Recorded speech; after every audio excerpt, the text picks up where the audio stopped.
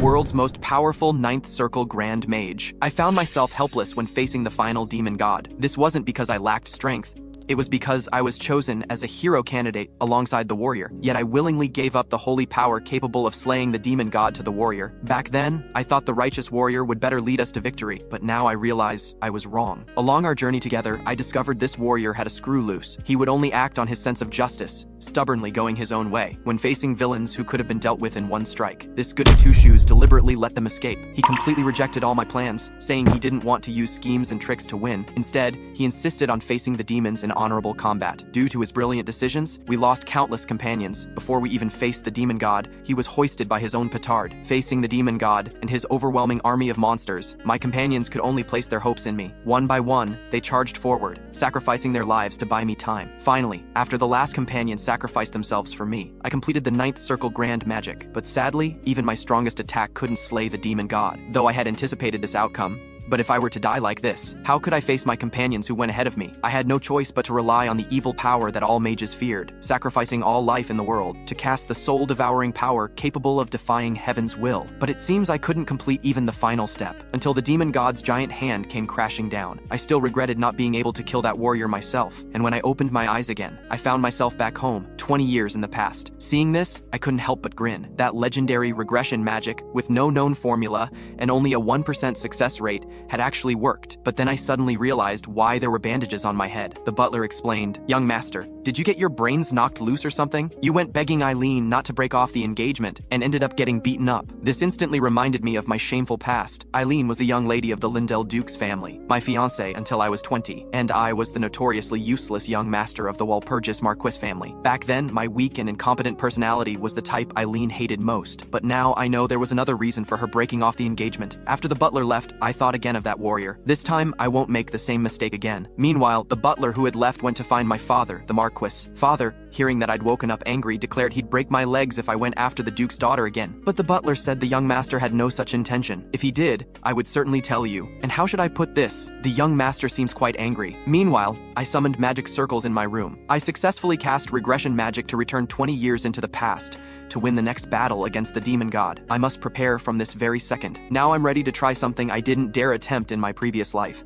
Every mage forms a mana core in their heart, but what I'm going to do is create 12 circulation points throughout my body. This way, not only will I not need to train, but massive amounts of mana will circulate within my body at all times. To face what's coming, this must be done. Fortunately, I succeeded despite the risks, and by chance, I even advanced to the fourth circle. Then I tried casting multiple spells, but could only manage 2 simultaneously. That's the limit for me at fourth circle right now. Just then, Father suddenly pushed open the door, saying he knew about the embarrassing things I'd done, and would break my legs. I hurriedly explained this was just part of my plan. I held up one finger and said, "Honestly, the Duke's family unilaterally breaking off the engagement is quite annoying." Father, seeing I seemed about to say something reasonable, sat down and let me continue. I gestured and asked, "What conditions did we set when arranging the marriage with the Lindell Dukes family?" Father looked puzzled, of course, that they couldn't learn any magical training methods. After all, to bear a proper heir, no other types of mana can be mixed in, I replied with a smirk. That's right, producing an heir is of utmost importance to a family. So what if the Duke's daughter violated this condition? Yes, in my previous life, through some rumors, I learned that the Duke's daughter had secretly been training in magic, and to fool the eyes of my father, an 8th circle grand mage, there could only be one possibility. That would be an ancient magical artifact. Then I promised Father I would prove this myself. If I spoke even one false word, I would voluntarily give up the Walpurgis name and forfeit my position as heir. Meanwhile, at the Duke's mansion, the Duke's daughter was practicing swordsmanship. The Duke approached with a worried expression. "Has there been any reaction from Mikhail's side since that day?" Eileen reassured her father, "That fool won't notice anything unusual." Hearing this, the Duke felt somewhat relieved. After all, even though his family was famous for magic, they couldn't possibly discover the ancient magical artifact on his daughter. Moreover, they were preparing to receive the Parslov Count's family today, and Ryan Parslov would be present. Ryan was the sole heir to the Parslov Count's family, and a sword prodigy hailed as the next sword saint. Eileen felt only someone like him was truly worthy of her. Just then, a knight came to report, "Your Grace, the envoy has arrived." The Duke thought the Parslov family's envoy had arrived early, but the knight said no. It was the young master of Walpurgis. The Duke's heart skipped a beat, and he had the guard announce, "Today they had prior engagements and couldn't receive visitors." At this moment, the butler worried, "Young master, you've already lost so much face last time. Are you here to embarrass yourself again?" I replied that I had my own plans. Just then, the knight returned with the message, "Very sorry, young master Mikhail, please come another time." I turned to leave. Well, if that's how it must be. Just as the guard breathed a sigh of relief, I sat down under a large tree not far away. I'm a bit tired from the journey. I'll rest here for a while. The knight thought to himself, the Parslaw family would arrive soon. He couldn't let this useless young master meet them. Just as he reached out to make me leave, my expression suddenly darkened. Even if you've unilaterally broken off the engagement, I'm still your lady's fiancé. Moreover, I'm the heir to the Walpurgis family. Let go of me. Seeing my fierce expression, the knight hastily withdrew his hand in terror. I patted the arm the knight had grabbed and continued, Knight Mac Cowan, let me ask you, do you think you have the right to lay hands on me? The knight hurriedly fell to his knees in fear. I wouldn't dare. But in his heart he thought, this guy was too scared to even breathe in front of me just days ago. How has he suddenly become like a different person? And in the next moment I said firmly, if you want me to leave, then have Eileen come see me at once. When the knight relayed the message, Eileen casually replied, well then, I'll go see him. I'll just send him away like last time. The knight seemed to have something to say but hesitated. At this moment I thought under the tree, the two families I'm looking for have naturally gathered together, and I can't wait to meet Ryan of the Parslaw family. He was one of my old acquaintances before my rebirth, and I need to act quickly. Just then, the butler abruptly asked me, young master, have you been secretly practicing other techniques without the Marquis's knowledge? The power you just displayed momentarily is not something a third circle mage could possess. Though I'm not a mage, serving beside the Marquis for many years has trained my eye. I knew what the butler was trying to say. He suspected I'd used some forbidden technique to increase my level, so I naturally extended my hand, letting him examine it as he wished. After taking my hand, he carefully sensed it, and discovered I had reached the level of a fourth circle mage, and indeed found no traces of forbidden techniques. Only then did he feel relieved. Just then, Eileen walked over. What are you here for again? Didn't we say everything that needed to be said last time? But I stood up with hands on my hips. You may be done talking, but I'm not. Eileen just wanted to send me away quickly, telling me not to waste effort anymore and to go home. No rush. Let's talk things through. What's this? Are you expecting important guests today? Then I clearly saw Eileen's shoulder twitch, her expression becoming somewhat unnatural. I displayed a smile of successful scheming. Ryan Parsloff was a man who never cared about family political status, focused solely on sword arts. He probably had no idea what had happened with the family he was meeting today, but one thing was certain. He deeply despised those who broke their promises. If he learned that his potential fiancé had unilaterally broken off a previous engagement, he definitely wouldn't tolerate it, being someone with an overwhelming sense of justice. Seeing Eileen silent, I continued, you're right, we did mutually agree to break the engagement, but there's one premise, that there were no problems with the engagement. Then I gradually moved closer to Eileen. At this point, I just said I wanted to go into the Duke's mansion for a cup of tea. The knight, overzealous in protecting his master, pushed me, saying even as the Walpurgis heir, I couldn't be so presumptuous. This really made me laugh in anger. Are all Lindell family knights so ill-mannered? Eileen quickly ordered the knight to stop. The knight turned his head, about to say but, Eileen shouted, McCowan, don't make me say it twice! To gain my forgiveness, Eileen offered to invite me for tea in the Duke's mansion. The knight reminded her about the Parsloff family. We'll deal with that later. And so I successfully entered the Duke's mansion. I couldn't help but remark that this place hadn't changed.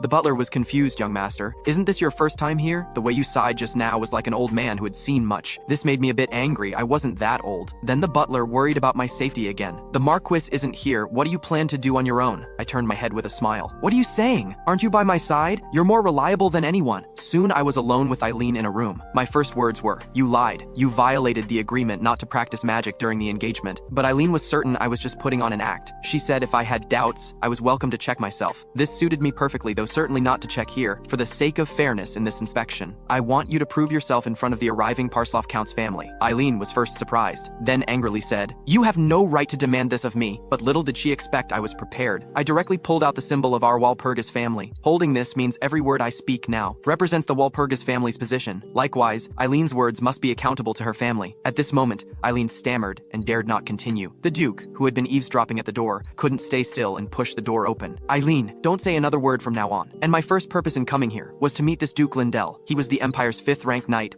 and one of the 12 sword masters, though he later lost everything to the demon god. He is essential talent for facing the coming crisis. The Duke asked in bewilderment, are you really Mikhail? I replied, the one and only. The Duke pondered, it seems it is you. Your build and personality are the same. Just the impression you give has changed. Could it be that Marquis Walpurgis found the dragon star for you? But I replied I'd never even seen that thing. Father is too stingy, he won't even show it to me. The Duke empathized. Indeed, he was always like that, never showing his collections to anyone. Who'd have thought not even his own son, right? He's a Marquis now, yet still so miserly. Hearing my words, the Duke couldn't help but laugh. Didn't expect you'd be so much to my taste, boy. I felt the atmosphere was warm enough to get to the main point. So what does your grace think about this matter? Unexpectedly, this Duke was quite the sly one, mockingly stating, we only proposed breaking the engagement because your character wasn't up to par, and insisting that Eileen hadn't trained in magic, saying she was one of the Empire's top 5 knights. How could she not know if her daughter was training in magic? Indeed, he couldn't possibly not know. Eileen Eileen might have just happened to comprehend magic training methods, and after discovering this, the Duke was weighing between his good-for-nothing future son-in-law and his daughter's sword talent, which was more valuable, and he had been emanating an oppressive aura since earlier. Most people couldn't think straight under such powerful pressure, but this intimidation wouldn't work on me. Facing this old fox, I decided to lay my cards on the table. Not long ago when I sought out Eileen, she made a small mistake while I was pestering her, though just for a brief moment I saw something on her neck. What she wore on her neck, I think your grace knows very well. Though the old fox was flustered hearing this, he still tried to deny it. You might have seen wrong. I stood up to leave without another word. Oh right, I heard Ryan Parsloff is on his way here. I might run into him on my way back. At this point, Duke Lindell finally lost his composure, hurriedly calling for me to stop. I asked in return, are you ready to admit it? Duke Lindell had no choice but to stop pretending. But what he said next made my jaw drop. Can we pretend this never happened? Only then did I remember. This Duke was famous for his thick skin. However, after negotiation, I got what I wanted and left with a satisfied expression. After I left, Eileen clenched her fist nervously, saying she would find a way to bear all consequences. It's all because I wasn't careful if I just take all the blame, but the Duke said this was a family matter, not something she could shoulder alone. Besides, I approved of your magic training. Who could have predicted that Eileen would grasp magic training methods on her own without guidance? She is a sword prodigy. I didn't want her talents to go to waste, but then the Duke reassured Eileen, that boy is far cleverer than you think.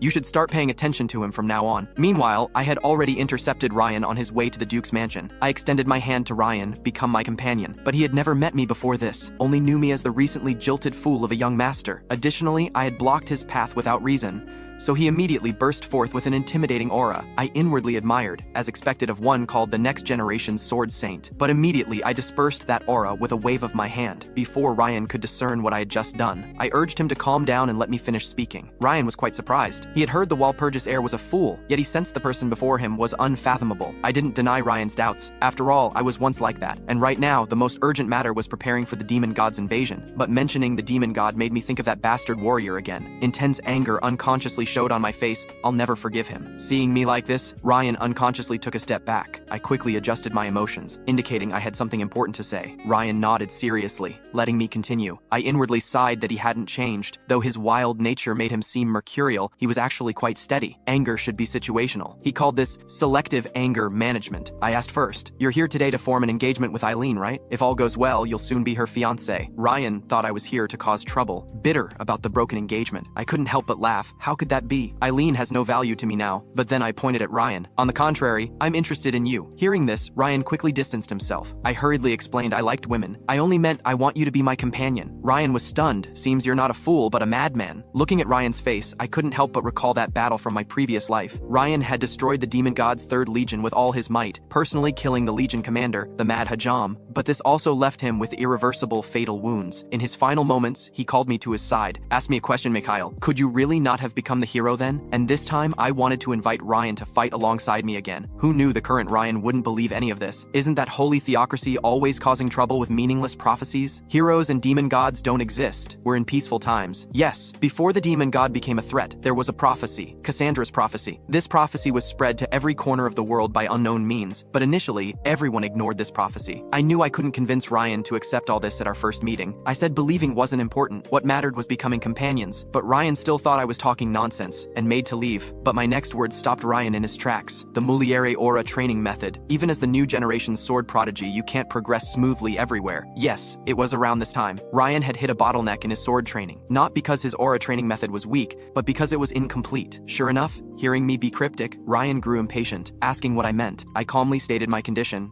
If you accept my proposal, I'll tell you the complete Muliere Aura training method. But hearing my words, Ryan still clearly didn't believe. He had barely managed to find one of Muliere's journals by chance, and even that was incomplete. I stated that the remaining parts of the Muliere Aura training method were indeed in my possession. To obtain it, he would have to agree to be my companion. Ryan had no choice but to stay, but he was curious about one thing. You say you don't care if I form marriage ties with the Lindell family, but that doesn't mean your family doesn't care. I chuckled. Aren't you underestimating the Walpurgis family? Hearing my confident yet somewhat arrogant words, Ryan felt this guy somehow suited his taste. Though my first impression of you was terrible, now you're not so bad. However, despite saying this, he needed to verify the authenticity of the Muliere Aura training method. So I directly led Ryan to the training ground, asked him to demonstrate the Muliere Aura training method. Indeed, as the book said, special marks of the Muliere Aura training method began appearing on Ryan's skin, but they weren't very clear, converting about 50% of the aura power, while the true Muliera method could raise this value to 70%. Then I picked up a sword and took a light breath. The next moment, Muliera's marks began appearing on my skin. Seeing this scene, Ryan collapsed to the ground. A skill only swordsmen should know is being used by a mage. Unfortunately, I could only maintain this training method for 30 seconds, but this made Ryan question everything. He asked if I was really a mage, and I said it didn't matter. Now you should believe I know the complete training method, right? Unfortunately, Ryan was too shocked to see clearly. Ryan lost composure and shouted, "Can't you just tell me the complete method?" And before hearing my reply, dejectedly thought I wouldn't easily share such precious training methods. Unexpectedly, I replied carelessly, "Sure, if you want to know, I'll tell you. But it's not convenient here. Come find me at my home later." Actually, this training method originally belonged to Ryan. In my previous life, knowing he would die, he passed the complete method to me. Now it was just returning to its rightful owner. But even after I'd walked far away, Ryan remained stunned in place. Just as I was about to exit the Duke's mansion, I saw the Duke had been waiting here for some time. I couldn't help but marvel at what an old fox he was. He must have seen that whole scene. Unexpectedly, the next moment the Duke bowed and apologized, saying his family was in the wrong and he would fulfill any compensation I wanted. I also politely apologized for my sudden visit today, wished Miss Eileen and young Master Ryan a good outcome, leaving the Duke speechless. He couldn't help but say sarcastically, "Why do I feel this marriage has no hope now?" I smiled and said I had merely given Ryan another choice. Indeed, Ryan was cautious. He had always thought Eileen broke the engagement because I wasn't worthy, but this time he had witnessed my strength and character firsthand. He would realize the rumors weren't true, and there were issues behind the broken engagement. But the Duke thought none of this mattered anymore. After seeing my performance today, he had someone he cared about more than Ryan. "Can we regain the Walpurgis family's trust?" I replied with a smile. "Of course. We welcome it any time with sufficient sincerity." Then I threw out an enticing condition. "What would you do if there was an excellent teacher who could guide Eileen's swordsmanship?" Hearing this, the Duke was tempted. Having witnessed my extraordinary understanding of swordsmanship today, he surely thought I had a formidable sword instructor behind me. And I added, "But this would be after our families reconcile." The Duke couldn't help but consider it seriously. "You're quite cunning, boy." As soon as I got home, my father ruffled my hair with praise. As expected of my son, who else could see through that old fox's trap? I gave an exasperated look. "That's not what you said before I left." Father hurriedly changed the subject to business. "Before you returned, the Lindell Duke's family sent word, saying they would visit personally to apologize. Seems they want to settle this privately and ask us not to make it public. After all, their family follows the spirit of chivalry. If this got out, it would be a huge blow to them," Father said with a smirk. "We can profit greatly from this." He had long disliked the Lindell family's arrogance. Then Father asked what the Duke and I had discussed. I said nothing special. They just asked if they could regain the Walpurgis family's trust, and I said yes, as long as they show sufficient sincerity. Father was satisfied with my handling? Good. Regardless of your actual feelings, not showing them was wise. I quickly seized this opportunity to propose to Father, "Please let me take full responsibility for this matter." Father hesitated, but agreed to my request, since I had merit in this matter. If not for me, the whole family would still be in the dark. Finally, as I turned to leave, Father suddenly called out to stop me. "Mikhail, you did very well today." Father was very pleased. That child who never understood things since young seems to have grown up. And Father stood by the window, becoming proud again. How should I let others know I outfoxed that old fox? Meanwhile, I pondered more important matters. In my previous life, though Walpurgis was the Empire's strongest mage family, their reputation was ruined overnight. For such a stable and powerful family to fall, there was only one reason: internal strife. The vassals argued daily to gain higher positions, and I was used by them, indirectly causing the family's decline, and the biggest instigator was Viscount Nostra. Thinking this, I called out to the butler behind me. "Could you ask Viscount Nostra to see me? He's probably waiting for me to call him." In my previous life, this guy not only incited family strife, but also taught me unorthodox training methods to reach third circle, causing me to hit a bottleneck despite my high talent. With no choice, I had to abandon my original power and retrain all magic circles. And because he was once Father's comrade in arms. Even at the end, Father couldn't bring himself to deal with him, eventually leading him to make the family submit to the demon god. In this life, I won't let such things happen again, but I didn't show any of this. Instead, I said, "Before you become my teacher, I have a proposal. Let's have a duel under equal conditions. I don't mind learning from you. The question is whether you're qualified to teach me." Nostra asked, puzzled. "Didn't I help you form your third monocore that day? Isn't that enough?" I said it certainly wasn't enough. "I want you to prove your worth." And I made a declaration in the name of Walpurgis. If he won, I would become his disciple. Otherwise, you'll become my disciple. And without any thought, Nostra agreed without hesitation, actually already rejoicing inside. Though fighting at the same level might sound disadvantageous to him, the gap between 7th and 4th circle was enormous. After I left, he completely exposed his ambition. He knew becoming family head was impossible, but he coveted a position even the head couldn't touch, never expecting the opportunity would come so easily. And just as he was getting carried away, little did he know he had already stepped into the trap I'd carefully laid. Soon the butler came panting to my room. He had learned about my planned duel with Viscount Nostra. Who spread the news was obvious. He spread it so quickly, seems he's afraid I'll back out. I calmly told the butler to calm down, but the butler couldn't stay calm. I heard if you lose, you'll become his disciple. That would only increase his power. I didn't deny it, but why are you so sure I'll lose? I'll never forget how Nostra submitted to the demon god's followers in my past life, and I must do this to lure him in. Then I seriously asked the butler, do you know why Nostra can remain in the family despite his arrogance? The butler thought, because he and the Marquis have been friends since childhood. Yes, father values relationships deeply, so he won't move against Viscount Nostra first. So I must be the villain, using this wager to keep him in check. Wagers between mages carry the power of words, thus they're bound by magic. In other words, if one wins the wager, the victor has absolute authority. But hearing my words, the butler silently pulled out a resignation letter. If I keep listening, I might get a stomach ache from anger, so I plan to resign. I waved my hand and burned the resignation letter in the butler's hand, asking the butler to trust me once. His seventh circle was obtained through unorthodox methods, so his power is unstable, meaning he can imitate a seventh circle mage's presence, but can't win against an equal level mage in actual combat. Unexpectedly, hearing this, the butler started searching his pockets again. I said even if he produced 100 letters, I wouldn't accept his resignation. Afterwards, I went to find Father again, hoping he could be a witness to this match. As expected, Father was also angry and said he would break one of my legs. I told Father frankly I didn't plan to lose. Isn't betting for winning? I want to win this duel and make Nostra my disciple. I had hoped to use these words to move Father, but unexpectedly Father pulled out a stick, determined to break his rebellious son's legs. I had to try to continue convincing Father. Viscount Nostra is our family's vassal, right? Then, as the family heir, is it wrong to discipline a family vassal? The stick in Father's hand was already making sounds. Have you thought about what happens if you lose? Or what I'll do to you? Finally, I had to promise Father, for the family's peace, if I lose, I'll offer up one leg. Soon I arrived early at the magic practice room and first tested out some magic. As I gently extended my hand, a magic missile shot forth. The magic missile followed my hand, changing directions at will. Though this was only a first circle spell, that was because its weakness was lack of precision. For someone like me who could freely change its direction, its power could rival that of a fifth circle spell. Then I softly spoke, "Explode." In the next moment, the magic missile exploded right above my head. But this was just a test. What I needed to do was far beyond this. Soon Viscount Nostra arrived. The Marquis had also just arrived. As the Marquis took the main seat, the wager officially took effect. The Marquis then raised his hand. Magical chains wrapped around, sealing Nostra's power at the fourth circle. Nostra raised his hand first with a slow spell, trying to slow my speed and gain the initiative in battle, while I casually cast a confusion spell, interrupting Nostra's spell and making him step back. Nostra demanded to know how I learned this skill, because confusion magic was among the most difficult fourth circle spells. I told him he didn't need to know. Nostra immediately attacked again, multicasting Fireball and Wind Cutter, then simultaneously using Earthbreak, making the ground beneath me crumble, destabilizing my stance. But I effortlessly cast a mana barrier, blocking all the spells. Normally, Nostra would be right. At fourth circle, I shouldn't be able to easily block these attacks. But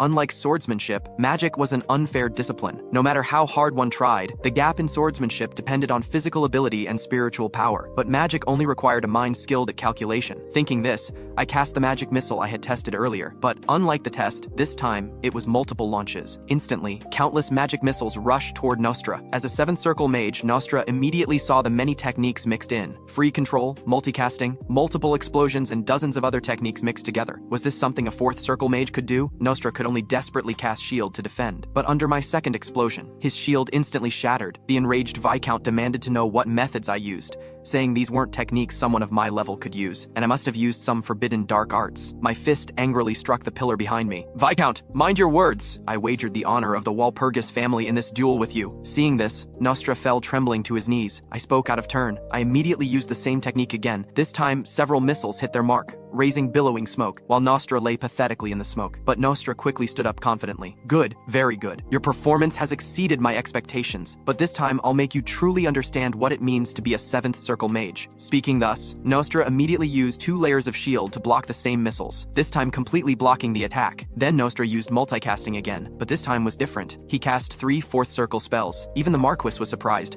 wondering how much Nostra had concealed from him, and he could already see the outcome of this match. This time, I couldn't possibly block Nostra's attack. However, when the spell flew close to me, I casually caught that fireball in my hand. My fist gently clenched and dispelled the magic. Admit it, this is the gap in talent between mages. And in the next moment, hundreds of magic missiles appeared around me, instantly shooting toward the Viscount. I remember someone once said, "Art is an explosion." Seeing Viscount Nostra about to surrender, my fist shot out like a sledgehammer, silencing his mouth. In my previous life, I made a wish list of things I wanted to do before death, and one wish was to execute this traitor with my own hands, seeing that if I continued, Nostra might really kick the bucket. The frightened Marquis hurriedly came down from his seat to stop my finishing blow. At this moment, I could no longer control my emotions, shouting, "How can I stop? I haven't heard him surrender yet!" But Nostra had already been beaten speechless. I just begged Father to let me throw one more punch, but Father said if I hit him again, he might have to hit me. Finally, the Marquis had to cast teleport under Nostra, teleporting Nostra to safety. Seeing me calm down, Father called my name. "I had no idea your strength had grown to this level without my noticing. The technique you briefly used just now came from a mage known as the Twilight long ago, didn't it?" I said it was just a coincidence, but Father clearly didn't believe it, and I knew what Father wanted to say. Long ago there was an apostle mage, a tragic figure who was ostracized by other mages and silently disappeared from the world. I had to tell Father frankly, "Don't you think you underestimated me before?" Father thought for a moment and said, "Indeed. Even for an apostle to make it work perfectly, the user would need unprecedented magical talent." Then Father looked at me intently. "So what exactly did you want to express to me through this duel?" I knew Father had clearly seen something. Even if you wanted to choose a teacher, there was no need to do it this way. I had to confess to Father that I wasn't acting on impulse. "Father, you never thought of abandoning Viscount Nostra because of your friendship, right? But his growing ambition must be controlled by someone. So from now on, I will control everything about the Viscount." At this moment,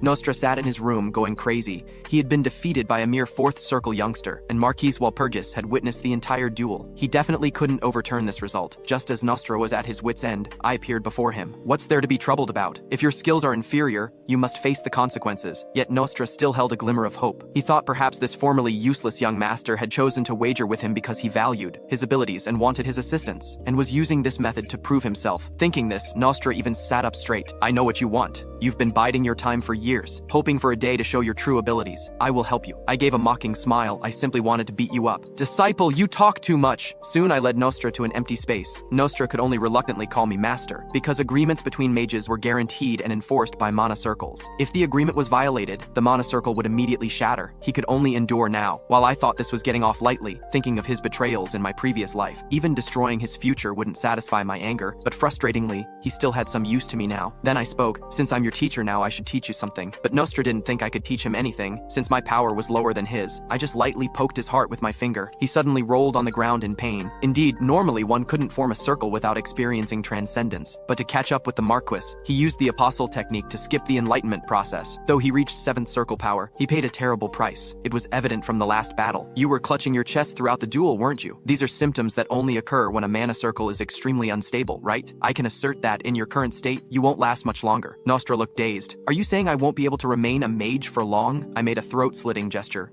No, you're just going to die." Seeing Nostra waver, I told him there was only one way to survive. Let me absorb the power he had gained through improper means. This way you're collapsing. Mana circle can reform. Even so, Nostra strongly protested. He had worked so hard to reach 7th circle. I said, "You're wrong. What's gathered in your body isn't a mana circle, but something that could kill you at any moment. Yes, in my previous life, this guy was gradually consumed by the mana circle formed by the apostle technique, and finally couldn't resist the demon god's temptation. You only barely reached 7th circle through the apostle technique because you felt inferior to my father. Your achievement is hollow and meaningless. Do you think Father didn't know about your impatience?" Hearing me mention the Marquis, Nostra's expression finally showed some emotion. "You mean His Excellency the Marquis knew all this?" "That's right, Father knew everything. You should understand what I mean. Now you know how ridiculous it was to try to use me to control this family." At this point, Nostra finally showed remorse. The reason the Marquis never exposed him was that he truly considered him a friend, even though he had designs on the family. Finally, Nostra accepted my proposal. After my operation, my power reached 5th circle, and Nostra's power was reduced to 5th circle,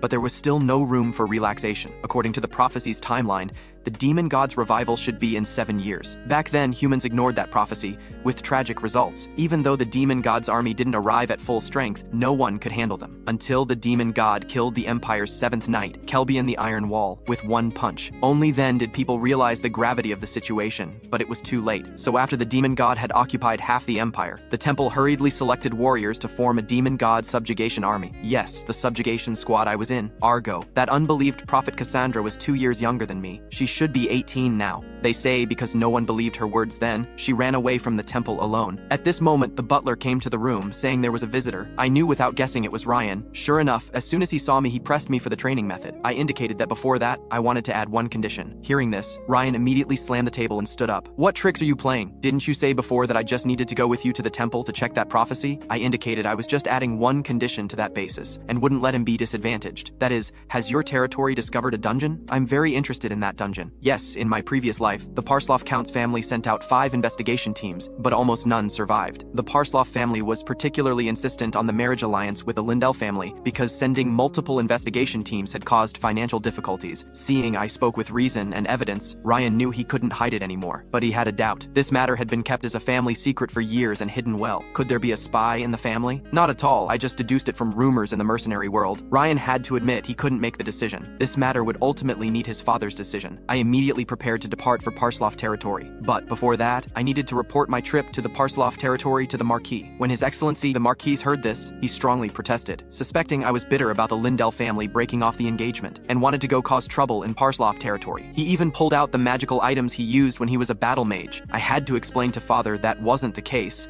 but that I had other purposes. Father, you'll choose to believe me, right? Hearing these words, father finally put down the magical items in his hands. Yes, father had always believed in me, even when I willingly fell from grace in my previous life. But father trusted me completely until his death, which made my heart ache even more. I regretted countless times. Why did I only slowly start living like a proper person after father's death? This was also one of the reasons I gave up becoming a hero, to stabilize father's emotions. I revealed that this was also part of dealing with the Lindell family matter. Then father let me proceed freely. At this moment I suddenly felt another magical fluctuation in the room. Father, did you arrange to meet someone else? Father glanced. No. Did you see something? I indicated I must have been mistaken. Not long after I left, the butler emerged from the room. The Marquis glanced, though just for a moment he seemed to detect your presence. As the butler who has been observing that child, you must have some findings. The butler indicated that the young master had indeed undergone dramatic changes recently. He's become more carefree, and his ability to use magic has greatly improved, but I can guarantee he hasn't used any dark arts. The young master may have just discovered his talent a step late,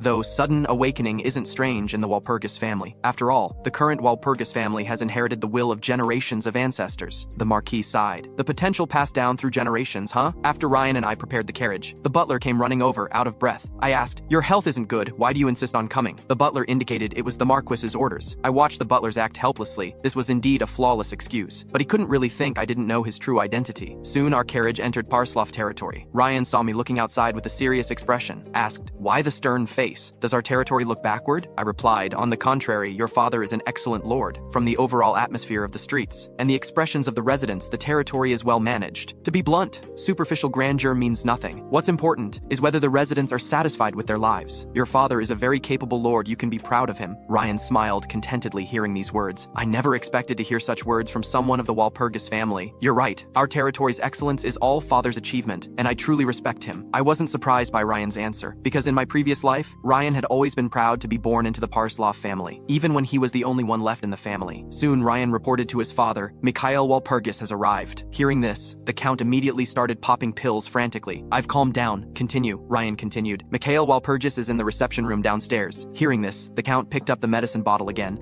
and started taking the remaining half. The Count, calming down again, indicated this was still within his tolerance. Is there anything else? Ryan thought for a moment. Nothing except the small matter that he discovered we have a dungeon in our territory. Hearing this, the Count's face immediately darkened and began searching in his chest. Anyway, I've been head of the family long enough. These old bones should retire. His reaction wasn't actually excessive, because the Walpurgis family status was much higher than theirs. If they discovered the dungeon in their territory, the dungeon would certainly be taken away. Ryan said, he doesn't want to take the dungeon away. He even said he wants to help us, and he'll tell me the complete Mulier aura training method. Hearing this, the Count hurriedly stood up. Are you sure? Ryan answered, yes. Though he only showed me briefly, it was really impressive. And I've made a pact with him. You should know how powerful a mage's pact is. Hearing this, the Count began thinking seriously. He's actually offering the precious Muliera method as a condition. What could be in that dungeon? Thinking this, the Count immediately stood up. I need to talk to Mikhail Walpurgis personally. As expected, I soon got the Count to agree, because my condition was personally clearing the dungeon within 1 day. The dungeon the Parslov family had concealed for years was actually a place I had been before, and in my previous life, our squad had obtained the final divine artifact, Set's Storm. This divine artifact could have been a great help in fighting the demon god,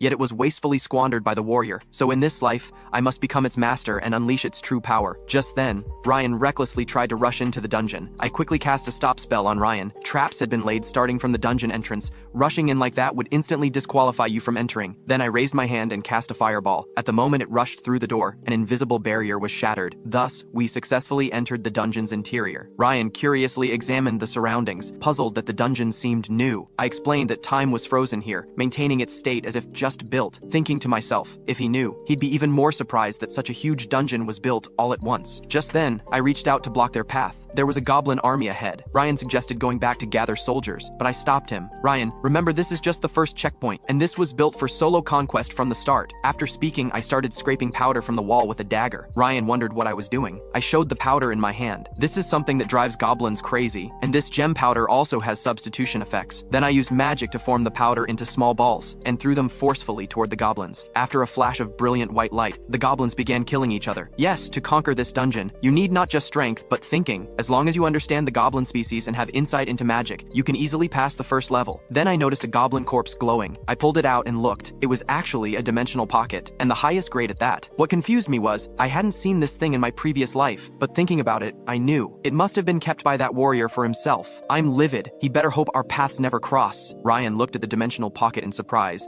saying getting something of this level at the start. Could legendary magical items appear later? I replied this was just luck. It probably wouldn't happen again. Then I asked Ryan for the pocket. Sure enough, as I thought, ancient text was written on the pockets inside. Every item in this dungeon appeared for a reason, representing some puzzle. But what did this mean? Offer up the greatest greed. The designer wouldn't allow explorers to clear using external items, so the answer must be inside the dungeon. Then I had a flash of insight. The Goblin Chief's greatest greed must refer to the most valuable magic stone here. Probably just need to extract the Goblin Chief's magic stone and put it in the pocket. Ryan suggested he do it, since extracting magic stones was delicate work, but I looked unconvinced, so Ryan suggested we compete. There were 2 Goblin Chiefs here, meaning 2 magic stones could be extracted. Whoever extracted the higher quality stone would get the pocket. This suited me perfectly. Ryan quickly began working. In no time he extracted a magic stone of excellent quality, but when he saw me he was dumbfounded. The magic stone in my hand was actually glowing. This phenomenon only occurred when a magic stone was flawless and perfectly preserved its residual magic power. Ryan willingly admitted defeat. I threw the magic stone in my hand into the pocket. The next moment, the pocket burst forth with a pillar of light. A key appeared and formed an energy gate before our eyes. I pondered that because of that idiot warrior, we never saw this place in my previous life. Looks like we found a shortcut. Then I took the lead walking through the door. Ryan whispered to the butler, "What's the deal with Mikhail? He doesn't seem like my peer at all." The butler helplessly replied, "The young master is indeed as rumored." Ryan didn't expect the butler to speak so frankly. The butler calmly stated, "I'm only telling you this because the young master allowed me to say so." Ryan became even more curious about me. Most people would hide their embarrassing past. Could he be confident enough to face his former self? Then the butler added, "The young master changed overnight." Even I was shocked by how quick the transformation was. At this point I stopped, as another huge stone door appeared before us. Seems we skipped other checkpoints and came directly to the 4th level. I read the ancient text on the door, "Don't try to see through me." To be safe, I cast mind protection magic on both the butler and Ryan. As I stepped through the door, everything suddenly went dark. I didn't expect to return to my previous life at the dungeon's 4th checkpoint. The Ryan before my eyes walked toward me step by step. Then gripping my shoulders angrily said, "Only you escaped from this hell, you cowardly wretch." I replied calmly, "The Ryan I know would never say such things to me." Then my aura suddenly changed. "Don't dare sully my friend's name." As my words fell, the illusion gradually dissipated. Then I saw the butler run over first. Then we both began searching for Ryan. Soon we found Ryan curled up on the ground, trembling all over. His illusion was his family's expectations. Though he felt proud of it all, these invisible pressures were gradually eroding his spirit. Seeing me approach, Ryan's lifeless eyes looked over, thinking, Mikhail Walpurgis. If he died, wouldn't this special dungeon belong to our family? Thinking this, Ryan drew his sword and walked toward me, thinking that as long as this benefited the family, it would be the right thing to do. I just raised my hand and released several magic missiles. Ryan's eyes immediately became clear. "I'm awake, Mikhail," watching me walk past him indifferently. Ryan still felt unsettled. What a terrifying guy. As we slowly proceeded deeper, the surrounding mist grew thicker. I guessed someone had arranged this specifically to meet me. Soon I saw a young woman sitting in a pavilion at the end, smiling at me, saying, "I've been waiting for you for a long time." Just as the girl was about to introduce herself, I interrupted. "I know who you are, Set, the guardian of Storm, the first shard of the old god Asar. No need for trivial explanations, I've already proven myself. I believe I'm qualified to receive your reward." Before Set could speak again, I continued quickly, "Don't worry, I will fulfill your wishes. That's exactly why I'm here." Seeing that I knew everything, she proceeded directly to the final step. Soon following Set's actions, the magic circle on the table emitted a brilliant light. A mysterious necklace appeared before me. Set explained, "This is a divine artifact containing my power. As long as you wear it, it will be your spear and shield. It doesn't have a name yet, so let's just use my name, Set Storm." Looking at the necklace in my hand, I felt a pain in my heart. So this is the true Set Storm? But what I got in my previous life was completely different. What countless lives were sacrificed for in my previous life was actually a fake. Set noticed my confusion. If one hadn't reached this checkpoint or hadn't found the divine hint in the 3rd level, it would mean the challenger wasn't qualified to receive the divine artifact. Because if it fell into the wrong hands, it would become useless. As I put on the necklace, my body suddenly emitted a brilliant light. At this moment, I discovered Set's body was gradually dissipating. Set indicated it was time for her to go. My task was to pass on the divine artifact. Since I've completed it, I naturally must leave. I pondered, could it be that the time-freezing magic surrounding the entire tomb has been dispelled? Then I looked at Set seriously. If you could choose not to disappear, would you stay? Set said, dejectedly. Give up that thought. Repairing the old magical barrier requires ninth circle magic knowledge. You can't possibly do it. But, if it were possible, I would still like to see the world change with my own eyes. I calmly walked behind Set. I fully understand your thoughts. Then I walked to the magical barrier's control panel, placed my hand on it. Since you want to see, then I'll show you how I change the world. As my hand left, Set's body suddenly burst forth with brilliant light. Looking at the barrier, I had already improved. I sighed.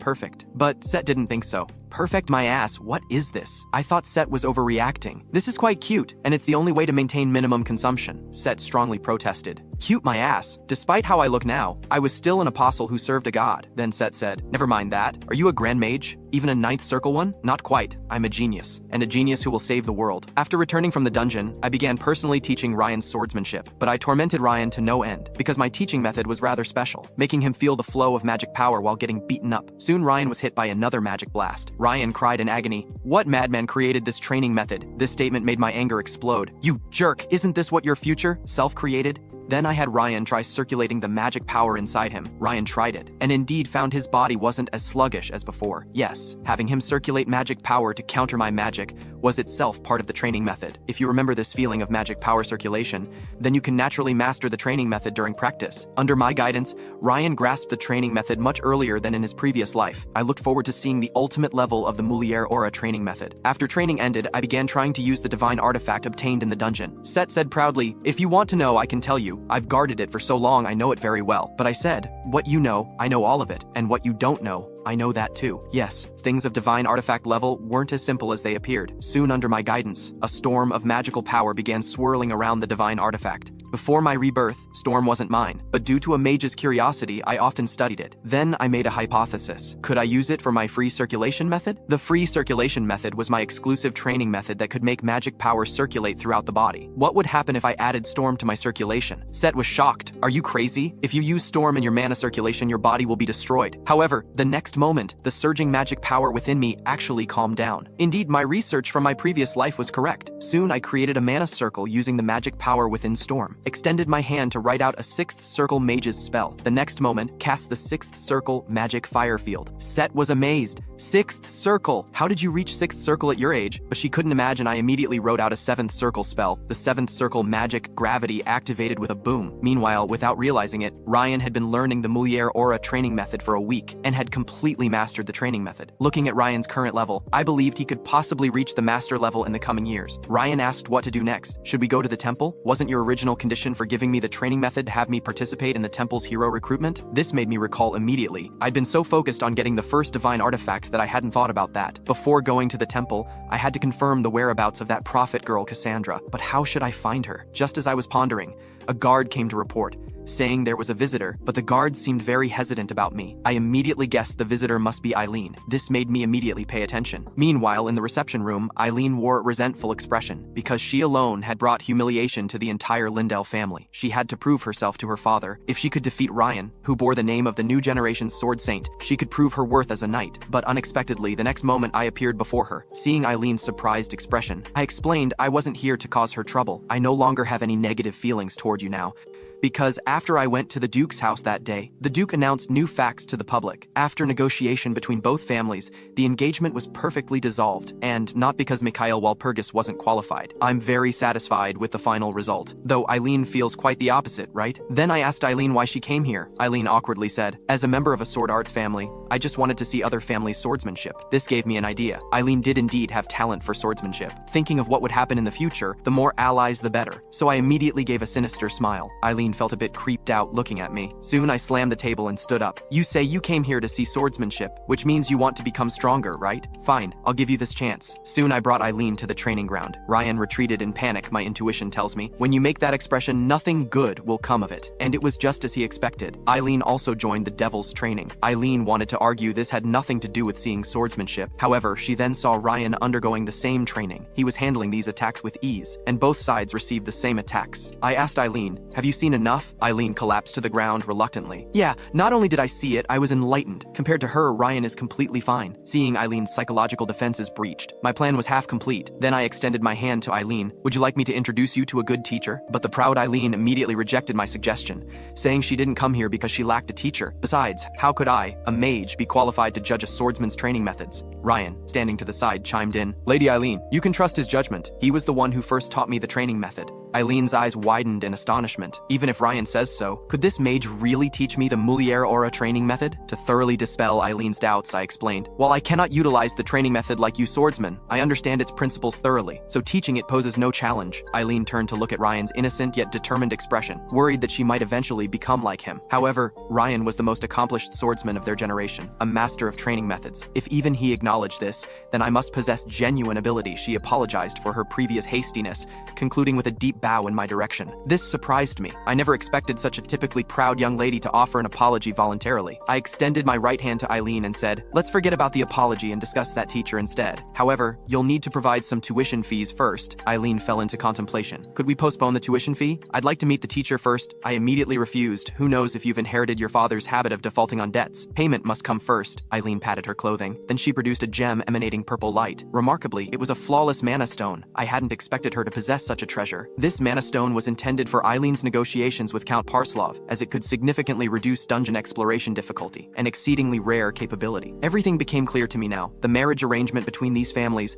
wasn't merely an alliance of powerful houses. The Lindell family sought a share in dungeon profits. One had to admit, the Duke was quite the cunning old fox. I accepted the mana stone from Eileen's hand. The teacher I intended to introduce to Eileen was an old companion of mine. That person was none other than Milium Ariaran, the arbiter of the lawlessness. In my previous life, she was the one who defeated the 7th Legion commander of the Demon God's army. When Ryan heard this name, his face showed complete astonishment. That's the Sword Overlord of the West, one of the top 3 sword masters across the entire continent. Eileen clearly thought I was merely boasting. Even as a member of the Walpurgis family, you couldn't possibly invite someone of such caliber. I simply smiled and waved dismissively, offering no further explanation. You'll understand when the time comes. Then, I instructed Ryan to prepare for tomorrow's journey to the temple, as 3 crucial figures would soon appear there. The Pope was selecting a hero. Meanwhile, the arbiter of the lawlessness, a woman who should have been guarding the western border, had already arrived in the capital. It was time to meet them. I turned to Eileen and said, you should prepare as well. Tomorrow, you'll accompany us to the temple in the capital. This sudden invitation left Eileen momentarily stunned. After regaining her composure, she demanded a reasonable explanation. I smiled slightly. After all, I was the instigator of this game. Night fell quickly, and I found myself staring idly out the window. Set, standing nearby, couldn't help but question, why do your actions seem so unlike someone your age? You're clearly still an underage kid, I responded with a smile. I'm just more mature than others. Who made me a genius anyway? After speaking, I turned my attention to the mana stone on the table. Set asked how I planned to use this material, given it was a fundamental ingredient for many divine artifacts. I answered with a smile, I'm a mage. Naturally, I'll use it to craft magical items. I can't exactly change professions to become a swordsman like them. The most pressing challenge was finding a suitable medium to channel this mana stone's energy. After all, only wood that had grown for over a century could withstand the output of such a mana stone. I assured her not to worry, as I had already decided which sacred wood to use, and coincidentally, this sacred wood had a connection to her. Set was stunned by this, unable to comprehend how any sacred wood could be related to her. I didn't keep her guessing. The sacred wood I sought was none other than a branch of the world tree. Set hadn't expected me to know so many of her secrets. She immediately protested vehemently, you just took Set's storm from me yesterday and now you want a branch of the world tree? I'm not your personal bank. In truth, it wasn't that Set was unwilling to give. She simply couldn't provide it at the moment. I understood this well, so I told her there was no need to create the magical item immediately. We were still in the preparation phase. Then, I decided to begin refining the mana stone. After all, the orb was the core component of any magical item. When I infused it with magical power, hundreds of magical circuits instantly materialized on the mana stone's surface. As a divine messenger, Set immediately saw through my refinement technique. Book engraving, imprinting, mana control, and spell attachment, such mastery over these complex skills. Could a child really possess such proficiency? Faced with Set's doubts, I casually brushed it off with the excuse of being a genius. After all, I could hardly tell her I was actually reborn. Soon, I reached the final step of refinement. I only needed to drop my blood onto the mana stone. It would then gradually transform into an orb under the influence of my magical power. However, looking at the black orb before me. Set couldn't help but ask, why is it colorless? Usually, it should display a specific color to indicate the holder's magical attribute. Gently wiping the blood from my fingertip, I explained, I'm an attributeless mage, perfectly adaptable to all magic. That's how I can ensure your happiness. I immediately cast a second circle magic firebolt, which burst forth instantly. In the following instant, the black orb in my hand transformed to a brilliant red. As I had anticipated, the orb would change color in accordance with the specific magic being used. I decided to test its power. The test subjects would be those unfortunate ones in the back mountain. Early the next morning, Ryan came complaining about some powerful individual who had reduced the demi-human settlement in the back mountain to scorched earth overnight. Count Parslov had remained sleepless through the night due to this vindictive act. Upon hearing this news, I felt no surprise, as it was indeed my handiwork. However, my expression aroused Ryan's suspicion. He suddenly grabbed my collar, demanding, Mikhail, could you have something to do with this? I smirked and replied nonchalantly, indeed. Your territory's demi-humans made excellent test subjects. The scene instantly fell into a death-like silence. At this moment, Eileen approached slowly. Upon learning that the reason for visiting the capital was due to a prophecy, she immediately declared such action foolish. These days, prophecies hold almost no credibility. Talk of demon gods descending is merely nonsense. I understood Eileen's skepticism. After all, the current world was peaceful without any ominous signs. There was only this vague prophecy. At this time, the position of hero wasn't particularly significant, for even a hero's true worth would only be proven by their ability to repel the demon god. I reassured Eileen, don't worry, this trip to the capital will certainly be worthwhile for you, because your future mentor, the arbiter of the lawlessness, is there right now. Then I turned to ask the butler if they had located Cassandra's whereabouts. The butler replied that there was still no news, and even the divine country couldn't trace her whereabouts. However, changing the subject, she mentioned that the prophet had left a message before disappearing. I will wait for you there. When I learned that her last known location was near the divine country, I immediately used a magic circle to transport Ryan and Eileen to the capital. Ryan clearly struggled with the long-distance spatial transfer, becoming ill immediately after leaving the magic circle. After recovering, he complained about why we hadn't chosen to travel by carriage. I pointed towards the distance, because carriages lack the ability to teleport. The magnificent view before them captivated Ryan. Despite being the eldest son of a count's family, their remote territory wasn't wealthy, and he had never seen such a luxurious city. Meanwhile, Eileen and I, coming from wealthy families, were accustomed to such scenes. The capital was unremarkable, even less prosperous than my family's territory. These upper-class folks, always showing off. Just as I prepared to head toward the central temple, Set gestured for me to look at a nearby alley. A robbery was taking place there, yet why did that little girl give me an inexplicable sense of threat? Could she be? With this thought, I immediately extended my hand, intending to use time-stop magic to save her. However, a knight acted first, swinging their sword to send the bald man flying several dozen meters. Though heroic rescue might look cool, such actions were tantamount to suicide, for drawing a sword was forbidden in the capital's center, with violators risking decapitation. I urged her to sheath her sword, saying I could pretend I hadn't seen anything. At this moment, the girl also urged, please sheath your sword, Sir Arlene. Subsequently, the girl politely greeted me. However, her next words left me bewildered. I'm delighted to see you again. Though this was clearly our first meeting, why did she say again? Could she have seen my future? While I pondered this, Ryan urged me from behind to quickly leave this troublesome situation. A crowd of onlookers had already gathered around. Scanning the surroundings, I realized we should indeed make a swift exit. Becoming the talk of the town on the first day was not advisable. However, before departing, there was one matter I needed to address. I cast an imprisonment spell on the bald man. Then I thoroughly searched his person. Shortly after, I discovered a package on him. It seemed this young girl was indeed the person I sought. The bald man attempted to argue that the item belonged to her. However, when I produced a pendant, he immediately fell silent. For this pendant symbolized his affiliation with the divine country, a privilege reserved only for those of rank 4 or higher. I leaned down and whispered in his ear, my good thief, please convey a message to that sewer rat. Tell him the Walpurgis family is looking for him. Then I returned the package to the young girl. She paused momentarily, remaining silent. Then she raised her head and asked if I needed her to reintroduce herself. Eileen and Ryan were completely bewildered. Are we really discussing the same thing here? At this point, the butler explained, she is the prophet we've been searching for, Cassandra. Meanwhile, in the sewers elsewhere, the bald man relayed my message to the sewer rat. The Walpurgis family is looking for you, and it's that useless young master no less. This is getting interesting. However, you failed this time. How shall we settle this account? You should understand how important that package was to me. Just as the bald man attempted to explain, the sewer rat didn't give him a chance and acted immediately. Useless trash isn't worth keeping. Might as well feed you to my pet. In the next instant, countless tentacles erupted from beneath the bald man's feet, followed by a bone-chilling sound of chewing. All that remained was a single skull cap. The Walpurgis have intervened, making things more complicated. How should I handle this? At that moment, footsteps echoed from the shadows nearby. The sewer rat looked up and suddenly realized his oversight. I almost forgot that you, great sword master, were still stationed here. The arbiter of the lawlessness demanded to know what had happened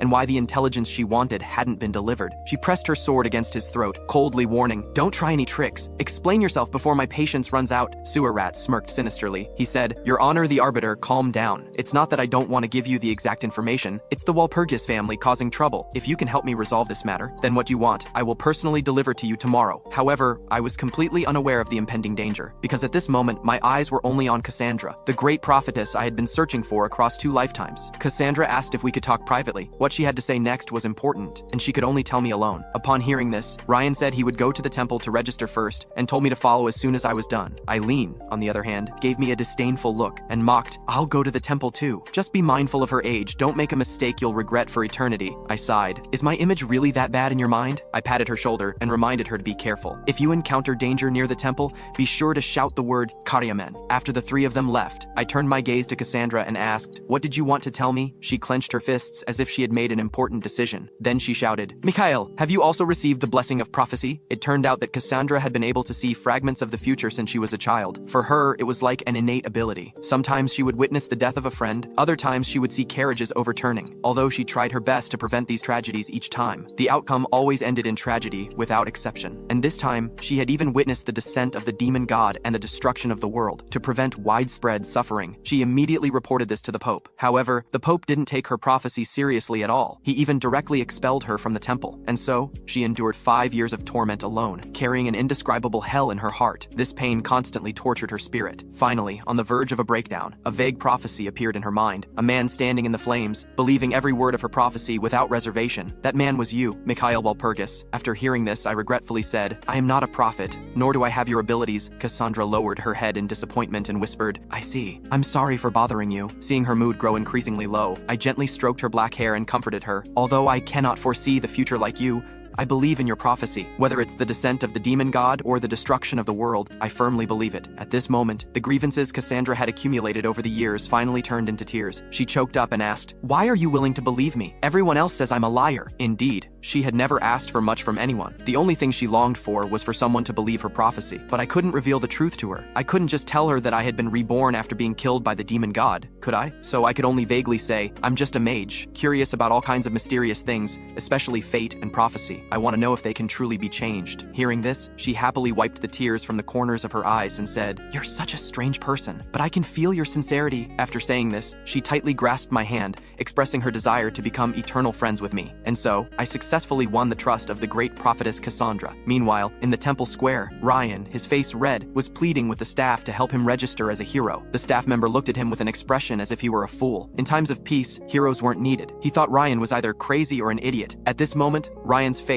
was as red as a monkey's bottom. He angrily shouted, "You bastard! You tricked me into becoming a hero, but you didn't show up yourself, making me lose face for the Parslov family." Eileen and the butler, who were standing by watching the commotion, didn't mind adding fuel to the fire. They kept cheering Ryan on from the sidelines. Just then, hurried footsteps could be heard from behind. Ryan thought it was me and immediately turned around with joy. However, what greeted him was a woman clad in iron armor, the sword master, the arbiter of lawlessness. She immediately drew her sword and declared, "Where is that child now?" Under the overwhelming pressure released by the arbiter, Ryan and Eileen were momentarily unable to move. Once they adjusted, they quickly drew their swords, ready to fight. Although they didn't know her identity, they were certain she was a master swordsman. The arbiter questioned them again. "Where is the child with the power of foresight?" It was then that Ryan realized she was looking for Cassandra. He coldly replied, "I don't seem to have any obligation to tell you." But before he could finish speaking, the arbiter teleported over and grabbed his head. "No obligation, huh? Then I'll give you one right now." With a loud bang, the ground was instantly shattered into pieces. This terrifying power left Eileen momentarily disheartened, but for Ryan's sake, she mustered her courage and warned, "This is the central temple of the imperial capital. If you dare to attack again, the Pope and the Empire will hunt you down indefinitely." However, the arbiter remained unmoved and sneered, "Little girl, have you forgotten that I wear a mask? No one can uncover my identity." She even added more brazenly, "Besides, a family like the Parslovs wouldn't dare to move against me. If the young master dies, they can just raise another one." Eileen hadn't expected her to be so arrogant, completely unyielding to both soft and hard tactics. Just as she felt at a loss, the scene from earlier suddenly flashed in her mind. She had just met the prophetess Cassandra upon arriving in the capital. Mikhail had also mentioned that her teacher was here. Could this mysterious swordmaster before her be the teacher she was looking for? Thinking this, she shouted, "Carry him on," as I had told her to do when in danger. Sure enough, the arbiter of lawlessness immediately abandoned her intention to kill Ryan. However, she redirected her killing intent toward Eileen. "You bastard Mikhail, I curse you to choke on your water." As soon as these words were spoken, I finally returned. To save Eileen, I directly activated Circle Expansion, a spell that increases the number of circles in an instance. Even though I had broken through to the level of a 7th circle mage, I still couldn't withstand her attack. With just one slash, she sent me flying. Didn't you want to talk to me properly? Then prove to me if you have the qualifications. As soon as she finished speaking, she condensed a large amount of spiritual energy into her holy sword. Ryan, standing nearby, urgently told me to run. As a swordsman, he knew very well that the power of this strike was something I couldn't withstand, but I didn't retreat. Instead, I directly faced the sword energy, because all of this was within my expectations. Now Set, as Set unleashed the power of the divine artifact, a fierce storm immediately erupted around me. Although I blocked that terrifying sword energy, I still suffered significant injuries. Indeed, with my current strength,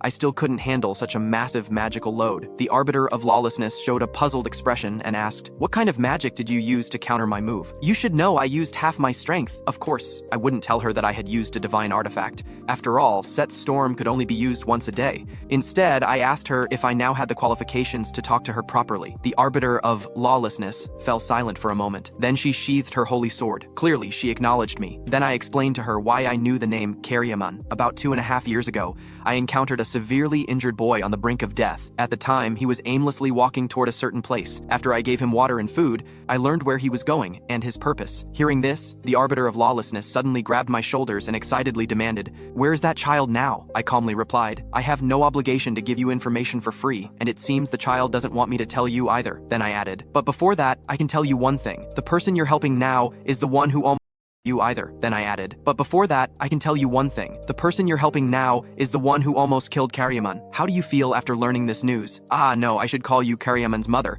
It turned out that sewer rat wasn't just the largest dark force in the capital. They were also secretly running a child slavery operation. They would train noble children to be obedient tools and sell them at high prices to the nouveau riche, because these people satisfied their twisted vanity by tormenting proud nobles. And Karyaman had spent several decades of his life behind those iron bars." At this moment, Sewer Rat was still smugly thinking he had control over the Arbiter of the Lawlessness, unaware that she had already been persuaded to become my ally. Meanwhile, our group entered the temple's church. I explained to Archbishop Arlie that I wanted to become a hero by defeating Sewer Rat. However, Arlie hinted that simply defeating a dark force wouldn't be enough to be recognized as a hero. I pressed further, asking what if they weren't just an ordinary dark force. His pupils suddenly contracted as he asked in a low voice if I meant they were connected with heretics. That's right, I had just heard something from Milliam. That Sewer Rat possessed the ability to control shadows.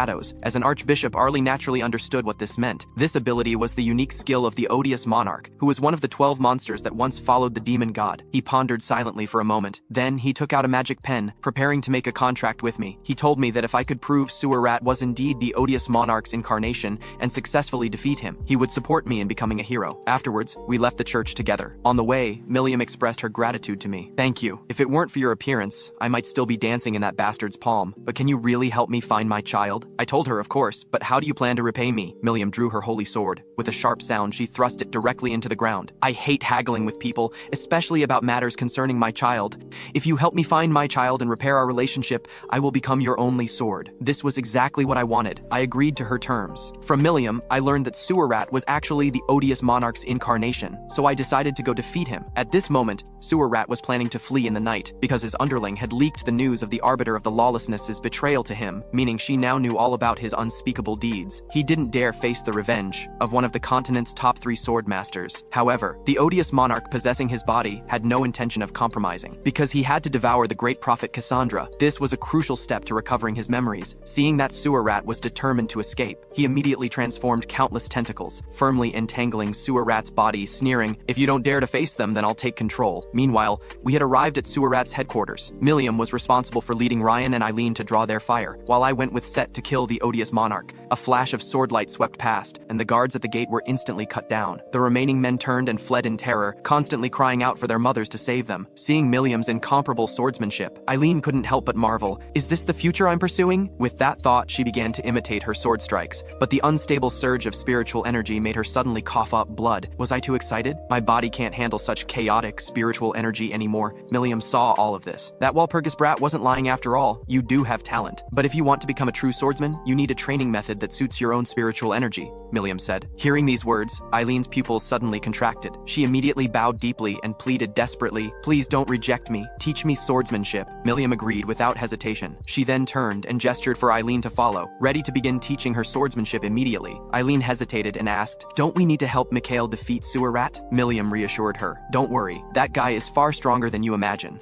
the scene shifts to the odious monarch, who had completely taken over Sewer Rat's body. "Come at me, you vermin! I can't wait to devour you all!" Suddenly, a divine aura made him alert. Unexpected to find one of Asar's servants here, how interesting. To ensure absolute success, he planned to use the children in the dungeon to deal with them. Meanwhile, Set and I had arrived at the entrance. Using detection magic, I confirmed the odious monarch's location was in the dungeon where the children were imprisoned. This immediately gave me a bad feeling, and I was also very confused. Eating those children shouldn't benefit him, so why would he do this? After hearing this, Set immediately understood his intention. He was planning to use all these children as hostages. Soon I arrived at the secret chamber in the sewers. Upon hearing my footsteps, the odious monarch opened his eyes and said, "You finally arrived!" He stood up and demanded to know where Cassandra was hidden, claiming he wouldn't harm me if I cooperated and would even release the children. Naturally, I didn't believe his nonsense. I gave him a cold glance, letting him interpret it himself. What made him so confident? Was it because of Asar's divine artifact? But the mark on his neck clearly showed he had already used that artifact today. The odious monarch believed I was merely bluffing, and my final trump card was just the divine stone beside me. With this thought, he reached behind himself, where the children's prison cells were located. Waves of dark energy emanated from his hand, instantly transforming into black tentacles that lunged at me. I immediately cast Shield. A golden light barrier blocked the tentacles' assault. The odious monarch smiled with satisfaction at this sight, saying, "You're even stronger than I imagined. Devouring you will surely make me stronger faster." Then his entire body released even more terrifying dark energy. To avoid distractions during the battle, I asked Set to protect the children while I handled the odious monarch personally. As I spoke, the tentacles had already approached right in front of me. I quickly used blink magic, teleporting above the tentacles' attack. In this brief exchange, I realized something. Although the tentacle attacks could still transform into various forms like in my previous life, their power was notably weaker, indicating that this odious monarch wasn't T in his complete form and surely hadn't recovered all his memories. I immediately multicast Wind Cutter, perfectly blocking all the tentacle attacks. The power I displayed took the odious monarch by surprise, but when he saw Set fully focused on protecting the children, he smiled sinisterly and said, "You brat! Without the storm's protection, how many more of my attacks can you block?" His fingers curved slightly. The next second, all the tentacles instantly transformed into giant black maws, seemingly ready to devour me whole. Seeing this, I immediately cast Blink in haste, instantly appearing before the odious monarch.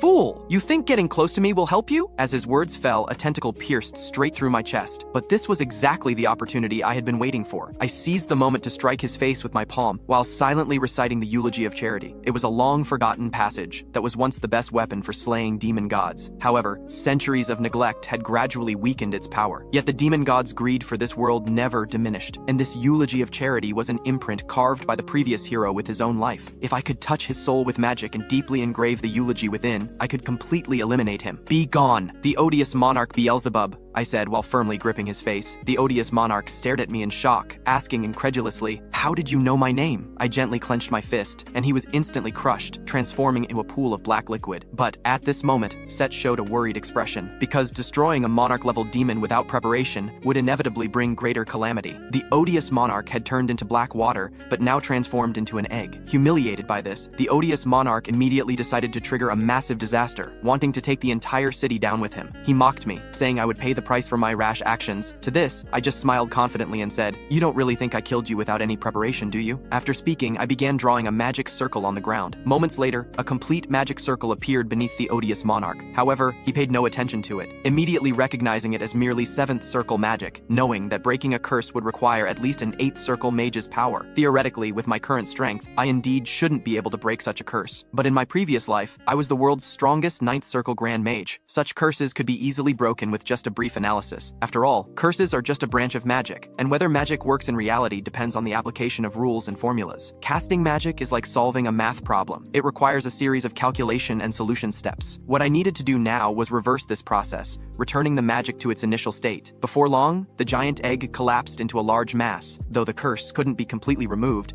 it wasn't a major issue, since its power had been significantly weakened. Besides, I had already arranged for swordmasters throughout the city to handle such situations. As the hideous monarch roared, "Die!" the situation became more tense. His heart began beating violently, as if it would burst from his chest. Then a surge of dark energy suddenly erupted upward. I took this opportunity to plunge into the dark energy. I needed to confirm something, as chances to resist demon curses barehanded were rare. Meanwhile, above the city, the dark energy that had burst from the ground was spreading a curse aura in all directions. Watching this scene from nearby, the butler couldn't help but sigh. Young master is such a worry, giving an old man like me so many tasks. Behind him, Milliam asked curiously, why do you stay with the Walpurgis family? Does Mikhail know about you? The butler waved his hand dismissively. We'll discuss these matters later. Let's focus on the current problem. After speaking, he extended his hand toward the dark energy, signaling Milliam to follow his instructions. Milliam nodded slightly, indicating she would comply. She smiled. This reminds me of those times long ago. In the next second, a brilliant flash of light swept across, cutting the towering dark energy in half. The scene shifts to outside the Divine Country's church. The Archbishop held my hand with a beaming smile, saying, I never expected you to resolve this so quickly, and without any damage to the city. However, I reminded him, do you remember our agreement? Arlie was momentarily stunned, then smiled and said he certainly remembered, assuring he would publicly support me during the hero selection. He also revealed that the Empire had already set their sights on a man they planned to soon select as hero. This didn't surprise me, as I knew exactly who this person was, none other than that bastard Siegfried Sigurd from my previous life. While I was lost in thought, Eileen's voice suddenly came from beside me. She said, thank you for helping me find a teacher, but I have to go now. There's someone I need to find. I understood she had come to bid me farewell. Then Eileen turned around awkwardly, apologizing for breaking off our engagement earlier. Looking at her shy expression, I smiled gently and said, as I said before, I no longer have any feelings for you now. Do as you please. Hearing this, Eileen confidently told me to wait and see, saying that next time we met, her swordsmanship would surely surpass my magic. Just then, Milliam came over. I knew she had come to ask about her son's whereabouts, so I reassured her, don't worry, I'll keep my promise. I'll tell you where your son is now. Karyaman is now with the Condor Mercenary Corps. She was stunned by this news, because joining the Condor Mercenary Corps meant abandoning everything from the past, both name and former life. Karyaman has chosen his own path. Is it really right for me to seek him out now? Hearing this, I couldn't help but roll my eyes. Just moments ago, you were desperately asking about Karyaman's whereabouts. Now you're hesitating. What's the meaning of this? Milliam felt she had failed in her duties as a mother, bringing only harm to her son, so she wasn't sure if she still had the right to see him. I smiled slightly and said, even if a child abandons their parents, parents can't abandon their child, right? So, I think you should go talk to him. After speaking, I gently placed my hand on hers. This is medicine I prepared for Karyaman. Please take it to him. Convinced by my words, Milliam clenched her fist. You're right, young Walpurgis. I can't give up on my child. With that, she turned to seek out the Condor Mercenary Corps. After bidding farewell to Milliam, Ryan asked beside me when we would depart, saying he was eager to participate in the hero recruitment. I gestured for him not to rush, as we needed to meet someone first. Indeed, that person was my father, Marquis Walpurgis. Since I had just eliminated a demon like the odious monarch, this news had surely spread throughout the Empire, though I hadn't informed my father in advance about coming here. Hearing this, Ryan's eyes widened in fear as he asked, you mean the Marquis has no idea what you're doing? Yes, I nodded. He grabbed my collar and shouted, you madman! That's your father, the Empire's strongest Grand Mage. What am I doing caught between you two? No, I need to find somewhere to hide right now. I smiled and told him it was already too late because father had arrived. As soon as the words left my mouth, a lightning spell struck down from above. I immediately multicast shield for defense. Seeing this scene, Ryan was stunned, asking in surprise, with attacks like these, are you sure you're father and son and not enemies? I reassured him, saying, don't be nervous. This is just a normal greeting in the Walpurgis family. Then I called out to the figure in the thick smoke, Father, you've arrived. However, the Marquis responded with a rather unfriendly gesture, cursing, die, you wretched son. The Marquis immediately unleashed a barrage of magical attacks against me, as 4 magical orbs hurtled toward me. I couldn't help but admire father's skill. He had specifically developed a spell just for beating people up without harming bystanders. Truly impressive. However, the Marquis misinterpreted this as mockery, and his anger flared. He raised his hand and cast a lightning spell straight at me. With a whoosh, the lightning storm instantly enveloped my entire body. If Set hadn't intervened in time, I might have been forced to kneel and beg for mercy. The Marquis hadn't expected me to have an elf by my side, especially one possessing such powerful abilities. I seized this opportunity to explain my presence to father. I want to become a hero by defeating demons. After hearing my explanation, the Marquis gave a cold laugh and said, son, do you really think I'd believe such absurd rumors? The odious monarch is a monarch-level demon. Even I would find it difficult to deal with him, let alone you. And isn't it strange that such a powerful demon appeared without causing any damage to the city? At this moment, Archbishop Arlie stepped forward and said, Lord Marquis, this is all true. If young Master Mikhail hadn't intervened, our divine country would have faced serious trouble. He then began praising me profusely, declaring that I was the undoubted candidate possessing a hero's soul. The Marquis was stunned, thinking to himself, could this foolish son of mine really be that capable? To verify if there were any issues here, the Marquis raised his hand and cast a teleportation spell. The next instant, the Marquis vanished from sight. 2.5 minutes later, he returned to the same spot. Through sensing the magical concentration in the capital, he confirmed that the Archbishop and I weren't lying. The owner of that aura could indeed have been a monarch-level demon. Then the Marquis asked asked if I truly intended to compete for the position of hero, because that would mean facing terrifying demon gods in the future. I knew well that if I couldn't demonstrate sufficient strength today, Father would never let me leave. In the next instant, I directly unleashed Set's storm power, causing intense storm energy to erupt around me. Father, as you can see, I now walk alongside the gods, so please do not worry about me. I then raised my hand to point at Ryan behind me, indicating that I had already chosen my companion. Seeing my determination, the Marquis spoke no further. Since you've made your decision, I won't stand in your way. Do as you see fit. Having said this, he turned and departed immediately. As it turned out, after I convinced my father to let me compete for the position of hero, Ryan urgently pressed me to depart for the divine country, fearing I might cause him more trouble along the way. I gestured for him to remain calm, explaining that while the divine country was our ultimate destination, we needed to visit the elven forest first. All these days, memories of the world tree had been constantly recurring in my mind. In my previous life, when I saw the world tree, it had already withered and died at the hands of the great demon. This deeply saddened my former comrade, Jihad, the 8th elven king, who had regarded the world tree as his mother since childhood, being of the elven race. Moreover, the divine artifacts and magical items I needed to forge required branches from the world tree. Therefore, I resolved to do everything in my power to save the world tree this time. The scene shifts to me leading Ryan and the others to the outskirts of the elven forest. Before us lay a desolate scene, withered trees devoid of life. I understood that the world tree's condition had clearly deteriorated. At this point, Cassandra asked how we would enter the elven forest, since the world tree, being a superior entity, could not be found by anyone without permission. However, I wasn't particularly concerned about this, because the world tree's roots intertwined with the entire world. Every location was connected to its center. Therefore, I only needed to find one of its roots to reach the world tree's location.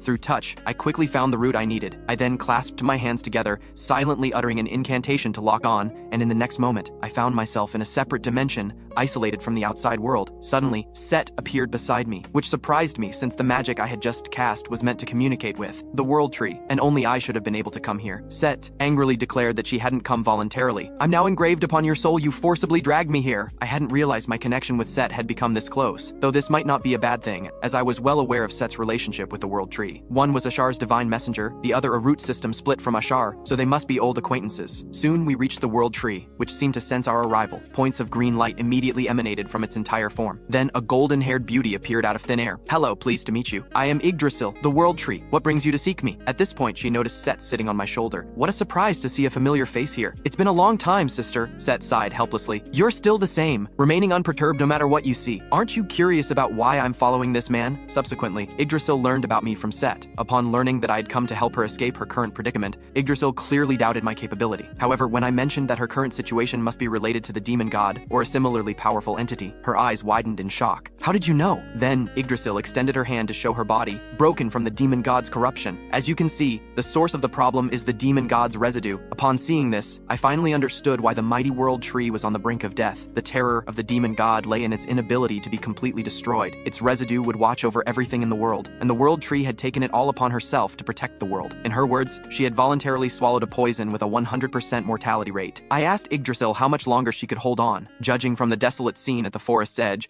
she was already in critical condition. Learning that she had 4 days left, I breathed a sigh of relief. This meant the demon god's residue hadn't yet reached the world tree's core. There was still hope for her survival. In my previous life, the world tree chose to perish together with the demon god's residue to save the world. However, the demon god glimpsed a crack in the world at the moment of her death, ultimately allowing the demon army to invade. This rendered her sacrificial choice meaningless. But now things were different. We had a chance to change everything. I just needed to eliminate the residue before it penetrated the core. I promised Yggdrasil, I will ensure your complete recovery within these next 4 days. Set also approached Yggdrasil to vouch for me. Don't judge by his appearance. He's actually quite capable. Yggdrasil's expression froze at these words. She had never imagined she might have a chance to survive. Then she unconsciously clenched her fist. If that's the case, I'll entrust this matter to you. At this point, I suddenly extended my hand, indicating that my help wasn't free. She would need to pay me a portion of the compensation in advance. Upon hearing this, Set pinched my cheek to shut me up. Can't you be less mercenary? Yggdrasil asked what kind of compensation I wanted. I pointed and told her my request was simple. I wanted her most perfect and historically oldest branch. The reason for this request wasn't merely to craft divine magical items for myself. More importantly, only this branch could solve her current problem. After Yggdrasil handed over her most ancient branch to me, I immediately proceeded to that part of the elven forest, as I urgently needed the help of a former close friend. At that moment, before an enormous withered tree, Jihad was bowing his head in prayer to the world tree. "Mother, what must I do to save you?" Yet no matter how hard he tried, the great tree before him showed no response. "Mother, have you become unable to watch over us elves anymore?" Just then, the great tree suddenly emitted a brilliant green light, followed by a gentle voice. "My child, darkness seeks to devour me. Now I need your help." Upon hearing this, Jihad became extremely anxious and hastily asked the world tree, "What must I do to help you?" The world tree told him, "Soon, someone carrying my light will appear. If you can help that person, the light of hope will help me dispel the darkness." As she finished speaking, the green light on the great tree gradually faded. Jihad hurriedly reached out with both hands, trying to hold on. "Mother, please don't go. And where is this person you speak of? Where else could I be but right behind you?" At this moment, I suddenly appeared behind him. "Hello, I am Mikhail Walpurgis, messenger of the world tree." The scene changes. Jihad and I walked together on the path to the Elven Palace, with me leading the way. This prompted Jihad to voice his inner doubts. "Have you been to the Elven Forest before? Why are you so familiar with this path?" I brushed this off with a casual excuse, as I could hardly tell him that I was reborn. After all, in my previous life when I came here,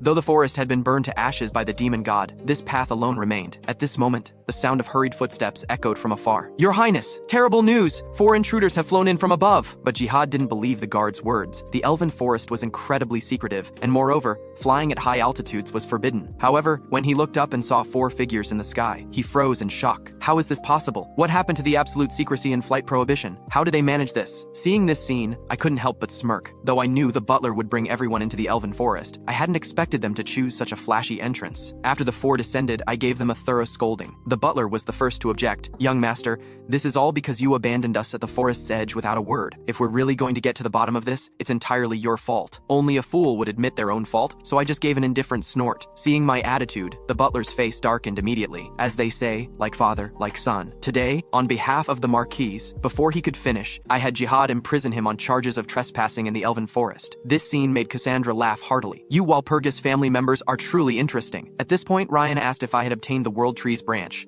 and what we needed to do next. I indicated that I had indeed obtained the branch, but this was an advance payment from the World Tree, so now they needed to accompany me for another important matter. The scene changes, and our group arrives at the Elven Palace under Jihad's guidance. As the great doors slowly opened, an elderly figure appeared before us. He was Gillen Hadas, the current Elven King and Jihad's father. "It has been long since humans visited here. Welcome everyone." I immediately bowed in greetings, eternal guardian of the elves. "Thank you for your gracious hospitality." My words surprised the Elven King, as he hadn't expected a human to know Elven etiquette. He then asked Jihad why he had brought humans to the Elven Palace. Jihad asked his father not to be surprised by what he was about to say, as it was all at Mother's request. She had briefly appeared just moments ago. Upon hearing this, the Elven King immediately rose from his bed. "Son, is this true? Did you really see Mother just now?" Then, with a serious expression, he demanded Jihad provide evidence, stating that unverifiable words held no value. This put Jihad in a difficult position. Without any ability to record or capture images, he had no way to prove to his father that he had seen Mother. At this moment, I clapped my hand on his shoulder. With a reassuring look, I signaled him not to worry. I would handle his father. Then I produced the branch the World Tree had given me. "Elven King, you should understand the significance of this branch."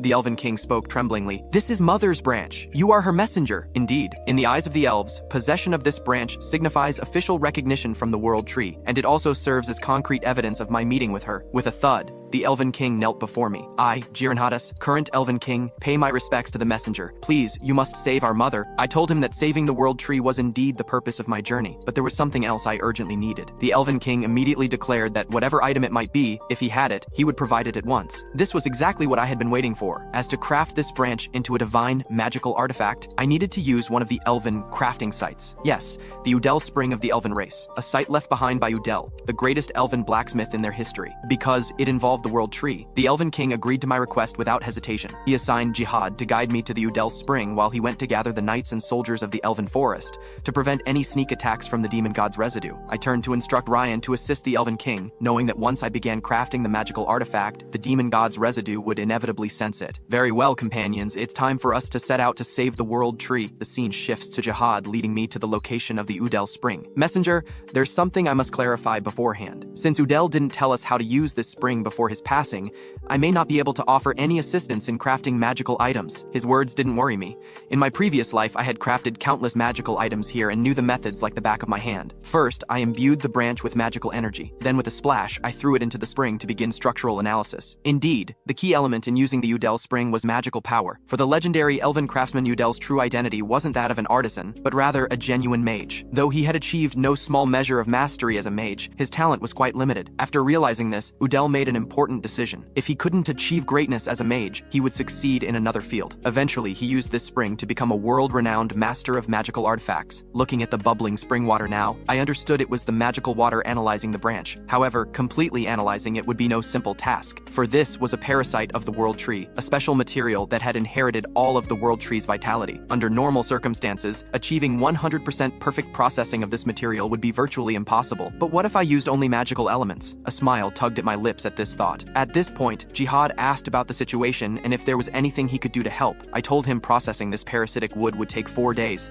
and during this time, no one should disturb me. Then, pointing at the spring ahead, I shared a small secret. Somewhere there lay a magical tool Udell had crafted for the Elven King. He could try to find it. Over the next 3 days, the soldiers of the Elven Forest maintained a state of high alert. Due to the complete silence from the demon god's residue during these days, Ryan asked Cassandra if she could prophesy the future. Cassandra replied that while her ability to clearly see the future was limited, one thing was certain: the situation was not good. Sure enough, shortly after she spoke these words, the ground's rock layers began to crack inch by inch, and all the flowers and grass in the forest instantly withered. Just as everyone stood bewildered, a dark shadow burst forth from beneath the fractured ground. Soon, a giant serpent with 3 blood-red eyes coiled around the great tree. This was the corporeal form of the demon god's residue. Seeing this, Cassandra urged the two to retreat immediately, sensing the serpent's overwhelming presence was far beyond their ability to handle. But Ryan declared he would not flee from battle, as it went against his knightly principles. However, after the giant serpent let out a thunderous roar, Ryan's resolve began to waver. This overwhelming power sparked intense fear in his heart. Damn it, I can't possibly defeat it. At this moment, he gritted his teeth, cursing his own powerlessness,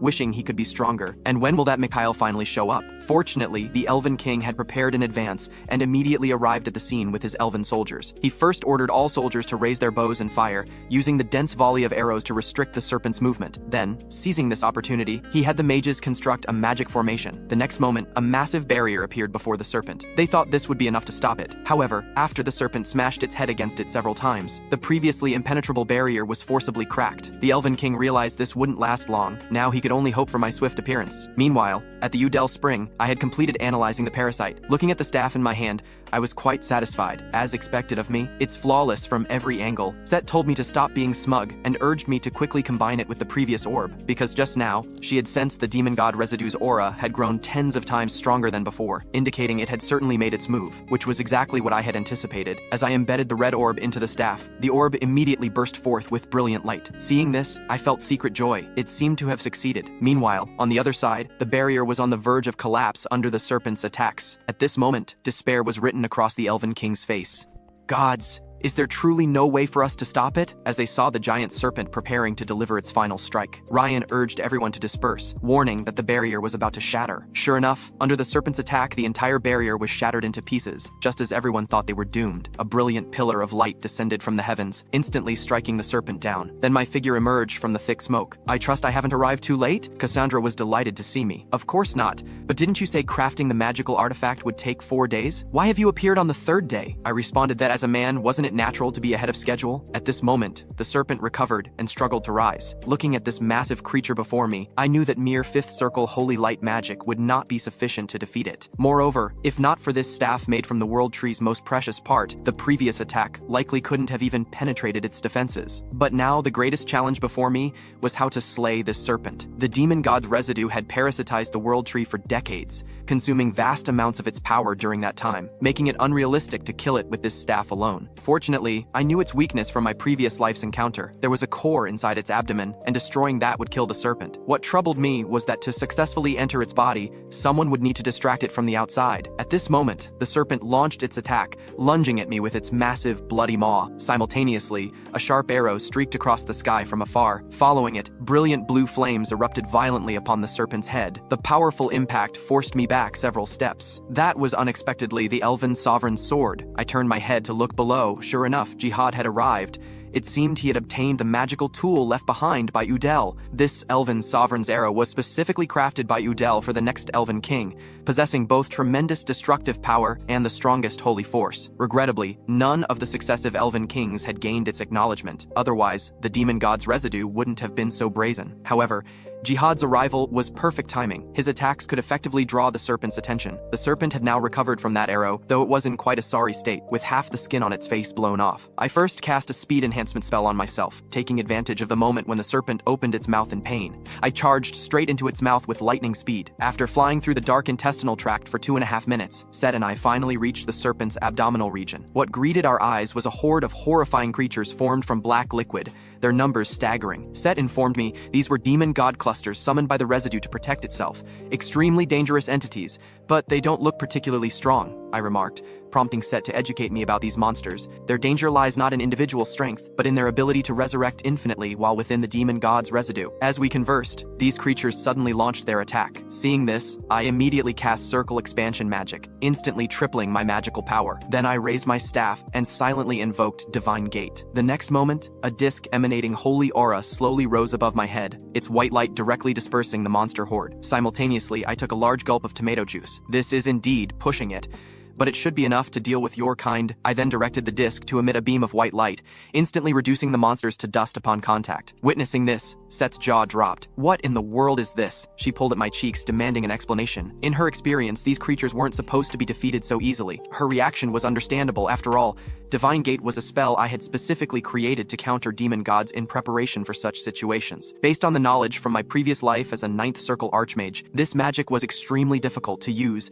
and consumed enormous amounts of magical power. In my current state, I could probably maintain this for only 5 minutes. Therefore, I had to eliminate the demon god's residue within this time frame. Set and I quickly arrived at the location of the core. At last, I've found you, you bastard. The creature before us astonished Set. She hadn't expected the residue's true form to be the demon god's eyeball. No wonder it had caused Yggdrasil such torment. With only 3 minutes of circle enhancement remaining, I needed to end this quickly. However, the demon god's eyeball seemed to notice my current state and immediately emitted a mocking hee laugh. It then manipulated several tentacles to attack me. Damn it, I don't have time to play tentacle games with you. I immediately cast Blink Spell. The next second, I appeared directly in front of the eyeball, with 1 minute of circle enhancement remaining. Seeing this, the eyeball attempted to open its surrounding tentacles to devour me directly, but I was 1 step ahead, pulling out a signal stone. Then I lightly clenched my fist and crushed it. With a whoosh, an arrow wreathed in green light suddenly appeared, severing all the tentacles before me. This arrow was shot by Jihad from outside. The giant serpent, its body now pierced, roared madly as its life force visibly drained away.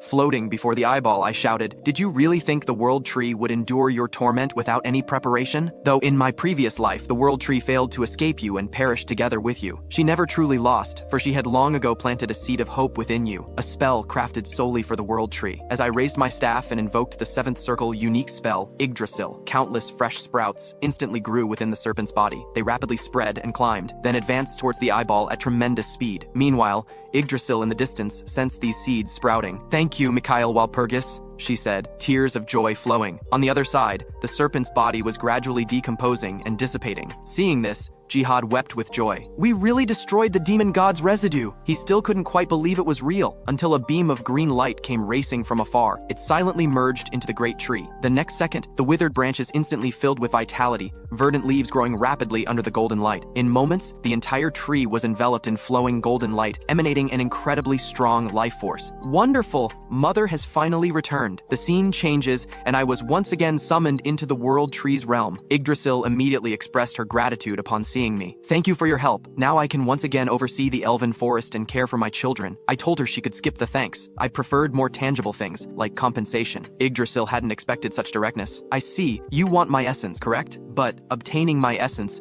would only increase your circle count. Considering my life's value, this compensation you seek seems too modest. Therefore, I have decided to give you a part of myself." Hearing this, Set immediately became agitated. "Who gives away something so precious? If you give away a part of yourself, how will the world's order and balance be maintained?" "Sister Set, my reason for doing this is the same as your original intention in choosing this child. Therefore, you shouldn't stop me." Set's face flushed red at these words. "Do as you please." Give whatever you want, I won't interfere. Looking at Set's frustrated expression, I teased her. That's what you get for meddling. Now you're speechless after being shut down. Then I accepted Yggdrasil's kindness and asked her, how should I use your power? Yggdrasil placed a strand of her embroidered hair in my hand. This left me somewhat disappointed. So it's just hair? I opened my mouth to eat the hair, but Yggdrasil quickly stopped me. She told me I only needed to tie the hair around my wrist, and then I could control her power. Sure enough, when I closed my eyes and tried, a power full of life force burst forth from my wrist. It quickly spread throughout my entire body. So this was the World Tree's power, not only healing all my wounds but also rapidly restoring my magic circles. Then I extended my right hand, intending to test this power. The rapidly rotating magical power instantly racked my body with turbulence. Fortunately, the World Tree's healing speed exceeded the magical power's rotation rate, preventing me from suffering immediate physical destruction. After enduring this agonizing ordeal, I successfully condensed my 6th magic circle, signifying my breakthrough to become a 6th circle mage. Upon returning to the Elven Forest, everyone was gathered around a bonfire for a grand celebration. Observing everyone's joyful expressions, I mused how wonderful it would be if the world could maintain such joy and laughter forever. Such a scene was truly beautiful. At this moment, the Elven King suddenly sat beside me. He inquired about my injuries. I assured him I was fine, but mentioned there was something important he should know. He should properly guide Jihad and arrange for him to meet the fairies, for he had the potential to form a contract with the Fairy King. Hearing this, the Elven King smiled gently.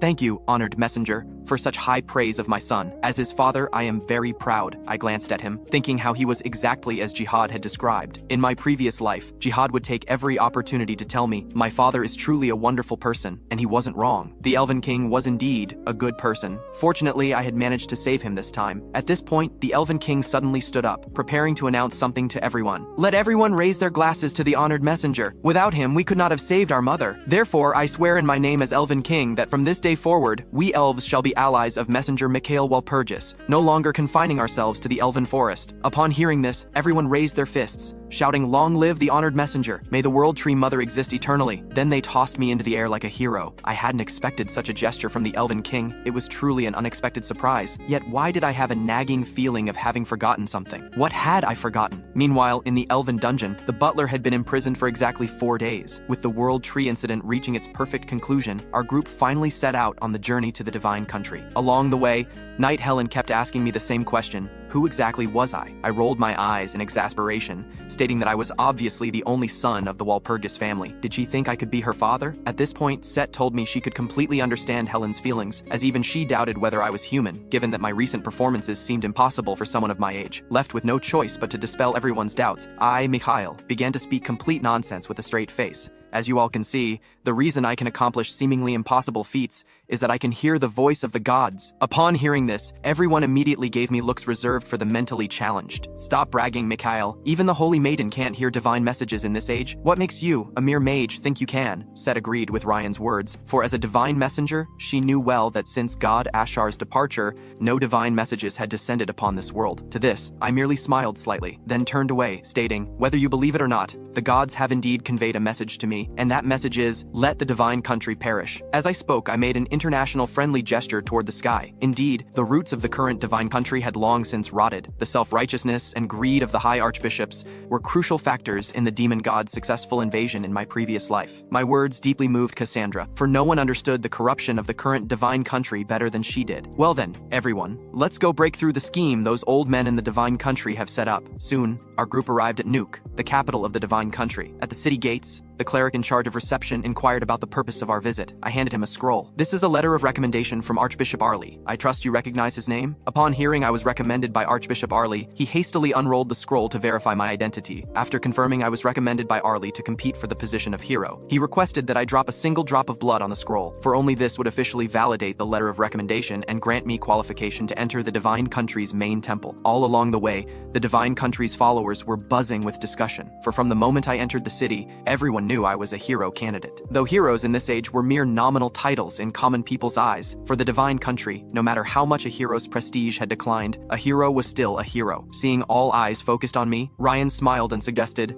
wouldn't it be more interesting if we made an even grander entrance? Ryan's words enlightened me, and I called out to Set with a smile. To this, Set gave an evil smile. I think I know what you're planning. She then activated the divine artifact Set's storm. The next moment, pure storm power surged around me. The onlookers' jaws dropped as they discovered that this storm storm contained holy power. How could this be possible? My ostentatious display wasn't merely for show. The main purpose was to let the rats mixed in the crowd clearly see my strength, so they could report back to those old Archbishop geezers. At this point, the butler also noticed these people's presence. He approached me and quietly informed me of everything, asking what I planned to do. I blinked my large eyes, indicating I would give him a 3-day vacation. Butler, you've been working so diligently all this time, so for these 3 days, go do whatever you want, whether it's catching rats hiding in the shadows or playing so-called puzzle games. The butler was momentarily stunned by these words. Then his lips curled into a barely noticeable smile. Ah, young master, you really know how to command people. Meanwhile, in a room within the church, a cleric reported everything that had transpired to Archbishop Kilian. You say Mikhail possesses holy power? Impossible! The Walpurgis family is clearly a family of mages,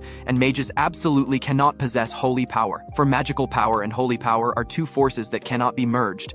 To possess both powers simultaneously, he would have to be the protagonist of some novel before Kilian could recover from his shock. The cleric delivered another shocking piece of news, that Cassandra had also appeared among the group. In another part of the church, Priest Sihan, responsible for receiving me, was very excited upon seeing me. You must be Lord Mikhail, the hero candidate. His Holiness the Pope is already waiting inside for you. Looking at the young child before me, I marveled at how understaffed the divine country must be to have such a young child serving as an intermediate priest. I then asked him to lead the way, but Sihan awkwardly explained that the Pope would only receive me alone. Ryan and the others could not enter the main temple. Hearing this, I indicated it wasn't a major issue. They would manage on their own. But before entering, I warned Cassandra, Archbishop Kilian's people have likely discovered you. Be careful. Cassandra responded somewhat dejectedly. I know. After all, they're the most vigilant against my prophecies in the entire divine country. Then I turned to give Ryan some instructions, asking him to protect Cassandra during this time, for I knew this meeting would likely last a considerable time. At this moment, Cassandra suddenly called out to me, "Didn't you ask before about why I left the divine country? I think it's time I gave you a direct answer. Go ahead then. Wasn't it because the divine country didn't believe your prophecies that you chose to leave?" The prophecy known to all today is that the demon god invaded and destroyed the world, but her true prophecy went far beyond just this, for she also foresaw that beside the demon god stood a lion with a golden mane. Most importantly, an inverted sun hung around its neck. In the divine country, the sun is the symbol of heroes. Thus, the archbishops interpreted this prophecy as the fall of a hero. At this moment, I finally understood why the divine country wouldn't believe Cassandra's prophecy. The symbolic significance of heroes in the divine country far exceeded our imagination. Naturally, the divine country wouldn't want outsiders to know about such prophecies that were unfavorable to heroes. But coming back to the point, what did that golden-maned lion represent? Suddenly, something occurred to me. Golden mane and golden hair. Damn it, of course it's that bastard hero Siegfried. The scene shifts, and now I've arrived at the interior of the main hall with Sihan. Throughout the journey, Sihan expressed his admiration for me, particularly when discussing my divine technique display at the city gate. He transformed into my ardent admirer, declaring, "Lord Mikhail, you must become a hero, the first and only hero in divine country's history capable of wielding magic." However, I expressed that this might be rather difficult, as I'd heard the divine country already had a hero candidate. Upon hearing this, Sihan hesitantly replied, "Do you mean Lord Siegfried? Though he's a good person, don't people always say he's strong in the arm but weak in the head? And that's exactly the impression he gives me." The next moment, realizing his improper words, Sihan repeatedly bowed his head in apology, saying, "I'm sorry, I spoke out of turn just now. No, you weren't wrong. Your assessment was quite fair, and I like it." At this moment, I had thoroughly memorized this intermediate priest Sihan. With such discerning judgment, he would surely become a talent in the near future. Soon we arrived before a door, and Sihan revealed its secret to me. Only those willing to humble themselves could pass through. Then he bowed to me and said, "His Holiness the Pope is behind this door. May the grace of God Hekau be with you." I reached out to push open the door. Let me see what kind of person this legendary Pope Gregorius truly is. As the door slowly opened, my pupils contracted sharply for 2.5 seconds. Damn it, why is this former bastard of a hero the first thing I see? At this moment, Siegfried tried to greet me very politely, but I wanted to curse his entire family. Yet, when various curses rushed to my lips, I held them back with my last shred of rationality. I clenched my fists and told myself to endure it. Small impatience ruins great plans, and becoming a hero was now the most important thing. I bowed deeply to the Pope and said, "I pay my respects to the most humble person in the divine country. It is my honor to meet the wise eyes of Hekau in person." The Pope appeared somewhat surprised by my behavior, noting that such courtesy seemed quite uncharacteristic of someone from the Walpurgis family. Now then, let me explain the current situation to you both. Until this moment, only you two meet the candidate requirements. Therefore, one of you will be chosen as the hero. At this moment, Siegfried suddenly extended his hand, wishing to discuss the power of heroes with me, though I had no desire to engage with him. Nevertheless, out of courtesy, I accepted his handshake. As expected, the instant our hands met, Siegfried unleashed all of his holy power against me. "How presumptuous of you," I remarked. "Since you wish to play this game, I suppose I shall indulge you." I then directly absorbed his holy power using the world tree's strength. Sensing something amiss, Siegfried Siegfried tried to stop releasing his holy power, but how could I let him off so easily? While frantically absorbing his holy power, I also released my own holy power against him. After this exchange, Siegfried was clearly reaching his limit. Set warned me not to go too far, saying if we accidentally killed this fellow, we'd be in serious trouble. Hearing this, I let out a cold snort. Then I released his hand. The Pope had witnessed everything and said, "Mikhail, your holy power is exceptionally pure. In terms of purity alone, it seems to surpass even mine. Have you received divine revelation?" "Indeed, Your Holiness, I have received revelation."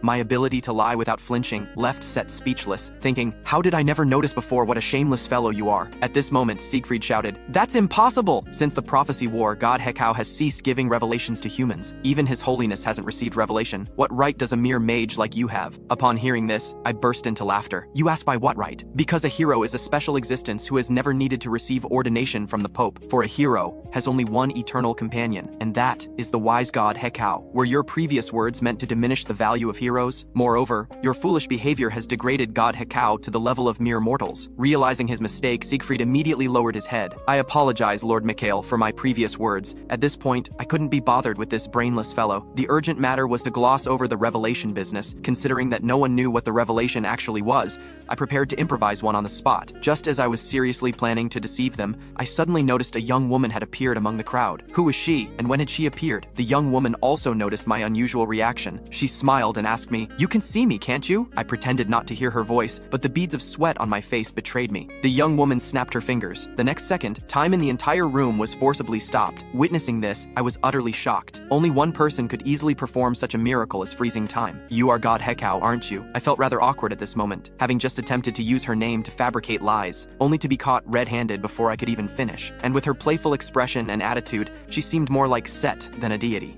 Set saw right through my staring eyes and said, "Your thoughts seem quite disrespectful towards me." At this moment, Hekau also noticed Set's presence, saying, "What a surprise to meet you here, though Set, you seem to have become more humble. Are you worthy to say such things? Should I reveal all your embarrassing stories about pursuing Asar?" However, before Set could finish speaking, with a loud crash, Hekau executed a shoulder throw on Set. The force was so great that Set almost went to meet Asar. Then Hekau asked me a question. "From earlier, your eyes have shown considerable insolence. Although you've inherited Asar's legacy, I am now the only god in this world. Why do I see not a trace of reverence for me in your eyes?" Her words immediately ignited my anger. Whether it was when the world tree was near death or when the great demons were expanding their power. Didn't you choose to stand idly by? So why should I show any reverence towards you? Hearing my words, Hekau was momentarily stunned. Then she smiled and said, "You really are an interesting person. If you're angry because I haven't responded to revelations, I can only say I have my own helpless reasons." Then, making a silencing gesture near her mouth, she continued, "I don't respond because my words cannot be transmitted. Though people call me a god, I'm not perfect like Asar. For some reason, my words cannot reach the people. Even prophecies, my backup plan, fail to gain people's trust." Upon hearing this, I was dumbfounded. "But you're a god. What in this world could possibly be beyond your ability to solve?" Hekau replied, "This matter would take too long to explain. I'll clarify it another time. As the only human who can currently communicate with me, I need you to help me with something." Due to some reason, her words could not be transmitted, so she hoped I could help her investigate the cause. In exchange, she would help me become a hero, although I had absolute confidence in becoming a hero through my own abilities. Considering that her problem might be related to the demon god, I agreed to her request. With another snap of her fingers, the previously frozen time resumed its flow. At this moment, Siegfried was still persistently asking what kind of revelation God had given me. "Since you're so eager to know, I'll tell you. God said that the current state of the divine country deeply disappoints her." Upon hearing this, Siegfried immediately condemned me for insolence, daring to defame the divine country before His Holiness. I had anticipated his reaction. "You haven't even confirmed whether my revelation is true or false, yet you dare call me insolent. I think you're the one who doesn't take God Hekau seriously. A brainless fellow like you should just keep quiet." Then I turned my gaze to the Pope. "Oh yes, God mentioned something else to me. Long ago, Your Holiness, you took in 2 children, didn't you? One you kept close, while the other you neglected." Upon hearing these words, the Pope's eyes widened in astonishment. This information was known only to a select few archbishops within the divine country, yet I had revealed it in precise detail. At this moment, he became thoroughly convinced that I had indeed received revelation from Hekau. In truth, these words were not revelations from Hekau, but rather what I myself wished to accomplish. The divine country's foundation had become thoroughly corrupt, and the status quo needed to change. Moreover, it mattered not if they believed these words were revelations. After all, once I turned these words into reality, they would become revelations. The Pope then stated that the hero selection discussion would end here for today, as he needed to to consult with the various archbishops. After leaving the church, I discovered a strange patterned mark had appeared on the back of my hand. Set informed me that this was the unique pattern representing Hekao's inheritance, indicating I had accepted her commission. Then Set sarcastically remarked that I now had 2 patterns, wondering if I would eventually become a street boss with the full mythological menagerie tattoo package. You know what? That's actually possible. While I was chatting with Set, Ryan on the other side was nearly going mad, for a great battle was about to erupt before his eyes. The arrival was Habe, the divine country's strongest holy knight, and his purpose was to take Cassandra away. Obviously Helen, as Cassandra's guardian knight, could not agree. You have no right to see her. If you don't leave now, don't blame me for being discourteous. Hearing this, Habe merely let out a light sigh. Then he stepped forward, his foot causing the ground to crack and stones to fly. Has no one told you how dangerous it is to draw a sword against a holy knight? Besides, Lady Cassandra is a member of the divine country. Isn't it only natural for me to take her home? Seeing the opponent about to make his move, Ryan immediately moved to protect Helen behind him. This action greatly displeased Habe, who warned Ryan that if he didn't move aside, he would be treated as an accomplice. However, Ryan declared that Helen was his companion, and standing idly by would dishonor the Parslov family name. With that, Ryan drew his sword and assumed a fighting stance. So you're the Empire's rising star, Ryan Parslov. For your family's sake, I'll give you one more chance. Step aside now, and I won't make things difficult for you. But Ryan's response remained firm. I've already said I absolutely will not move aside. As soon as the words left his mouth,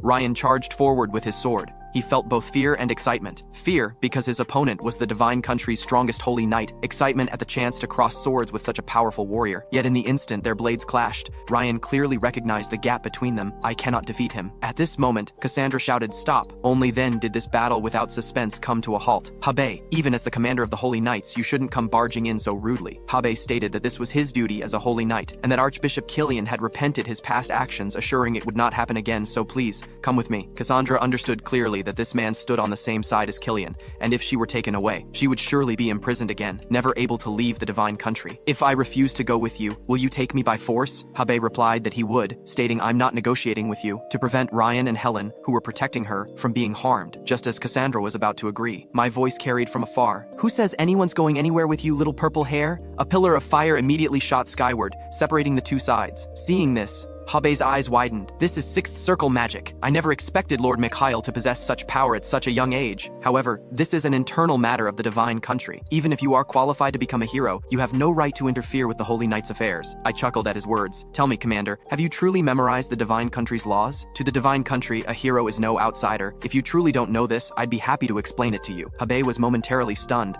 then acknowledged that he had misspoken. But unwilling to give up, he tried to bring up the matter of Cassandra's sudden disappearance. I clearly informed him, Cassandra hasn't disappeared. She has been with me, a hero candidate, all along. Therefore, you have no grounds to take her away. Seeing that he was still reluctant to leave, I angrily pointed at him and asked, You still won't leave? Are you trying to challenge a hero's position in the divine country? Faced with such a weighty accusation, he naturally dared not accept it. I apologize for disturbing everyone today. I shall take my leave. After watching Habe depart, just as Helen and Cassandra were about to breathe a sigh of relief, I spoke with cold eyes. Now then, let's have a talk. After returning to our lodgings, the first thing I needed to confirm was Helen's true identity. So Helen, please remove your helmet. Surprisingly, Helen's true identity hidden beneath the armor was the sister of that bastard hero, and her real name wasn't Helen, but Ida Nibarun. This situation had already exceeded my expectations. The reason I had asked her to remove her helmet was because during our time together, she had given me a long-forgotten sense of dissonance. I had subconsciously thought she might be one of my former close friends, but I hadn't expected this outcome. Then I asked Ida why she chose to accompany Cassandra, who had been expelled from the divine country. You could have lived a more comfortable life in the divine country. After all, your brother is the rising star of the Golden Lion Knights and a hero candidate. Hearing my words, Ida's eyes grew distant as she began to tell me about her childhood experiences. My brother and I were abandoned orphans from a young age. We relied on each other for survival in an alley controlled by dark forces. As everyone knows, children in the alleys were treated like disposable items. Though that life was too cruel for my young self, it was also the happiest time of my life, because my brother would always unhesitatingly stand before me to protect me. But everything changed with the arrival of Archbishop Killian. The sacred temple became our new home, and we no longer had to scavenge for food in garbage bins. But at some point, my brother began to change. After joining the Golden Lion Knights, he gradually revealed an arrogant side, becoming deaf to others' opinions. And most egregiously, his first act after becoming a hero candidate was to cut down the prophet's right-hand supporters. This news rather surprised me, to think that Siegfried had orchestrated the removal of everyone around Cassandra. Ida told me this was because the archbishop had confused her brother's judgment, using the prophecy's ambiguity to interpret it from multiple angles. The archbishop seized upon this point, exploiting her brother's sense of justice by only showing him those who had suffered because of the prophecies. Now I fully understood why Cassandra had suddenly disappeared. It had all been orchestrated by Archbishop Killian. I gave a light chuckle. If what Ida said was true, it was deeply ironic, for the prophecy had been bestowed by Hekau himself, yet those leading its denial were the Archbishop, an hero candidate who claimed to revere him. Now all evidence pointed to Archbishop Killian. It seemed necessary to investigate him. Perhaps we might even discover the reason for Hekau's silencing. Meanwhile, in the Divine Country's plaza, Siegfried was alone, contemplating his recent actions. Have I truly been worthy as a warrior? Remembering how his sister's gaze toward him had grown increasingly fierce, he felt an indescribable sense of loss, especially when his sister left, with only coldness remaining in her eyes. Depressed, he swung his sword at the air, asking, "Why is this happening? She is my only family in this world, so why can't she understand me?" At this moment, Archbishop Killian approached with a broad smile. "Siegfried, am I interrupting your sword practice?" Siegfried hastily replied, "No." Asking, "What brings you here, your grace?" Killian sighed lightly. "I've come to tell you something. Do you remember the young Walpurgis who came to the Divine Country as a candidate? At this moment, he's consorting with the Prophet and your sister." With a clang, the sword fell straight from Siegfried's hands. "What did you say, your grace? They've returned with Mikhail? Does his holiness know about this? What should we do next?" Killian gestured for him not to worry, saying, "The great god Hekau walks with us. But God does not bestow grace upon the idle, so we must take action." As the two discussed how to deal with me, little did they know that someone had been watching them from the shadows. A week quickly passed. The entire Divine Country was engaged in heated discussions about who would be more suitable to become the hero. Under Archbishop Killian's machinations, the majority of archbishops and priests expressed support for Siegfried becoming the hero, generally believing that as a member of the Holy Knights, he better represented the Divine Country's image. At this moment, Ryan was anxiously scratching his head. "Mikhail, what are you thinking? They've already started promoting themselves as divinely chosen, while you've been cooped up in this room for 7 whole days. Are you planning to withdraw from the hero selection?" I indicated that he needn't be anxious, as one very important person had yet to make their choice. Moreover, there was an important reason why I had participated in the hero selection at this time, that being the upcoming Archbishop assassination case. 2 years after this incident, people would learn that this assassination was connected to demons. It was only then that the Divine Country began taking the prophecy of the demon god's advent seriously, and started selecting heroes in preparation for the coming war. This presented an excellent opportunity for me. If I could prevent the Archbishop's assassination and eliminate the demon responsible, then I could gain the support of the neutral archbishops. Combined with that person's influence, the hero position would be mine without question. Subsequently, I inquired whether Cassandra had made contact with the individual in question. She replied, "I have done as you instructed, though I cannot be certain whether he will come." Her response did not concern me, as that person would never refuse Cassandra's request. Indeed, after 2.5 seconds, a knock sounded at the door. As the door slowly opened, a middle-aged man wearing a cloak entered. He walked directly to Cassandra's side, saying, "These years have been difficult for you, child." The arrival was none other than His Holiness the Pope. After 2.5 minutes of catching up, I directly expressed to the Pope my desire to become a hero, Your Holiness. After telling you about the revelation last time, there was something I left unsaid. I then displayed the pattern on my right hand. I believe you understand the significance of this mark. The Pope's eyes widened in shock. "You possess Hekau's inheritance? Have you seen her in person?" I confirmed that I had, and that the deity had explicitly told me the Divine Country must undergo changes. Therefore, for the sake of the great god Hekau, I require your assistance, Your Holiness. The next day, Archbishop Killian was trembling with anger in his chamber, for during the Divine Country's council meeting just hours before, the previously neutral archbishop had suddenly declared support for my candidacy as hero. This instantly shocked everyone present, sparking widespread discussion. Everyone knew that this archbishop was the Pope's closest confidant. His support effectively represented the Pope's support. The archbishops aligned with Killian began complaining about the Pope's behavior, arguing that Siegfried better served the Divine Country's interests, both in reputation and symbolically. Why would the Pope support the disadvantaged young Walpurgis? Is it merely because he once defeated a great demon? Hearing this, Archbishop Killian ground his teeth in anger, determined not to allow me to establish my reputation and become the hero. Then, with a malevolent expression, he addressed his colleagues, "My fellow brothers, for the sake of the Divine Country and what is right,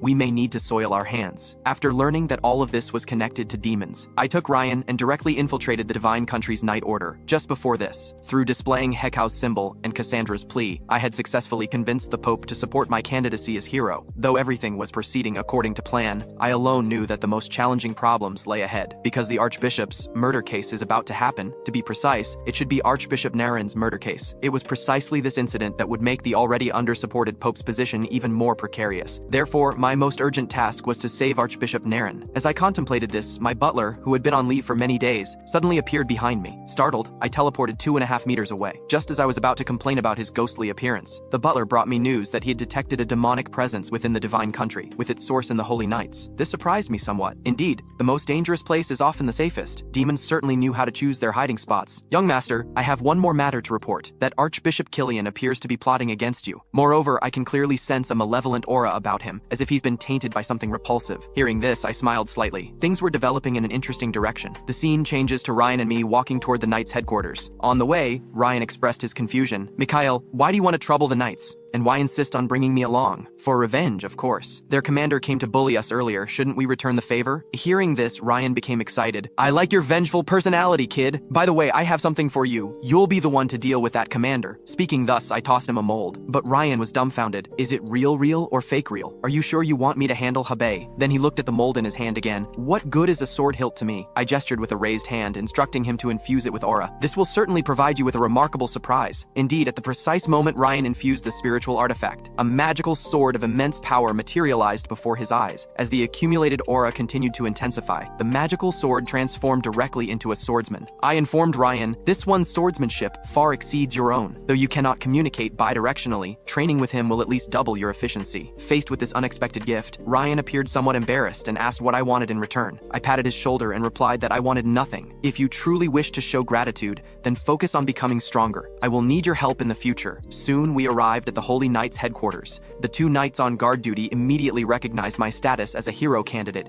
and inquired about my business. I am here to see your Commander Habe. Please announce my arrival. Upon hearing this, the two became instantly hesitant. We apologize, Lord Candidate, but the commander is not present. Please return another time. Their unusual behavior further confirmed my suspicions. Something was definitely amiss within the Holy Knights. Disregarding their obstruction, I prepared to force my way in under the pretext of a hero candidate's inspection. At that moment, the sound of footsteps echoed from nearby. It was Commander Habe himself. How fortuitous. Did you come specifically to welcome me, Commander? Habe, with a gloomy expression, inquired about the purpose of my visit. Upon learning we had come specifically to challenge him, he was momentarily stunned, then realized it was about the previous attempt to seize Cassandra. My sincere apologies, Lord Mikhail.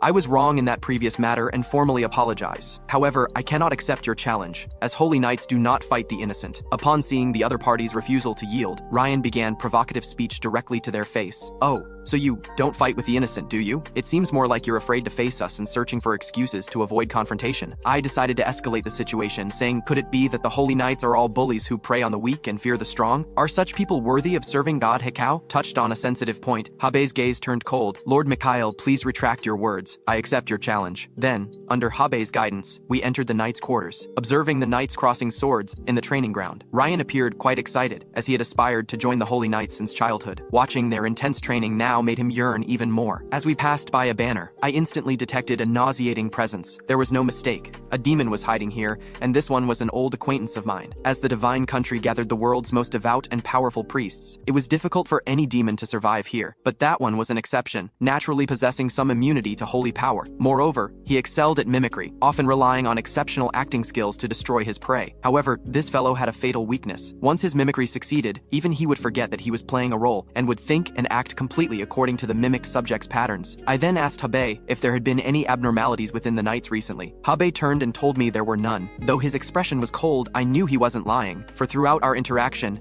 his pupils had not wavered in the slightest. Since I couldn't get useful information from him, I had to confirm things myself. I activated detection. My pupils instantly turned pitch black. Nothing unusual here, nothing here either.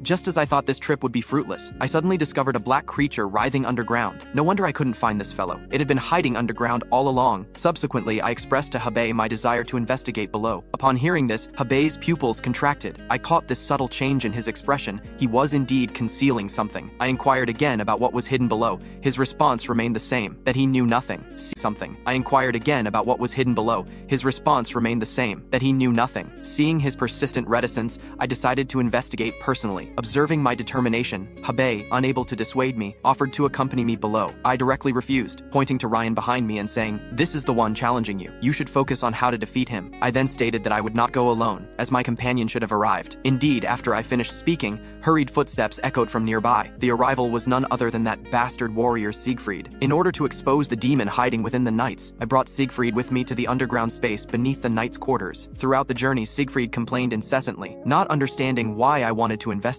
here, insisting there was only an abandoned warehouse below. I glanced at him, informing him that something repulsive lurked below. Your task now is to close your mouth and follow my lead. We quickly reached the lowest level. As Siegfried had said, it was indeed an abandoned warehouse, containing nothing but some dilapidated wooden crates. Siegfried gave me a contemptuous smile. I told you there was nothing here. The Holy Knights would never harbor such things. I indicated that he shouldn't be so certain, lest he be proven wrong momentarily. I then summoned Set, asking her to help me activate the divine artifact's power. As an emerald light appeared on my staff, a powerful wind immediately swept through the entire warehouse, carrying the force of the tempest. Under the divine power's influence, something hiding in the darkness became faintly visible through the smoke. As the smoke cleared entirely, a pulsating flesh sphere appeared before us. Seeing this, Siegfried was dumbfounded. I questioned him, "Is this what you meant by nothing here?" I then raised my hand, charging a light magic spell. With a squelch, I crushed the flesh sphere. Set informed me that this thing was of the same type as the residue that had tormented Yggdrasil, though significantly weaker. This implied there must be more than one, as corrupting the entire divine country would require at least several hundred. Furthermore, behind these entities must exist an even more terrifying presence. After all, a problem that would prompt Hekau to personally request my intervention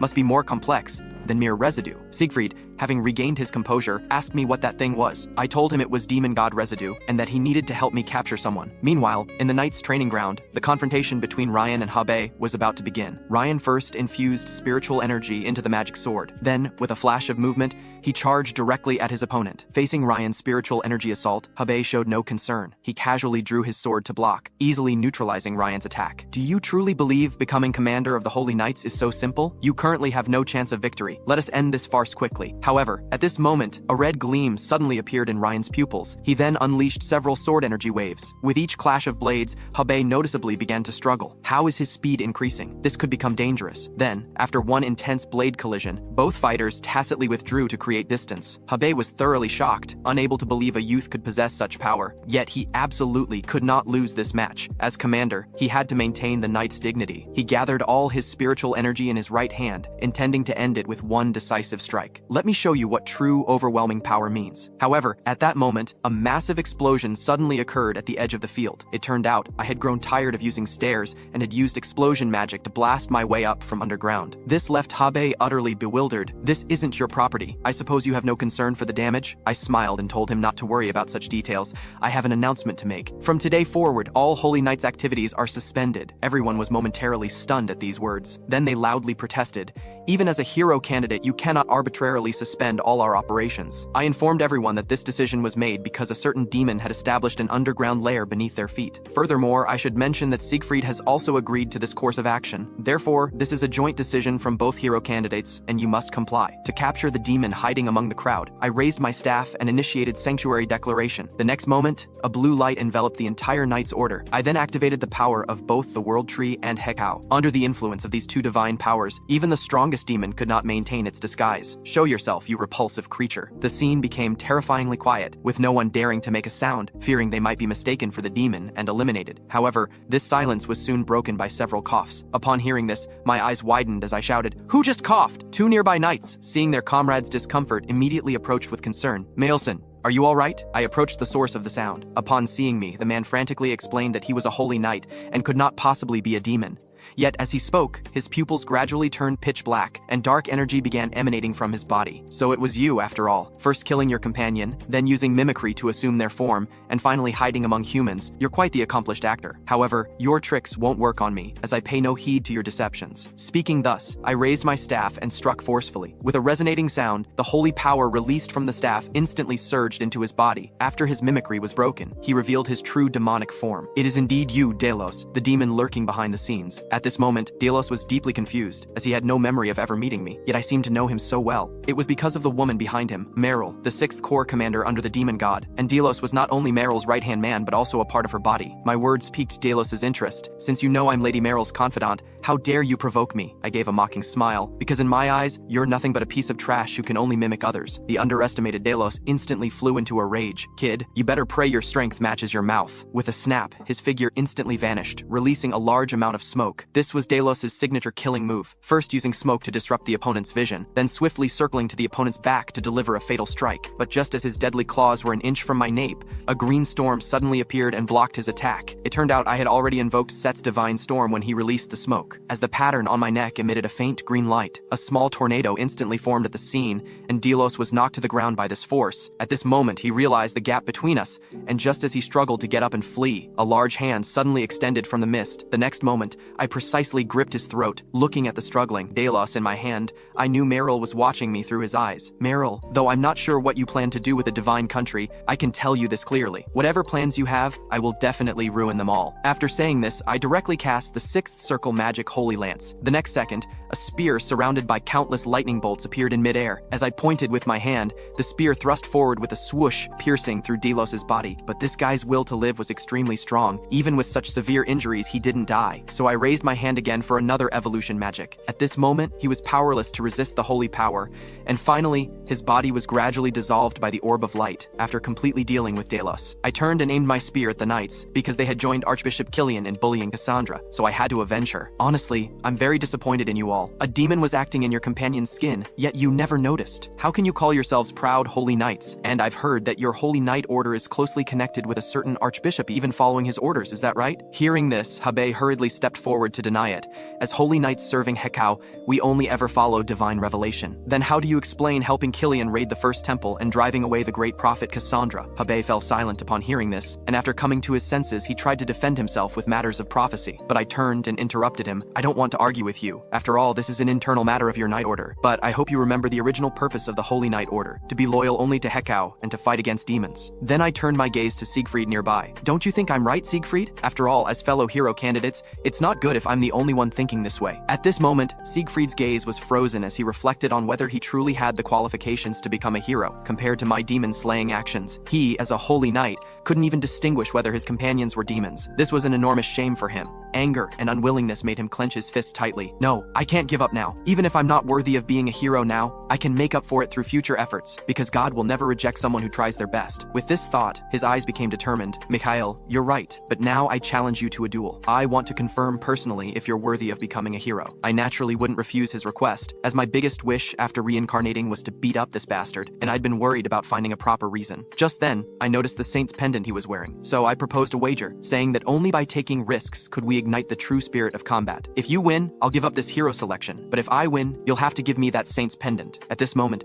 Siegfried was solely focused on proving himself, so he accepted my proposal without hesitation. Seeing him take the bait, I couldn't help but smirk. This guy was still as brainless as in his previous life. Although fighting him with my current strength might seem a bit unfair, I just couldn't resist the urge to beat him up. However, just as Set asked if I wanted to use the divine artifact's power, Siegfried had already launched his attack first, his slash as swift as lightning. Facing his all-out attack from the start, I mused that he really wanted to win. Who else would use their ultimate move right at the beginning? I immediately responded by casting 5-layer shield magic to defend. At this moment, Siegfried suddenly twisted his wrist, changing the direction of his sword energy. With a boom, my shield was directly split into pieces by his strike. Heh, I did underestimate you before. I must say your combat judgment is quite accurate. So out of respect, I'm afraid you'll have to suffer a bit now. As I activated the 5th circle magic 1000 sword release, instantly, hundreds of mana swords appeared behind me. This 1000 sword release was a magic I specially created before to help Siegfried train, so it had no lethal power. But after reincarnation, I modified the mana swords. Though still not lethal, I gave them another ability to make the heavy sword user suffer unbearably. Seeing the flying swords about to surround him, Siegfried immediately unleashed an even more fierce sword energy. With a boom, the two forces created a violent explosion upon contact in midair, and Siegfried disappeared from his spot the moment the dust rose. Didn't this guy just see how I defeated Delos? Why is he using the same trick? However, no matter how he concealed his presence, I could pinpoint his location even with my eyes closed. Being straightforward, he would definitely choose to attack from the front. In his understanding, a mage couldn't cast another magic after using a large-scale spell, so in this situation, he wouldn't choose to sneak attack. Unfortunately for him, I wasn't the kind of mage he imagined. This time, while casting 1000 sword release, I also casually applied a 5-layer slow magic on him. The next moment, Siegfried felt his body grow heavy, unable to move freely anymore. What followed was him being struck by the mana swords and crying out in chaos. Although this magic had him questioning his life choices, the stubborn fellow still claimed he could fight on. I really appreciated this strength of his. The feeling of being able to fight to satisfaction in one go was truly wonderful. I pointed up and told him, I know you can still fight. That's That's why I've prepared another 100 mana swords in the sky for you. Hearing this, Siegfried was dumbfounded, his body trembling uncontrollably. No, I'll die, I better run. Before he could finish speaking, I pressed my index finger against his lips. Then I told him in a playful tone, "What nonsense are you talking about? The night is still young." My cryptic words fried Siegfried's CPU. "What night? Isn't it broad daylight?" Before he could understand the meaning of my words. The first half of the mana swords descended from the sky. Scene change. Siegfried had now fainted with foam at his mouth. Seeing this scene, the knights all felt chills down their spines. "Lord Mikhail, aren't you being too brutal?" Seeing this, Ryan couldn't help but comment, "What a madman." The next day, as soon as he regained consciousness, he handed over the saint's pendant as promised. After I received the pendant, Set immediately recognized it was something valuable. Not only could it enhance the bearer's holy power and significantly increase their recovery rate, but most importantly, beyond these two functions, its hidden ability was what made this pendant worthy of being called a holy relic. However, that function couldn't be used yet. After a series of blows, Siegfried was completely dazed. "Mikhail, thank you for fighting me fair and square. I lost because my strength wasn't enough." Hearing him say this, I was speechless. This guy was still as brainless as in his previous life, not realizing his own problem even now. I then questioned him, "If this wasn't a duel, would you have fought me differently?" This question clearly exceeded Siegfried's mental capacity. He completely didn't understand what I meant. "Never mind, let me be more direct. In that situation, would you choose to sneak attack or use hidden items?" Hearing this, Siegfried showed disdain. "What nonsense are you talking about? Those are all improper methods that heroes should resist," I countered. "Even if hundreds of people would die because of it, would you still stick to your principles?" Siegfried's pupils suddenly contracted. Clearly, he had never considered this. Can someone who can't protect everyone really be called a hero? Though I hoped my words would make him change, but seeing his hesitant expression and tightly clenched fists, I turned and left without looking back. Sure enough, this guy was just like in his previous life. There was no need to persuade him further. I'd heard enough of what he was about to say in my previous life to make my ears callous. On the way back, Ryan asked if my previous words had been too harsh. In his view,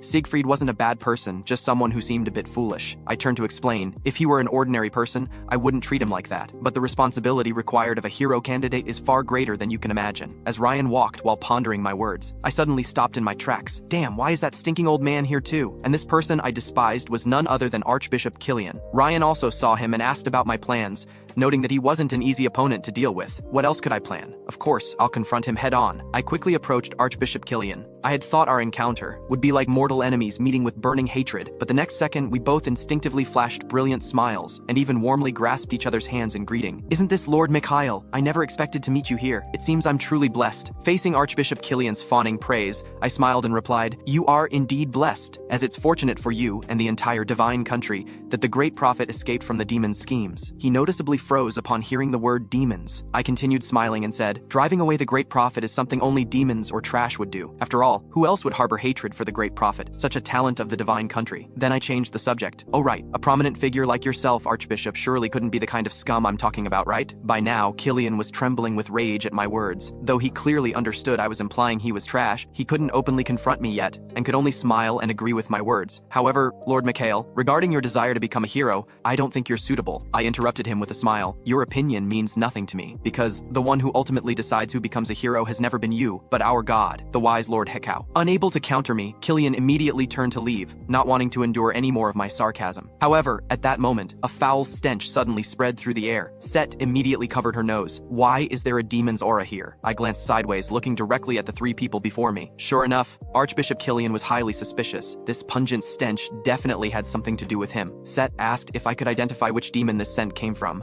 and I confirmed that I certainly could, because this scent is very similar to the eliminated Delos, and interestingly, he has a notorious twin brother. Delos was a demon known for mimicry assassination, while his younger brother Rhotus excels at infiltration and manipulation. To prevent him from continuing to harm the divine country, I was planning to find and eliminate him. However, Set believed that guy wasn't important, and suggested I first inspect various parts of the divine country, because just now, she had sensed the aura of the demon god's right eye somewhere in the divine country, suspecting this was the cause of Hekau being silenced. If the demon god's right eye was truly in the divine country, it would indeed explain why there were so many demon god remnants here. If that's the case, let's go find it together. Scene change, Set and I arrived at the most mysterious place in the divine country, the tomb of the first hero. This magnificent structure left Set somewhat awestruck.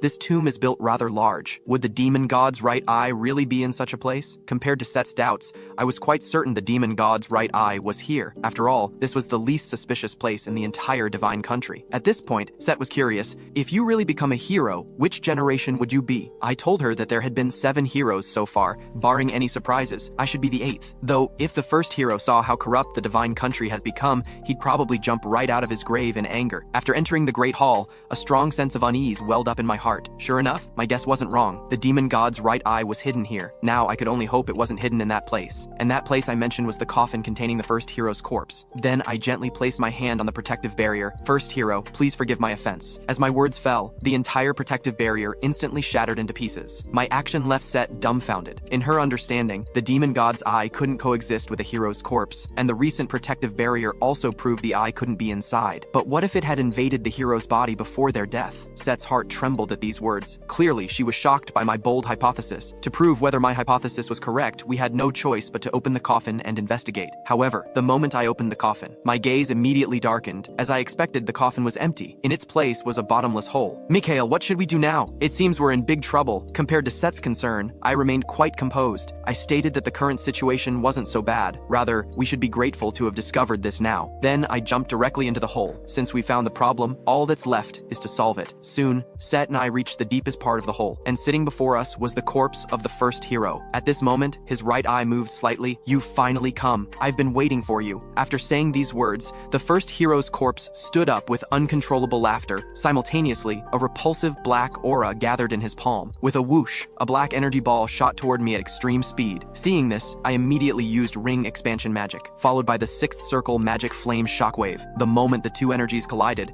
a violent explosion occurred. I marveled that this was indeed the first hero's corpse.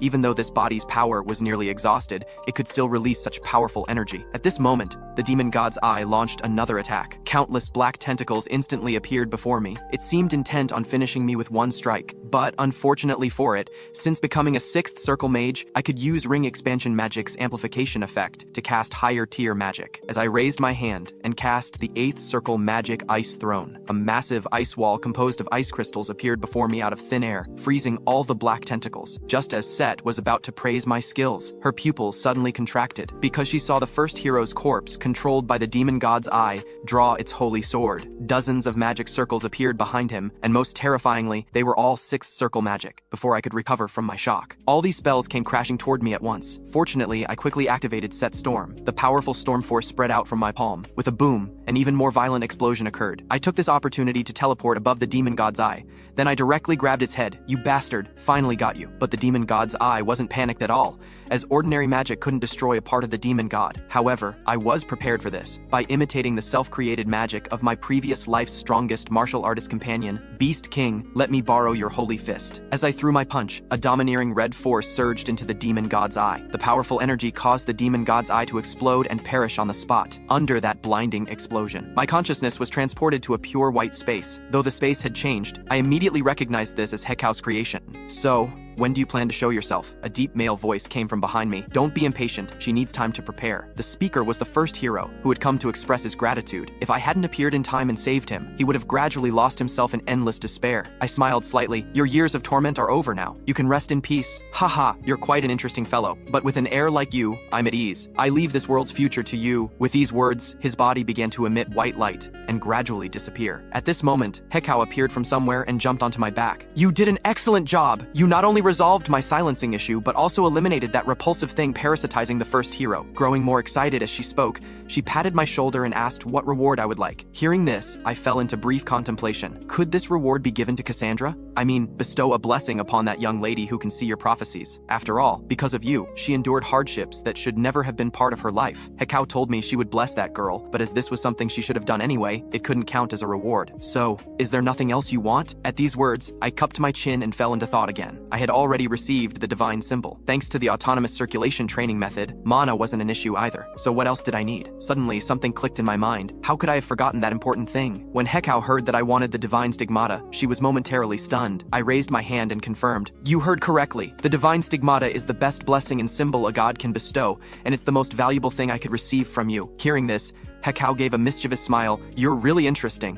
Honestly, I want to see how you'll react to receiving the stigmata, as I've never bestowed it upon any child before. However, let me be clear up front. The stigmata is part of divinity, so I cannot guarantee you won't lose yourself to it in the future. Even so, do you still want me to inscribe the stigmata on you? I replied with determined eyes. Yes, because this power will be essential for facing the demon god in the future. Then Hekao took my right hand and began inscribing. She told me that receiving the stigmata wouldn't make me immediately stronger, but it would enhance my divine nature, and this effect would grow stronger over time. After letting a drop of her blood fall onto my palm, she announced the stigmata inscription was complete. At the same moment, an intense stinging pain shot through my right hand. Red patterns spread visibly across my entire body. Grow ever stronger like this, Mikhail. I look forward to seeing what heights you'll achieve in the future. When I opened my eyes again, I had returned to the real tomb. Set immediately came to my side and asked if I had gone up to see that woman Hekao. After getting my confirmation, she angrily waved her tiny fists. That woman is really as petty as they say. Just because I said a few words about her last time, she completely excluded me this time. Just as she was still angrily cursing Hekao, a stone pillar fell straight from the sky, landing squarely on Set. After the pillar landed, I found a white robe and a letter on it. Opening the envelope,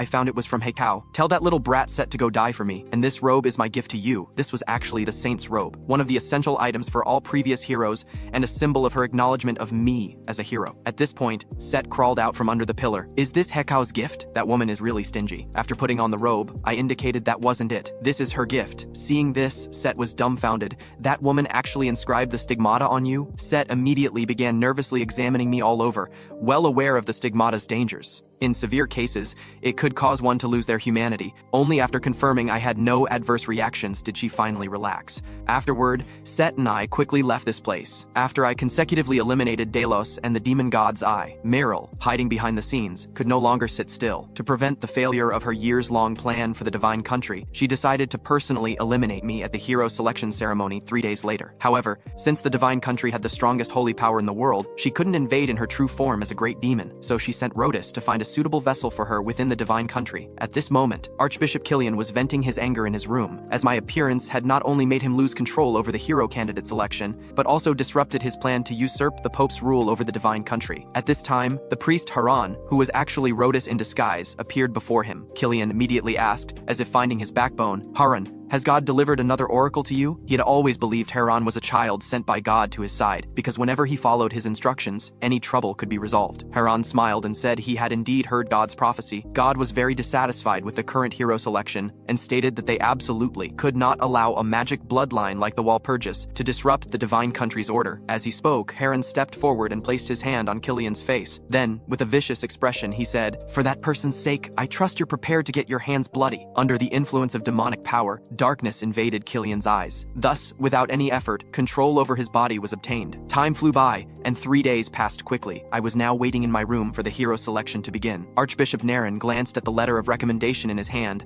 puzzled about what I had been doing these past few days. Not only had I persuaded most of the previously neutral archbishops, but even those who had always supported Siegfried had turned to my side. I casually suggested that perhaps he hadn't gone to gather votes, since I had given him quite a lesson recently. With only 3 hours left until the hero selection, Siegfried still hadn't arrived, just as Archbishop Naren was wondering if he would forfeit. I smirked and said he would definitely come, because I haven't had enough fun beating him up yet. Sure enough, 2.5 minutes later, I encountered Siegfried rushing to the church. At this time, he still hadn't emerged from his depressed state, thinking about how his former comrade in arms had been a demon in disguise, and how he, as a hero candidate, had failed to recognize this. This made him doubt whether his path to becoming a hero was the right one. Although I've always thought you were the least hero-like person, I must admit your actions were truly the most heroic, so now I'm very confused. Mikhail, can you tell me what I should do next? Hearing this, my gaze darkened. You really have no self-awareness, do you? Then I clenched my fist. With a thud, my fist landed solidly on his abdomen. Struck by this heavy blow, Siegfried's eyes rolled back as he was sent flying dozens of meters. I turned my back and coldly told him, "If you want advice, I suggest you work on fixing that stupid brain of yours. Do you know why I'm so angry? It's because you talk about wanting to change, but you never actually listen to others. You brat, if you really want to change, you shouldn't come to me. You should go listen to what those you've bullied have to say." As I spoke, my face twisted with anger, and my desire to punch him grew stronger. Seeing my expression, Siegfried broke into a cold sweat, an ominous feeling rising in his heart. "Mikhail, don't hit the face. Can't you be a little gentler?" For the next 2.5 minutes, Siegfried's screams filled the area outside the church. His face beaten to a pulp, Siegfried complained glumly, "Mikhail, did we have some deep grudge in our past life? Why do you always beat me up whenever you see me?" I gave a light and replied, "We do indeed have quite a history. If Cassandra hadn't appeared in time to stop me, you'd probably be half dead by now. At this moment, a figure suddenly came running from the distance. Panting, he told me something terrible had happened. Meanwhile, inside the Great Hall, Archbishop Killian appeared, having lost his consciousness. His purpose in coming here was to eliminate Cassandra. As Killian drew closer, Ida, responsible for guarding Cassandra, immediately drew her sword and warned Archbishop Killian, "I advise you not to cross this line. Don't blame me for disregarding our past relationship if I have to subdue you." However, just as she finished speaking, a large hand reached out from the front. "You two disrespectful children, God is on my side." The next moment, a violent energy blast shot toward Ida. Although she quickly blocked it with her sword, she was still knocked down and sent sliding dozens of meters. At this point, Ida keenly noticed that the power Killian used wasn't holy power, because he was surrounded by dark aura, without a trace of the presence an Archbishop of the Divine Country should have. As Killian spread his arms, a black goat emerged from the dark aura. Just as Ida wondered what kind of monster this was, a pair of massive goat horns appeared before her eyes, moving too fast for her to dodge. At this moment, her life flashed before her eyes. Am I really going to die here? Just then, with a clang, a huge shield appeared and blocked the attack. Seeing this, Ida grinned. "You're late, Lord Magician," I replied expressionlessly while holding Siegfried. "I'm not late. Even if I were, it would be because of your brother." Upon seeing me arrive, Killian became more agitated, his trembling body suggesting this will be your grave. But the next second, his demeanor changed completely as he smiled and extended his hand to Siegfried. "Child, come here quickly. That's not where you should be. Don't forget who raised you and showed you the path." Hearing this, Siegfried hung his head, unsure how to choose. He quietly asked me what he should do. I told him, "The choice has always been yours, but you must take responsibility for your decision." At this moment, he was no longer confused. Drawing his sword, he took up a battle stance. With determined eyes, he declared, "As a holy knight, I will never ally with one possessed by demons, even if it's Archbishop Killian who raised me." These words enraged Archbishop Killian to the point of trembling, as he couldn't accept the betrayal from Siegfried, who had always been obedient to him since childhood. However, he quickly came to terms with it, as since being touched by Harun, he had been able to hear divine revelations. God is on my side. I gave a cold laugh at this. What you heard wasn't divine revelation at all. It should be called a death sentence. And I've played along this far. Meryl, don't you think it's time to show your true face? Hearing this, Killian gave an evil smile as a pair of massive black horns grew from his head. Through brief conversation, Meryl learned that I was the mage who had eliminated the odious monarch. Yet even so, she didn't take me seriously. Whatever means you used to defeat that odious one, you can't possibly defeat me with mere sixth circle magic. After all, I am a great demon who has survived through long ages. I looked at her with contempt. Stop putting on airs, you bastard. Though the odious monarch was just a discarded card, he was still a great demon. How could you not be anxious after seeing how thoroughly I defeated him? Hearing this, Meryl gave an evil smile. You're quite arrogant. Let's see if you can still laugh later. Her confidence came from having already sent Rhodas to the Holy Temple. Once he succeeded there, the entire divine country would fall into her hands. Then no matter what trump card I revealed, I couldn't possibly beat her. But how could I not know about her little scheme? That's why I had already arranged for Ryan to go to the Holy Temple. However, after surveying his surroundings at the temple, Ryan was completely bewildered, because everyone around looked so normal, showing no signs of demon possession. What frustrated him most was that as a swordsman, he couldn't sense any demonic or holy energy at all. "Mikhail, you bastard! Why did you give me such a heavy responsibility?" Just then, a bishop passed by him. His demon sword began to hum and emit a pale blue light. This sudden change immediately caught Ryan's attention. Could the demon sword identify who was possessed by demons? With this thought, he immediately called out to stop the passing bishop. Sure enough, a black goat stood on the bishop's right shoulder. This must be the demon Mikhail mentioned. Ryan immediately infused spiritual power into his demon sword and took up a battle stance. With a swoosh, a blade of spiritual energy struck down the bishop. The black goat on his shoulder was also incinerated by the spiritual power, yet Ryan felt a deep sense of unease. Suddenly, he detected a repulsive aura. Turning around, he discovered a figure had appeared in a corner of the temple. It was the demon Rhodas, disguised as Harun, who gave an evil smile. "It's too late, human. Today, all of you will die here." As his words fell, thick black aura began pouring from all the bishops present. These auras continuously coalesced into black goats, growing ever larger. Seeing this, Ryan immediately raised his demon sword, but faced with so many black goats, he was momentarily at a loss. Just as the bishops were about to be consumed by the black aura and transform into monsters, countless orbs of golden light suddenly appeared in the temple. Under that radiance, the black goats let out agonized wails. The people present gradually returned to normal, freed from the black aura. Seeing this, everyone fell to their knees in excitement. "This is a miracle! Our God has come to save us!" Though Ryan couldn't understand what was happening, under the golden light, he could clearly sense holy power within himself. Let me test just how strong this holy power is. With a flash, the moment his demon sword pierced the ground, it created a blue barrier. As the barrier grew larger, countless blue beams of light shot forth from it. In an instant, all the black goats were blasted to dust. Meanwhile, Meryl immediately sensed what was happening at the temple. How could there be such powerful holy power there? Could a god have intervened? Seeing this, I grinned. Looks like someone's carefully laid plans of many years are about to fail. But I should thank you, actually. Thanks to you, the divine country has finally regained a touch of its long-lost piety. Realizing she had been outmaneuvered, Meryl became hideously angry. "You bastard! Today I'll make make you die here." As she spoke, she raised her hand to strike me dead. But the moment her released black energy approached me, a powerful green storm burst forth from within me, easily withstanding the attack. However, this thoroughly enraged Meryl. She refused to fall to a mere minor mage like me. She unleashed all her power, and the immense pressure caused the ground to crack inch by inch. Yet I remained completely calm at this sight. Normally, I shouldn't be able to counter such power, but Meryl had overlooked whether Killian's puppet body could withstand such an outburst. Moreover, this was the divine country,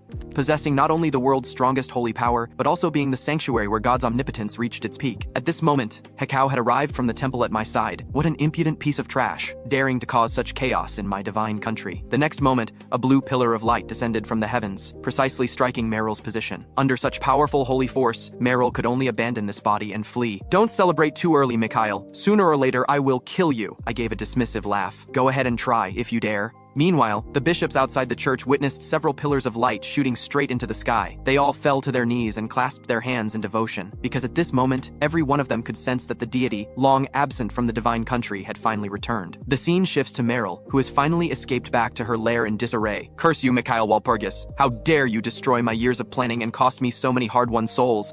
Next time we meet, I'll definitely take your life. But before that, Rhodas, don't you have something to explain to me?" As she spoke, a black goat suddenly rushed out from beside her. With its mouth wide open, Rhodas flew straight out from within. Rhodas quickly fell to his knees before Meryl, trembling as he spoke. "Great Lady Meryl, thank you for saving my life. I can explain what happened in the holy temple." Meryl's eyes turned cold upon hearing this. "Your worthless life means nothing to me." As she spoke, a massive black horn pierced through Rhodas's body with a violent thrust. "It's just your memories that are still useful to me. That's the only reason I brought you back." As Rhodas's body completely dissipated, only a red pill remained at the scene. Meryl picked up the pill and put it in her mouth. "Now, let me see exactly what happened inside the holy temple." 3 days later, in the divine country, a hero's appointment ceremony was being held. As expected, I was successfully appointed as the 8th generation hero, Set remarked beside me. "It's only been a few days since the Great Demon incident. How did they confirm your hero status so quickly? The divine country's efficiency is impressive." But what Set didn't know was that the divine country had no other choice but me, because yesterday Siegfried voluntarily withdrew from the hero selection. He felt lost as his firmly believed path of heroism was completely denied. Combined with Archbishop Killian's betrayal leaving him disheartened, he believed he had no right to become a hero and insisted on withdrawing from the selection, thus making me the only candidate.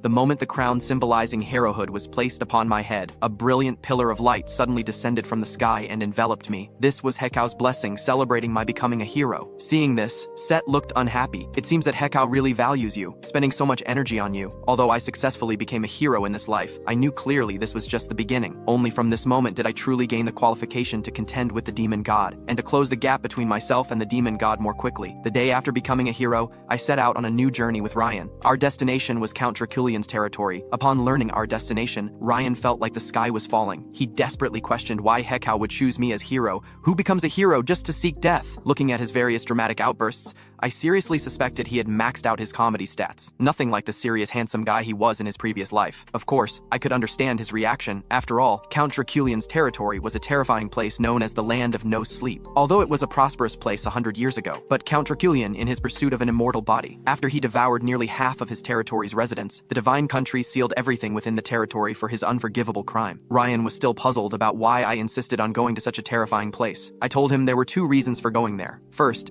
there's a dungeon seal similar to the one in your family's territory. Second, Count Draculian's seal is about to be broken. The butler, who had been silent until now, cried out in shock. "That monster is going to be unsealed? But theoretically, the sealed coffin should be impossible to open from the inside." I didn't explain much to them. After all, I couldn't tell them I was reborn, so I could only use the excuse that this was Hekau's revelation. After learning this was Hekau's will, Ryan seriously asked if I had a way to eliminate him, since Count Draculian's title of immortal monster wasn't for nothing. I gestured to Ryan to relax, indicating I already had a strategy. However, before that, you need some good training. Seeing my evil smile, Ryan trembled all over, knowing I was plotting something against him again. Sure enough, the next second, I cast a sleep spell on Ryan. The butler immediately recognized that I was casting illusion magic, implanting multiple virtual selves in Ryan's dreamscape. Then I asked the butler if he wanted to become stronger. "I've specially designed a training system for you too." The butler happily agreed, but regretted it the very next second. Because my training method for him was to let a horse ride him, meaning he had to carry a horse with his magical power for 2 days and nights. After completing all this, I asked Set about information regarding the next dungeon dungeon. However, Set said my behavior counted as cheating, and as a divine messenger, she must ensure fairness. But after my repeated requests, she still revealed some clues. She told me that Draculian's reason for falling was his fear of aging and death, which was exactly the punishment this dungeon's guardian inflicted on those who failed. Set also told me that the dungeon she guarded was actually the simplest among all the Asar tombs,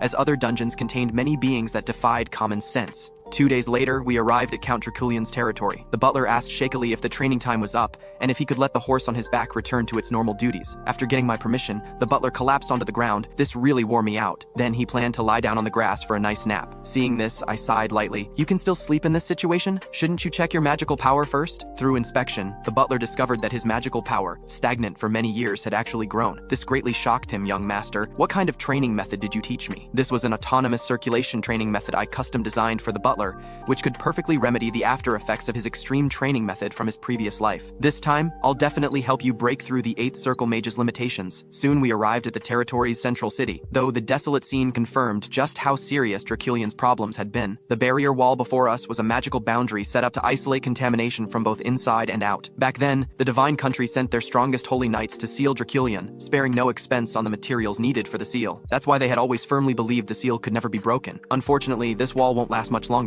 At this moment, Set beside me suddenly started coughing violently because she smelled a nauseating odor here, including the contaminated areas. This place is just like a livestock pen. I chuckled at this. A livestock pen, huh? That comparison is quite fitting, Ryan asked from behind me, if we were going to charge straight in. I raised my hand and pointed. No rush. Let's start our cleanup from there. What I was pointing to was a village located around the city. Upon reaching the village, we found quite a few people still living here. Ryan wondered why these people still lived here. Aren't they afraid of the sealed monsters or contamination? I explained that these people were likely survivors of that tragedy. After all, Draculian was sealed by the Divine Country after devouring half the population. The reason they still live here is probably because of the benefits. The surrounding monsters dare not approach due to their fear of the calamity Draculian left behind. Also, no lord wants to claim this place, so the residents don't need to pay taxes to the Empire. My eyes grew cold as I said this. However, this tranquility will soon be broken. Because Draculian was no incompetent fool, he had been planning for what would come after from the very moment he was sealed. The butler quietly asked me, "Did the deity mention how Draculian broke the seal? I'm really curious how a seal that's impossible to break from the inside could be undone." I indicated that he had a demon helper, though we don't know how powerful that one is yet. Then we met the village chief, who told us this place was called Piaku, currently the most prosperous area in the entire territory. The chief asked if we wanted to stay here, saying he could arrange excellent accommodations for us. I looked up at him, then enthusiastically grasped his hand and, "Thanks, chief, you're such a kind person. Finding lodging is exactly what we need right now." Ryan and the butler shuddered when they saw my professional fake smile, thinking this chief is in for big trouble. Along the way, the chief first exchanged some pleasantries with me, then suddenly changed the subject to ask why we came here. Since this place had no tourist attractions, seeing him ask so directly,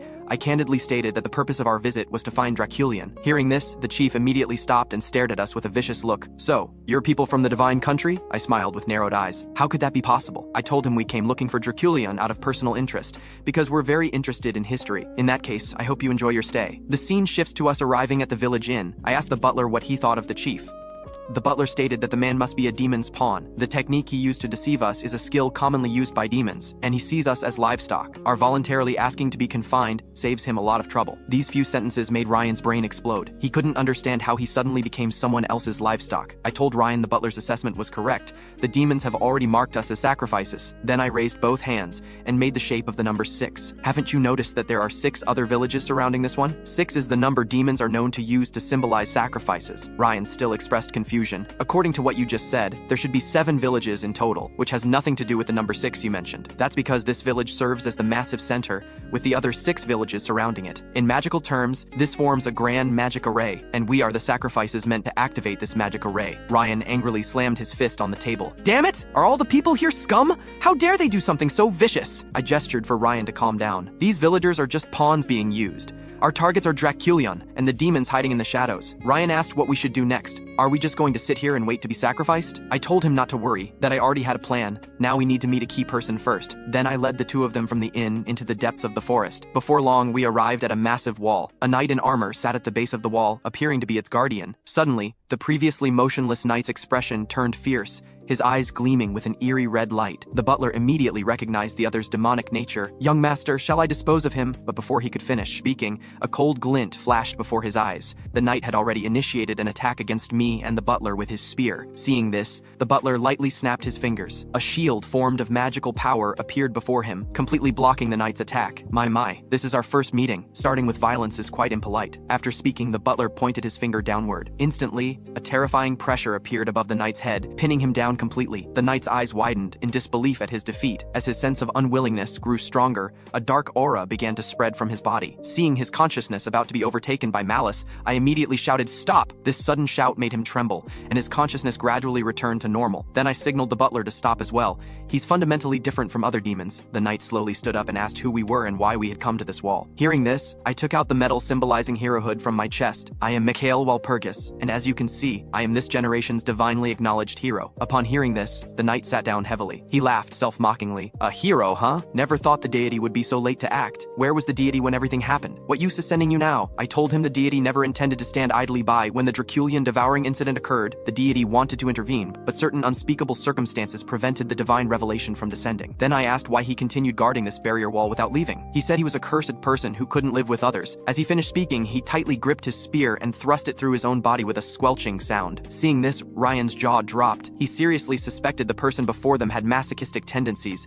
Why else would he hurt himself for no reason? But the next second his pupils contracted, unable to believe what he was seeing. The knight's horrific wound had healed completely in the blink of an eye. This guy possesses immortality, an ability only demons have. Realizing this, Ryan moved to strike him down without hesitation, but I told Ryan to sheath his sword, saying he wasn't our enemy. Ryan loudly demanded to know why. This guy clearly has immortality. He must be Draculian's dog. The knight also asked why I didn't try to kill him. "Isn't that your duty as a hero?" I told him I wouldn't do that, because as a hero I cannot treat someone who wishes to become human as a monster. Isn't that right, Cephas Draculian? Looking at this familiar face, I remembered the man from my previous life who fought endlessly to become human again. He was once known to the world as the Blood Spear, and after slaying countless demons with his spear, he earned the title of Immortal King. During the Draculian calamity, he had tried multiple times to stop his wayward father's atrocities. In the end, he was just another victim fighting against fate. When they heard me call out his name, Ryan and the butler were clearly stunned. "This guy is actually Draculian's son? Since you know my identity, what do you plan to do with me?" I indicated I wouldn't do anything to him, but I hope you can help me with something. "Help me give your father, Draculian, eternal rest." Hearing this, Cephas was stunned for a moment, then gave a self-mocking laugh. "It seems I truly have no choice. I can agree to your request, but first you need to hear some things." After Cephas agreed to help me deal with Draculian, he led me through a secret passage to the other side of the wall, to the contaminated zone known to the world as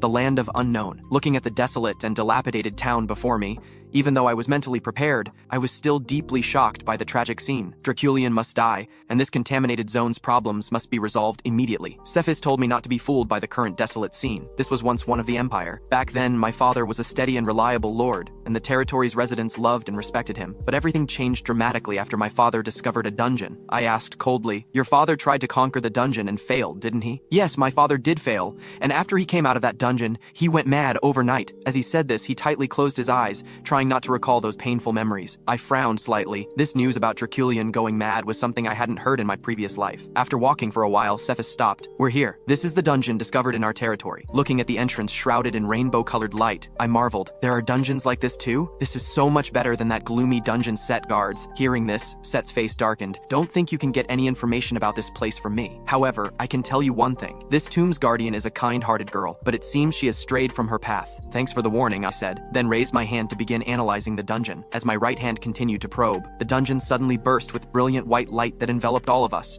When I opened my eyes again, I found myself in an unfamiliar place, my appearance having reverted to that of my previous life. I stood up and observed my surroundings, finding that the previously dark sky had cleared, and even the land once contaminated by the demon god had been restored. Just as I was wondering what had happened, several familiar voices suddenly sounded from behind me. I immediately turned my head toward the voices. My companions from my previous life were smiling at me. "Thanks to you, Mikhail, we finally defeated the demon god." The nun sat beside me and told me what happened while I was unconscious, saying my 10th circle magic was incredibly powerful, destroying the demon god and its army in a single strike.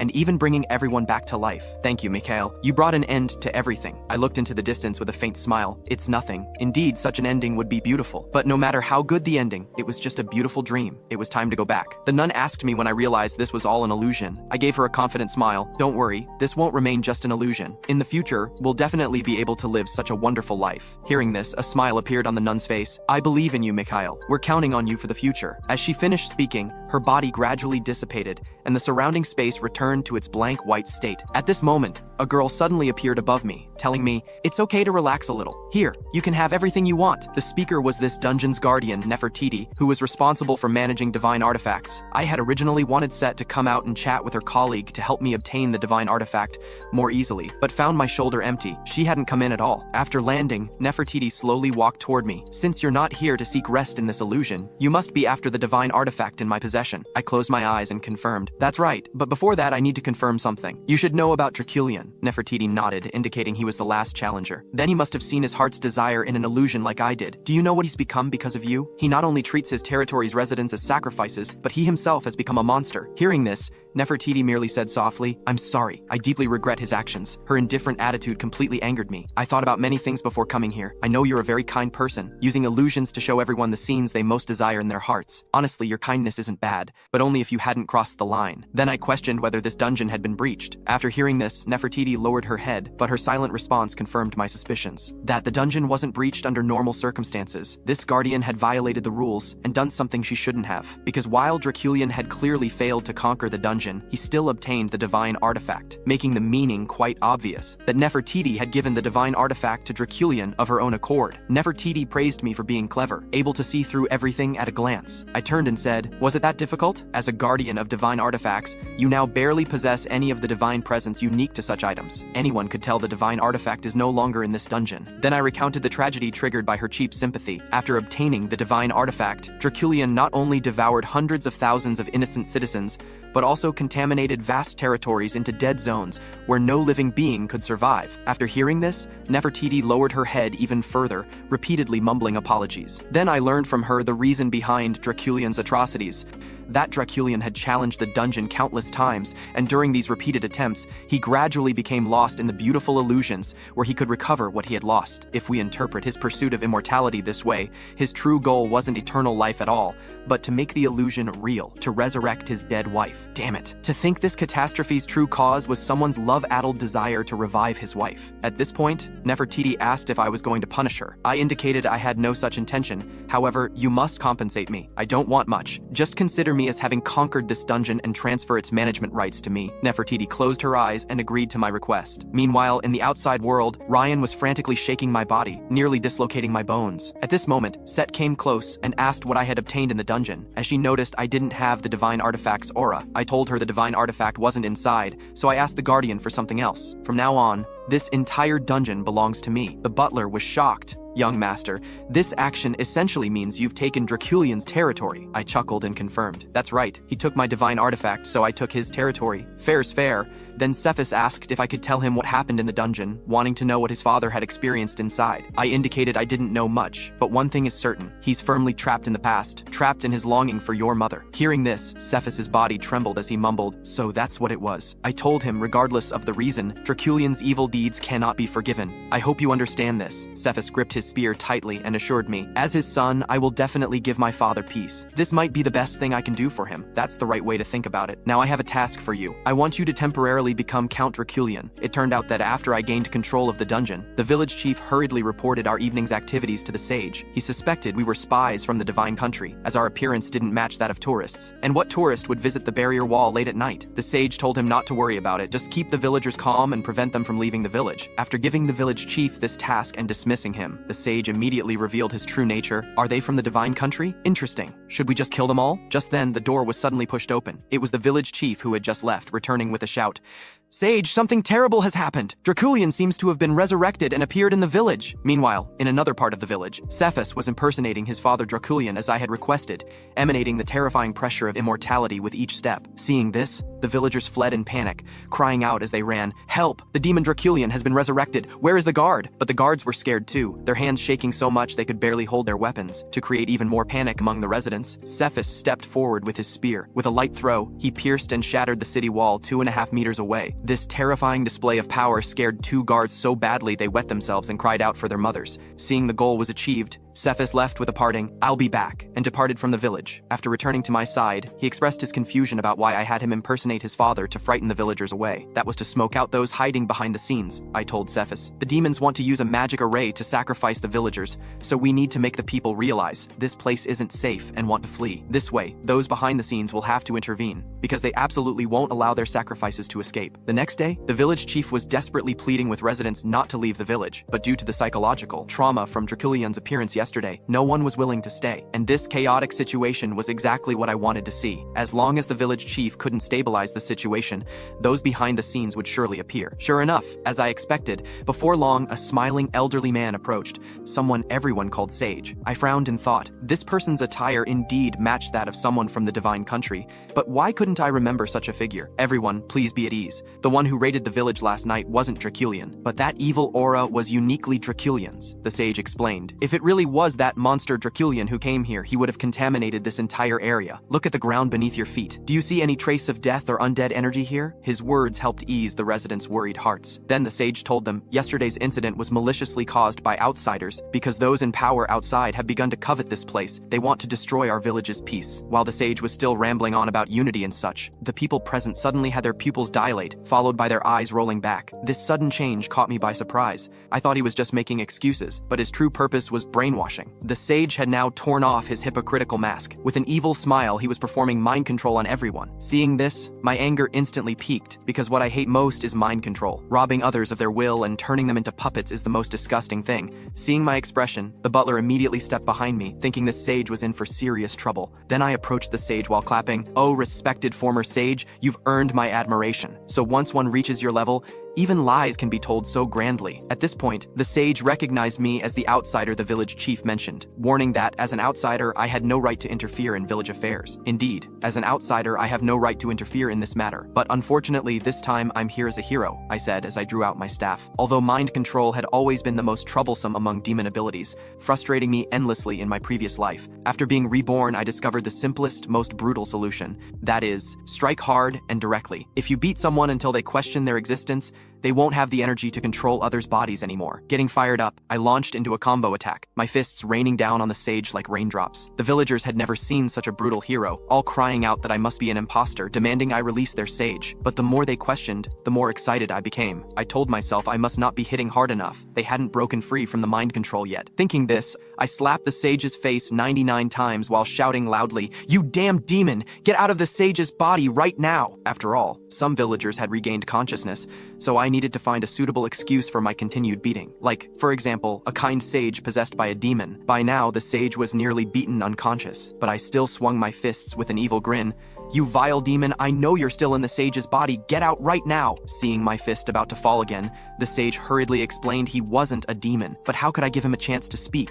I blasted his face with a lightning bolt. "Shut your foul mouth, demon! I won't be deceived by you!" Some kind-hearted villagers couldn't bear to watch. "Hero, please stop. Even if the sage is possessed by a demon, he'll die if you continue." "Don't worry," I told them. "A hero's fists carry divine power. They only affect demons, so the sage won't die." After speaking, I stomped heavily on the sage's face again. Finally, the sage passed out under my repeated loving care.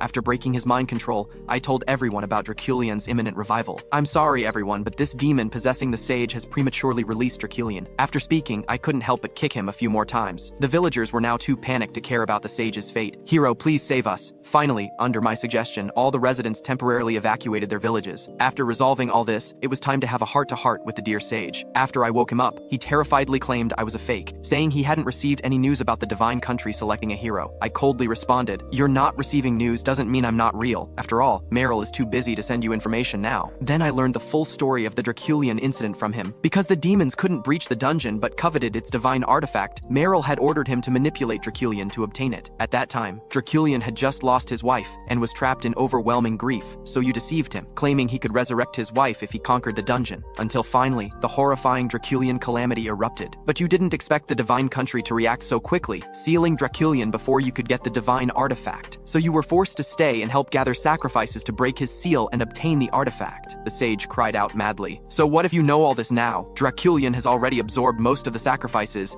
You can't stop his revival. True, I can't stop him, but you can, can't you? I said, extending my right hand with an evil grin. The technique that created Draculian came from you, so naturally you must know how to undo it. Then I grabbed his face. Immediately, a pale blue spiritual energy spread from my palm. The sage's face contorted as his soul was being extracted. You bastard! You're more demonic than we demons! Hearing this, I chuckled. If becoming a demon is what it takes to completely kill creatures like you, I don't mind being one. Through extracting the sage's soul, I learned that he had placed a technique called reversal on Draculian. This was a technique that used magical incantations to break bodily limits, continuously absorbing power from divine artifacts to nourish oneself, thereby achieving immortality. This gave me a headache. Not only had Meryl upgraded the divine artifact, but she had also created quite a troublesome spell. Fortunately, I learned the original incantation for reversal from the sage's mind. Otherwise, breaking this technique would have taken who knows how much time and effort. By now, the sage was in tears from my torture. Go to hell, you trash! As he finished speaking, he concentrated light magic in his hand. With a bang, both his body and soul were annihilated in holy light. Outside, Ryan and the others heard the commotion. How's it going, Mikhail? Did you find a way to deal with Draculian? I nodded to indicate everything was ready. We can now head to Draculian's sealed location. Soon our group arrived outside the luxurious Count's mansion. Looking at this long, unseen building, a flash of pain crossed Cephas's eyes, for it was here that his father had turned him into an immortal monster. At the time, he had desperately begged his father to stop, but all he got in response was his father asking, "Aren't you happy?" Though he could sense his father harbored no ill will,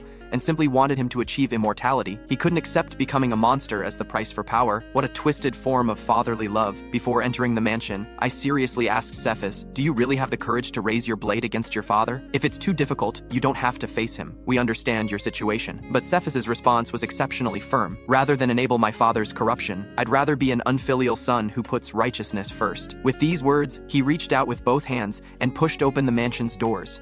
Upon entering the room, roses filled my vision. Surprisingly, this place was quite romantic. Without a hint of horror, the butler whispered in my ear, asking when Draculian could break the seal. I replied that he could come out right now if he wanted to. However, judging by the current situation, he probably didn't want to leave his coffin yet, but that wouldn't stop me. As I spoke, I pulled out my staff. Cephas, you wouldn't mind if I tear down your house, would you? After getting the homeowner's permission, I raised my staff and cast the 5th circle earth hole magic. In an instant, the entire area began to shake violently, as if hit by a magnitude 10 earthquake. Just then, an angry roar came from the coffin. "You dare destroy my mansion? You've already stepped into the afterlife." As soon as these words were spoken, a large hand stretched out from the smoke. Seeing this, I grinned. "Finally forced you out of your shell, you coward." After emerging, Draculian's face was grave. Instead of attacking immediately, he carefully observed our strength one by one, but soon he noticed a familiar figure among the crowd. "Is that you, Cephas? Come here, my son. These people want to destroy this mansion, destroy this place full of your mother's memories. They are enemies to both father and son." Cephas didn't respond to his words, but lowered his head and shouted, "That was a long time ago. After you willingly became a demon, Mother's presence vanished from this place forever." Hearing this, Draculian hastily explained, "No, son, listen to me. That person told me how to resurrect your mother. Once we have the divine artifact, we can reunite as a family soon. If you're talking about that demon, I'm afraid I've already eliminated him with my own hands." Draculian's eyes widened instantly, as if he'd heard something impossible. I told Draculian, "You'd better accept purification while you can. Whatever your plans are, they can never become reality." At this moment, hatred surged in Draculian's eyes. "Don't you dare stop me from resurrecting my beloved. Die, you annoying insects." As Draculian was about to go berserk, Cephas gritted his teeth and charged forward. "Father, please don't blame me. On the day Mother left, she asked me to take good care of you, but I couldn't stop you from becoming a demon. Now I can only send you to your next life." Just as his spear was about to pierce Draculian, a blood mist suddenly dispersed from the latter's body, easily blocking the attack. Despair filled Cephas's face. That strike had consumed all his strength, yet he still couldn't give his father a final send-off. He was now completely lost. I patted his shoulder, indicating he'd done well enough. "Leave the rest to me." Watching my back, Cephas's expression showed a trace of guilt. He knew he had hesitated when facing his father, despite knowing the other had long since become a demon, an unforgivable heretic. Hearing this, I smiled slightly. "You needn't feel guilty. After all, he is your only family in this world. The fact that you pointed your spear at him proves you were prepared to bear the name of an unfilial son for life. That is enough. As a hero, how could I let you bear such a burden for life? Let me handle the purification from here. After speaking, I immediately used circle expansion magic to increase my mana. At this moment, Draculian launched his attack, sweeping his hand to send dozens of skull heads flying toward me. Seeing this, I immediately activated multiple holy hammer spells. Dozens of blue light pillars descended from the sky, precisely striking down all the skull heads on the field. However, during this time, Draculian had already condensed the blood mist into a crimson spear. With lightning speed, he thrust the spear at me faster than the eye could follow. Ryan quickly moved in front of me to block the attack. The collision of sword and spear produced a piercing screech. Afterward, Ryan's arms trembled uncontrollably. This guy's strength is unbelievable. Even if he were to fight 3 sword masters simultaneously, he probably wouldn't lose. The butler asked what we should do, saying we were no match for Draculian at this rate, as his immortal body provided him with endless power. I indicated that while there was a way to eliminate him, I needed more time to accomplish it. As we spoke, Draculian summoned more menacing skeletons to attack us. I raised my hand and cast multiple fire wall spells. Instantly, a wall of roaring flames formed to protect us. Ryan and the butler prepared for battle. Mikhail, focus on your preparation. No matter how long you need, we'll buy you that time. At this moment, the silent Cephas also stepped forward to help. He had now completely let go of his inner demons regarding his father. His only wish was for his father Draculian to rest in peace. When Draculian saw his son truly standing against him, he couldn't understand why his son had to oppose him when everything he'd done was to resurrect his mother. All these years, he had been following the sage's guidance. When told sacrifices were needed, he sacrificed nearly half the territory's residents. When told he needed the divine artifact from the dungeon, he challenged the dungeon without hesitation, never giving up even when bloodied and beaten. He even moved the tomb guardian Nefertiti to willingly break the rules and give him the divine artifact. Thinking of this, Draculian roared, "I was so close to resurrecting my dead wife and all the sacrificed residents. Why must you stop me now?" Facing his father's accusations, Cephas shouted angrily, "Why can't you understand you've been used? That sage never intended to help fulfill your wish. He only wanted to create a monster to serve his purpose." Hearing this, Draculian halted his attack, fear appearing on his face. "You must be lying to me. How could everything I've done be in vain?" At this moment, he recalled the sage's warning. "In the future, you will be tormented by false visions. Only by overcoming them can you fulfill your heart's desire." Thinking of this, Draculian unhesitatingly formed a blood-red energy ball. "All of you must die. Once I eliminate these illusions, my wife and child will return to me." At that moment, a pure white figure stood before him. Seeing this, Draculian and child will return to me. At that moment, a pure white figure stood before him. Seeing this, Draculian froze. "A white mage, could you be the divine country's new hero?" Taking advantage of his momentary pause, I immediately cast the 6th circle holy light magic. A dazzling white light burst forth from my chest. It instantly dissolved Draculian's blood energy ball and incinerated both his hands. However, with his immortal body's almost abnormal healing ability, he restored his arms in the blink of an eye. "Don't get too cocky, brat. Hero or not, this is my territory." With those words, he raised his hand. Using blood essence, he created hundreds of crimson spears. Having witnessed the power of this attack before, I knew well that our small group couldn't withstand so many blood spears. However, you're not the only one who possesses a divine artifact. After summoning Set, I asked if she could forcibly control Draculian for 3 minutes, because I obtained the reversal spell by cracking open the sage's head, and now there are 3 minutes left until the spell breaking is activated. Set indicated it wouldn't be a problem. She could manage not just 3 minutes, but even 2.5 hours if needed. Then, with a humming sound, an intense green storm instantly swept across the entire area. Trapped within the wind wall, Draculian was aghast. "This is the power of a divine artifact. How could you possess such power?" I chuckled. "If scum like you can possess a divine artifact, isn't it natural for me, a hero, to guard one? Moreover, I earned my artifact through my own efforts, unlike yours that was given out of pity. So don't think you can escape my storm," Draculian sneered. "Even if your artifact is stronger than mine,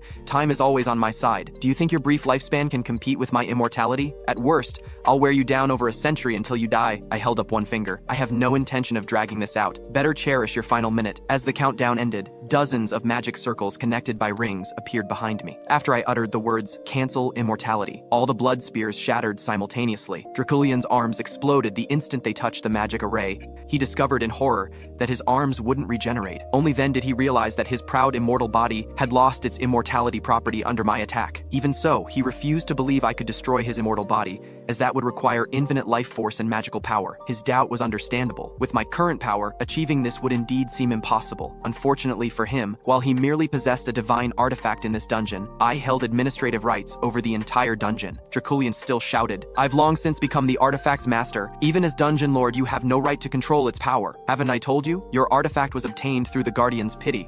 Such rule-breaking methods won't be acknowledged by Ashar. As Dungeon Lord, I naturally have the authority to control it. Is that so? Draculian lay on the ground with a dejected expression. To think all my painstaking efforts have amounted to nothing in the end. As he closed his eyes awaiting death, a pair of hands gently cradled his head. Father, please don't run away this time. You need to apologize for the calamity you've caused. Child, I've done no wrong. Everything I did was to bring back your mother. At this moment, Cephas could no longer contain his emotions and shouted, If you be blameless, what sin did those people commit who were caught up in your greed? And what about me, forced to bear the burden of everyone's sacrifices? Do you know how much I hate this immortality you bestowed upon me? Because of it, I was abandoned by the world for so long, and from now on, I'll probably live while resenting this blessing you gave me. Seeing his son's profound sorrow, Draculian finally felt regret for his past actions. Though he desperately wished for his son's forgiveness in his final moments, he dared not hope for it, knowing the immense harm his actions had caused Cephas. At this moment, Cephas's voice sounded again by his ear. Hearing this, Draculian slowly raised his head. But father, regardless of your wrongs,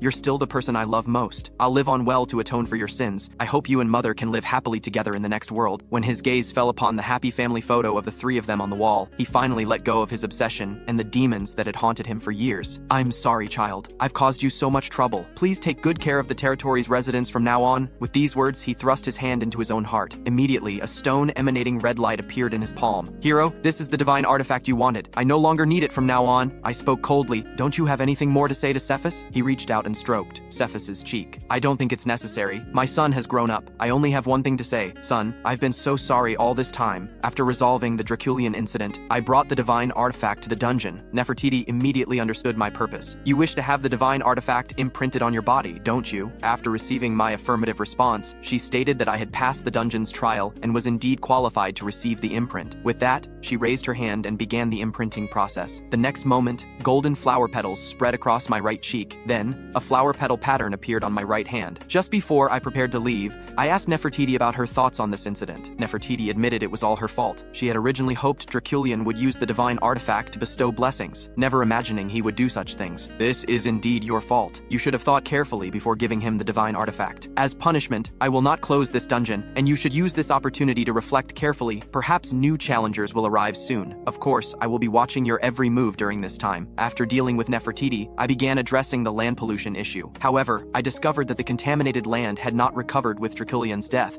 Instead, it showed signs of worsening. I had no choice but to use divine power to begin manual purification, though the efficiency was rather disappointing. Set told me that completely resolving the pollution in this area would take at least a year. We had no obligation to stay here as guardians, especially since we had more important matters to attend to. I smiled helplessly at his words. Who said I would purify this land personally? Have you forgotten my father is Marquis Walpurgis? For magical families like ours, resolving such pollution is merely a matter of spending some extra money. As for this land, I have greater plans for it. Just then, Ryan's voice sounded from behind. I turned to see him running hurriedly towards me. Mikhail, someone of noble status has arrived in the village. Their rank is incredibly high. You must come back with me to see. I smiled and said there was no need. The person you're referring to must be Duke Lindell. Ryan was startled. How did you know that? Don't tell me you can read minds. I can't read minds, it's just that His Grace the Duke is standing right behind you. Later, the Duke and I went to a small tavern where he explained the purpose of his visit.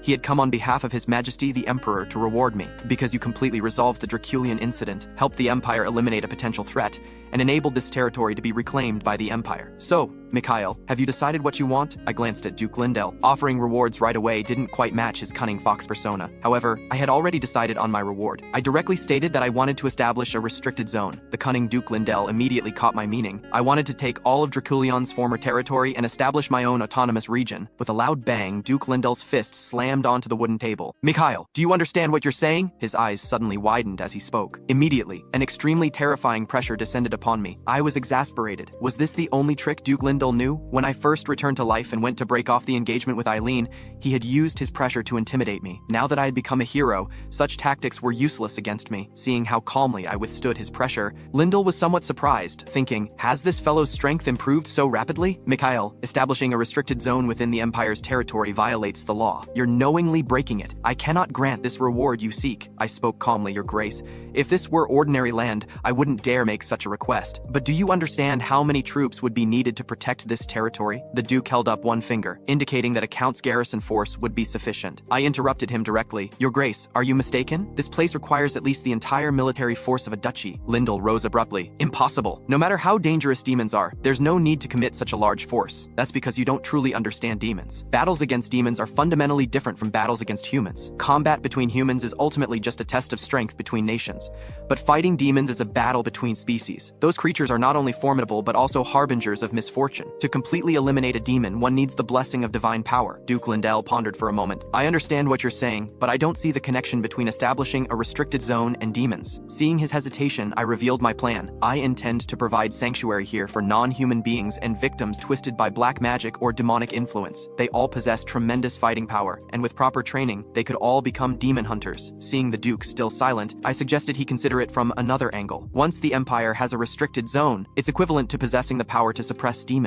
Moreover, the capital just experienced the major demon incident with the odious monarch. I believe His Majesty the Emperor will agree to my proposal. Since you've made your case, I'll report to His Majesty immediately. Let us await the Emperor's decree here. Afterward, I went to the cemetery to find Cephas, who was paying respects to his parents. I asked about his future plans, and then told him I could help resolve his immortality issue. Although the curse of immortality is one of the most complex curses. With my theoretical knowledge as a 9th Circle Grand Mage from my previous life, I can break it given enough time. But as soon as I spoke, Cephas refused, saying that after this incident, he deeply understood that demons must not exist in this world. If he lost his immortality, he would become an ordinary person and lose his ability to eliminate demons. I was pleased with his thinking. After all, in my previous life, he had been known as the King of Immortals, the strongest demon hunter. My only concern now was his desire for revenge. While hatred for demons wasn't necessarily bad in my view, being consumed by vengeance would be his greatest misfortune. Therefore, my greatest responsibility to Cephas would be ensuring he never crosses the line. I smiled and told Cephas that I would help him with his revenge, promising not to let a single demon escape. Then I proceeded to explain my restricted zone plan to Cephas. I revealed everything about transforming this territory into a domain for hunters, developing strategies against demon attacks,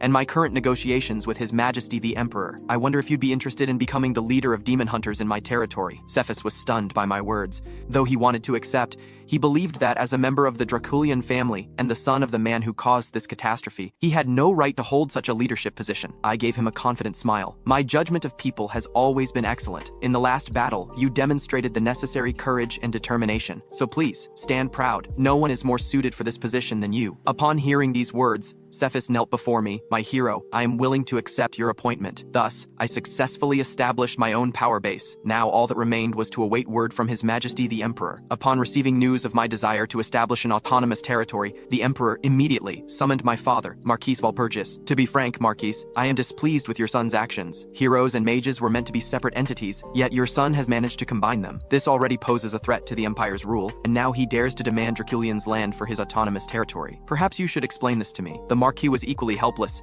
expressing that Mikhail's situation was beyond his control. Is he not your son? The Emperor inquired with curiosity. Your Majesty, pardon my frankness, but that fellow is a rebellious son. I couldn't control him at home, and now that he's out in the world, I have even less influence over him. Just like with the Draculian incident and his idea to establish a restricted zone, he didn't give me the slightest hint beforehand. Moreover, I believe we shouldn't dwell on who became a hero, but rather understand what selecting a new hero means. Has your Majesty heard about the recent major demon incident in the capital? You mean how the odious monarch built up their forces right under my nose? That was indeed quite vexing, the Marquis continued. Heroes emerged specifically to combat demons. Therefore, attempting to predict a hero's actions is meaningless. The Emperor gave a cold laugh, understanding the Marquis's implication. Are you not simply saying that heroes should be uncontrollable? Then he stood and told the Marquis, I did not summon you here for idle discussion. I have already approved your son's request for an autonomous territory, but as his father, should you not show some gratitude? Perhaps it is time for you to do something for me. Seeing the cunning smile on the Emperor's face, the Marquis knew he had been thoroughly set up by his troublesome son. However, the current situation left him no room for refusal, so he could only reluctantly agree to the Emperor's demands. On the same day they concluded their discussion, I received an imperial decree from the capital. It stated that from this day forward, the territory formerly belonging to Draculian would be transformed into Mikhail Walpurgis's divine autonomous territory. I then conveyed this news to Cephas and presented him with a badge. I informed him that this badge was a magical artifact I had crafted personally. It would not only serve as a symbol of his position as the territory territory's proxy lord, but also conceal the evil aura emanating from his immortal body. This way, you can help me manage all affairs within the territory without concern of people discovering your Draculian family heritage. Cephas could not comprehend why I would entrust the territory to him. I explained that as a hero, I could not remain here permanently, so finding a proxy lord was necessary. As the leader of demon hunters, you will need to stay here to train other hunters. Moreover, as a member of the Draculian family, you know this land's affairs better than anyone else. From any perspective, you are the most suitable candidate. I then assured him that I would not depart immediately, promising to take good care of this land for the next 3 months. Our first task now is to search for hunters hiding in the shadows. Upon returning home, Ryan immediately questioned me. Mikhail, do you truly intend to stay here for 3 months? Is that not excessive? I explained that this time was necessary, as I needed to establish a solid foundation for the territory. After speaking, I shifted my gaze to the two of them. Besides, you both should take time to train patiently. After experiencing these demon incidents, you need time to process everything, especially you, Ryan. Compared to when we first met, your combat ability has improved dramatically, but you must sense that your Mouliere Aurore training method still has room for improvement. If you wish to become stronger, my advice is to grow resilient like a weed. Subsequently, under my arrangement, Ryan went to eliminate all magical creatures around the territory. As for the butler, my suggestion was even simpler. I opened the door and made a gesture of invitation. Indeed, the training I arranged for my butler was to run 1,000 kilometers, because a healthy spirit stems from a healthy physique. For a butler who is about to reach the 8th circle of magic, the primary goal is to develop a strong physical condition. Upon hearing this, the butler looked resistant, saying, "Young master, how could I possibly run that far? Isn't this a death sentence for me?" Seeing his reaction, I laughed and placed my hand on his shoulder. "What are you talking about? I remember you once carried a horse that could run for 3 days and nights. This time, with no load, running 1,000 kilometers is nothing." After saying this, I didn't care whether the butler wanted to or not, and directly dragged him out of the room. "Butler, I'll be watching you at all times. You know the consequences if you dare to slack off." After establishing the training regimen for Ryan and my butler, I began to transform this land. The first issue that needed to be addressed was cultivation. Looking at the soil beneath my feet, cracked into countless tiny fragments, Set believed that this land had lost its vitality and would be unable to nurture new life. But when she saw the cunning smile on my face, she knew I definitely had a plan. "Mikhail, what are you going to do? It's simple. What the soil lacks now is life force. As long as we can replenish it, that's all that matters. And we happen to know someone who can control all the life essence in the world." After saying this, I stretched out my hand and wrote a string of magical incantations in the void. Immediately, an emerald green light appeared in my palm, and when Set saw the item in my hand, her face was filled with disbelief, because what I was holding was the seeds of the world tree, and not just one, but a handful. She anxiously asked what I had done to Yogg. Because the seeds of the world tree are produced only once every 100 years, and each seed is incredibly precious. And these in my hand were essentially all of Yogg's most treasured possessions. Based on her understanding of Yogg, she would never have given me all these seeds. I gestured to Set not to panic. Yogg had indeed given me a world tree seed, but only one. These seeds are merely copies I created using magic based on the original. Although they lack the massive life force of a true world tree seed, they are more than sufficient for the current situation. And the moment the seeds touched the ground, the soil that came into contact with the seeds instantly grew lush green trees. Seeing the scene, Set's jaw dropped. "You can do something like this? Are you even human?" I helplessly chuckled. I couldn't very well tell her this was actually a work from my previous life.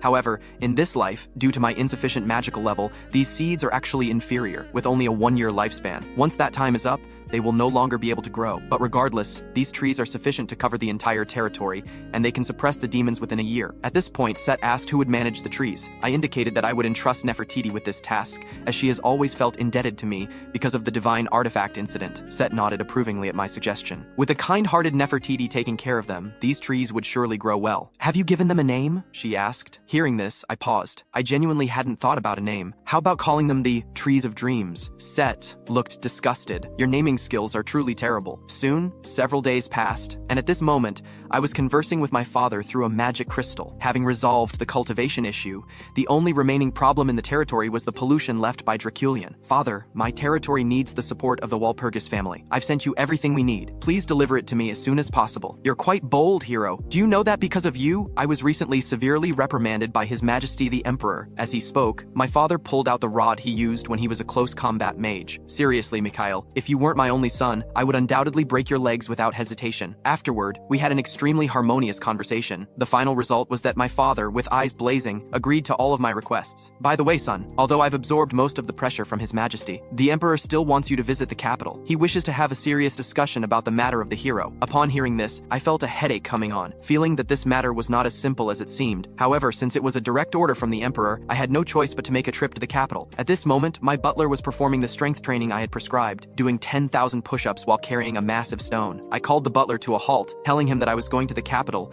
and that the trip would not be too long. I requested him to handle the territory's affairs during my absence. The butler, upon learning that I was going to meet the emperor, was stunned. "Young master, when did you offend His Majesty again?" The next morning, I boarded the carriage to the capital early. Set looked around, curious about why Ryan wasn't accompanying me. "Aren't you two supposed to be inseparable?" "Don't talk nonsense. Ryan and I have a completely normal brotherly relationship. I'm not interested in men." As this topic was about to be dropped, Set brought up another piece of news. Namely, as the divine power within me grew stronger, she had undergone some changes. Hearing this, I paused. "What do you mean by changes?" Set, with a coy expression, said, "Beg me, and I'll show you." Her so-called change was actually transforming her 18-centimeter small body into a normal human physique. This was quite surprising to me. Since I used time-freezing magic to take her out of the dungeon, I had assumed she would remain in her small form forever. I never expected she could revert to her original state. "So, how long can you maintain this form?" Set indicated she could maintain the form for approximately 24 hours each day. Then she demonstrated her current capabilities by simply waving her small hand. I immediately noticed that the aura of surrounding monsters had diminished by half. Just as I was shocked by this, a sound like a deflating ball suddenly filled the air. It turned out that Set's head had developed a hole, with her internal gases continuously leaking out. After struggling for a few seconds, her body returned to its previous 18-centimeter short-legged form. "Didn't you say you could maintain this form for 24 hours? How come you couldn't even last 3 minutes?" "Perhaps I was too excited and lost control of my power, using up the transformation time all at once," Set said, embarrassedly tapping her small head. "However, I didn't mind this at all. After all, I preferred her small, short-legged form. Since there was still some time before reaching the capital, I decided to review the various achievements since my rebirth, the most significant of which were the 3 sacred power markings on my body. These were the sacred power of the World Tree, the fertility and storm powers from 2 divine artifacts, and Hekao's holy mark. As I continued to perceive them, I discovered that my magical power had long since merged with these 3 sacred powers, especially the World Tree and fertility, which had almost become one. At this moment, Set suddenly let out a cry of surprise. It turned out that, during my meditation, trees had actually grown from my body, a capability only druids possess. Although druids and mages can both control various types of magic, they fundamentally differ. Mages rely on the power of magical energy, while druids depend on the power of nature. They can not only gain assistance from plants and trees, but also acquire various animal abilities. I fell into deep contemplation about the current situation. As a human, I originally had no innate affinity with nature, yet now I could actually transform into trees. This was truly unexpected. Set looked completely bewildered. She couldn't comprehend how a human like me could combine Yog's power and fertility,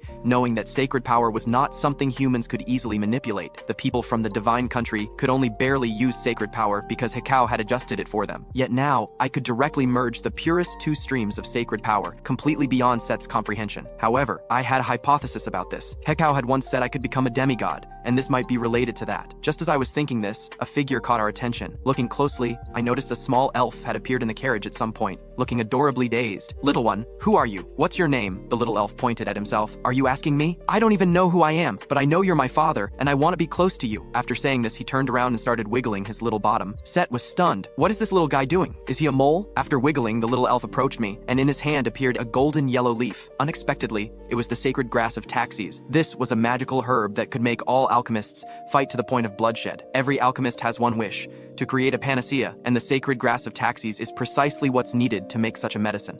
"So you were wiggling your bottom to create this?" The little elf had already handed the sacred grass to me. The little elf said happily, "Papa, this is our first meeting. This is a gift for you. I'm not your father, and I'm not an alchemist. I'm not interested in your gift." Hearing this, the little elf was thunderstruck. "Wah, Papa doesn't want me?" Seeing the little elf being bullied, Set pulled my hair and told me not to joke around. "This child was definitely born during your awakening, so you must take responsibility."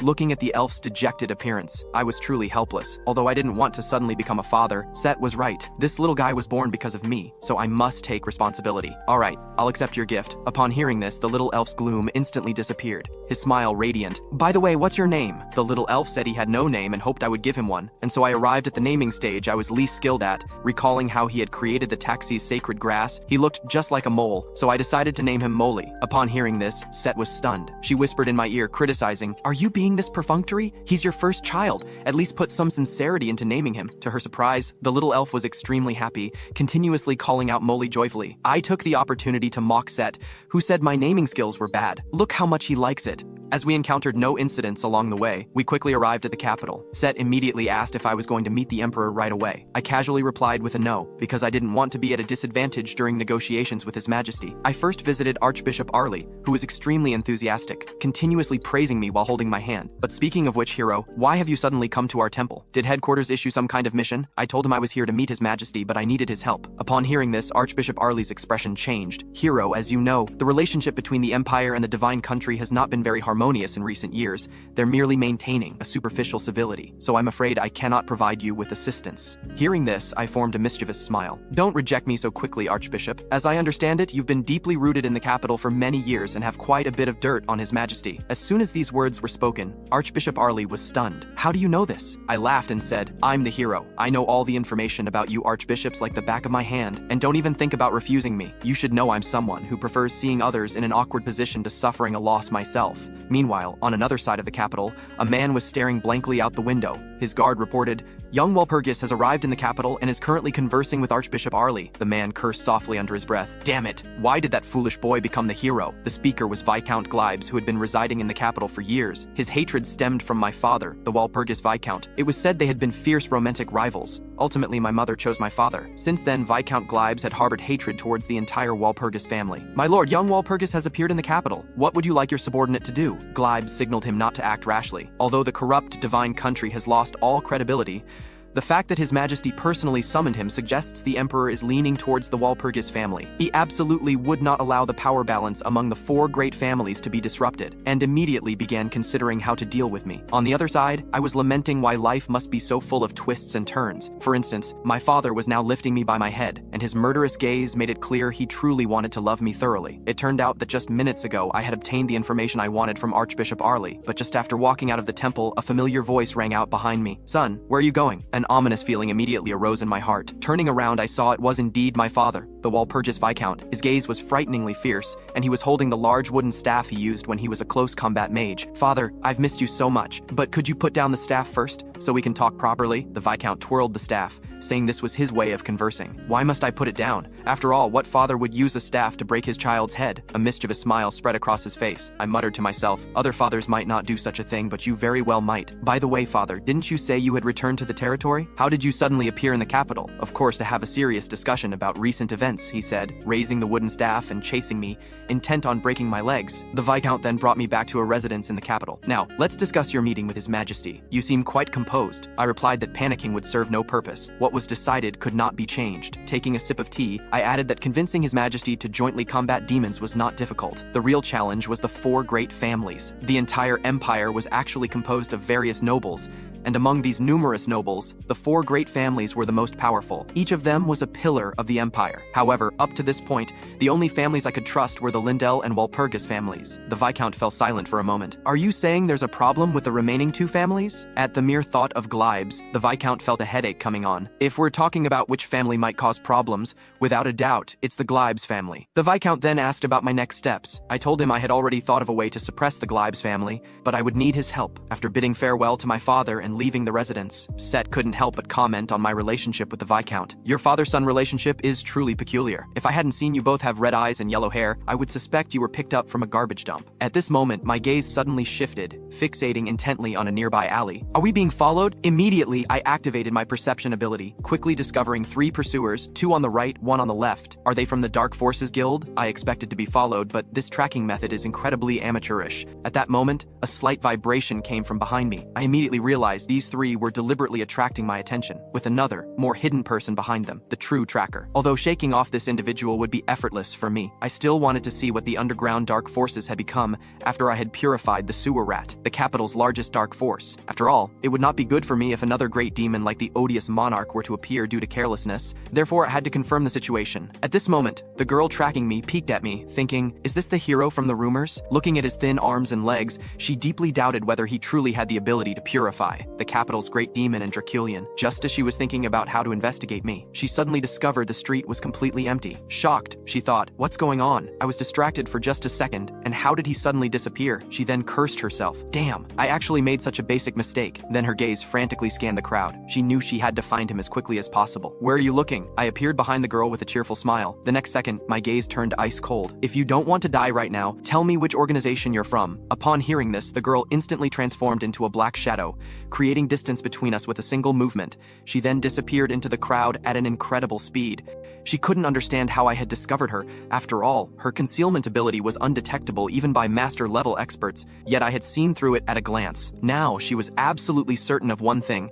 I truly possessed the talents of a hero, and she must report this to the guild. To try and shake me off, she deliberately took a roundabout route, zigzagging 7 or 8 times. By the time she reached the guild's entrance, she was completely out of breath. Finally safe, she thought. But before she could finish her thought, I appeared beside her. "So, this is your base," the girl screamed as if she'd seen a ghost. "How did you follow me?" I didn't respond to her words. Instead, I directly exposed her identity. "Based on the shadow invisibility you just used, you're clearly a dark elf. So Talia has taken over the sewer rat's territory after his death?" The girl became extremely wary. "How do you know I'm from Talia?" I chuckled. "Is that difficult? Aren't the dark forces controlled by dark elves limited to just Talia? Anyone could figure that out." I then demanded that the girl lead me to her guild, but the girl looked embarrassed, nervously poking her index fingers together and asking if we could part ways. After all, she was a guild officer, and being escorted back like this would be too humiliating. Naturally, I refused her suggestion. Immediately, I raised my hand and cast a sleep spell. The girl threw out a "you bastard" before her eyes rolled back and she passed out. Seeing this, Set criticized my lack of gentlemanly manners. "She looks so pitiful. Couldn't you have been more considerate? I have no reason to be kind to members of the Dark Forces Guild. Besides, even if I drag her back like a dog, the people in her guild won't say anything." My words immediately piqued Set's curiosity. "What do you mean by that?" I glanced at the girl in my arms and said coldly, "Because she's the adopted daughter of the Talia Guild's president." I hoisted Mia onto my shoulder and threw open the guild's main doors. The hall was packed with people, so I tossed Mia onto the ground right in front of everyone. Seeing how roughly I was treating Miss Mia, the guild members assumed she'd been attacked by me. They all sprang into action, charging at me. I had no choice but to unleash my magic. Bind! Such an extreme reaction? Looks like this really is Talia Guild. Instantly, magic circles appeared above everyone's heads, immobilizing them. They all collapsed before even reaching me. I spread my hands at the sight. "Anyone want to claim they're innocent? No one's speaking? Then I guess there are no innocents here," I said with a smile, looking at Set. Set was speechless. They're all under a spell. How can they talk? "I know that." I walked past the guild members lying on the ground. "President Talia, don't you think it's about time you came out?" I casually took a seat. No one answered me, so I prepared to cast another spell to tear this place apart. For the current me, instant casting spells isn't much of a challenge. "Lord Hero, please stop." A dark elf suddenly appeared beside me. "I am President Talia Hydos. I apologize for what happened with my daughter. Mia, your father's shown himself. Are you still going to play dead? That's too much. So humiliating. How could you do this?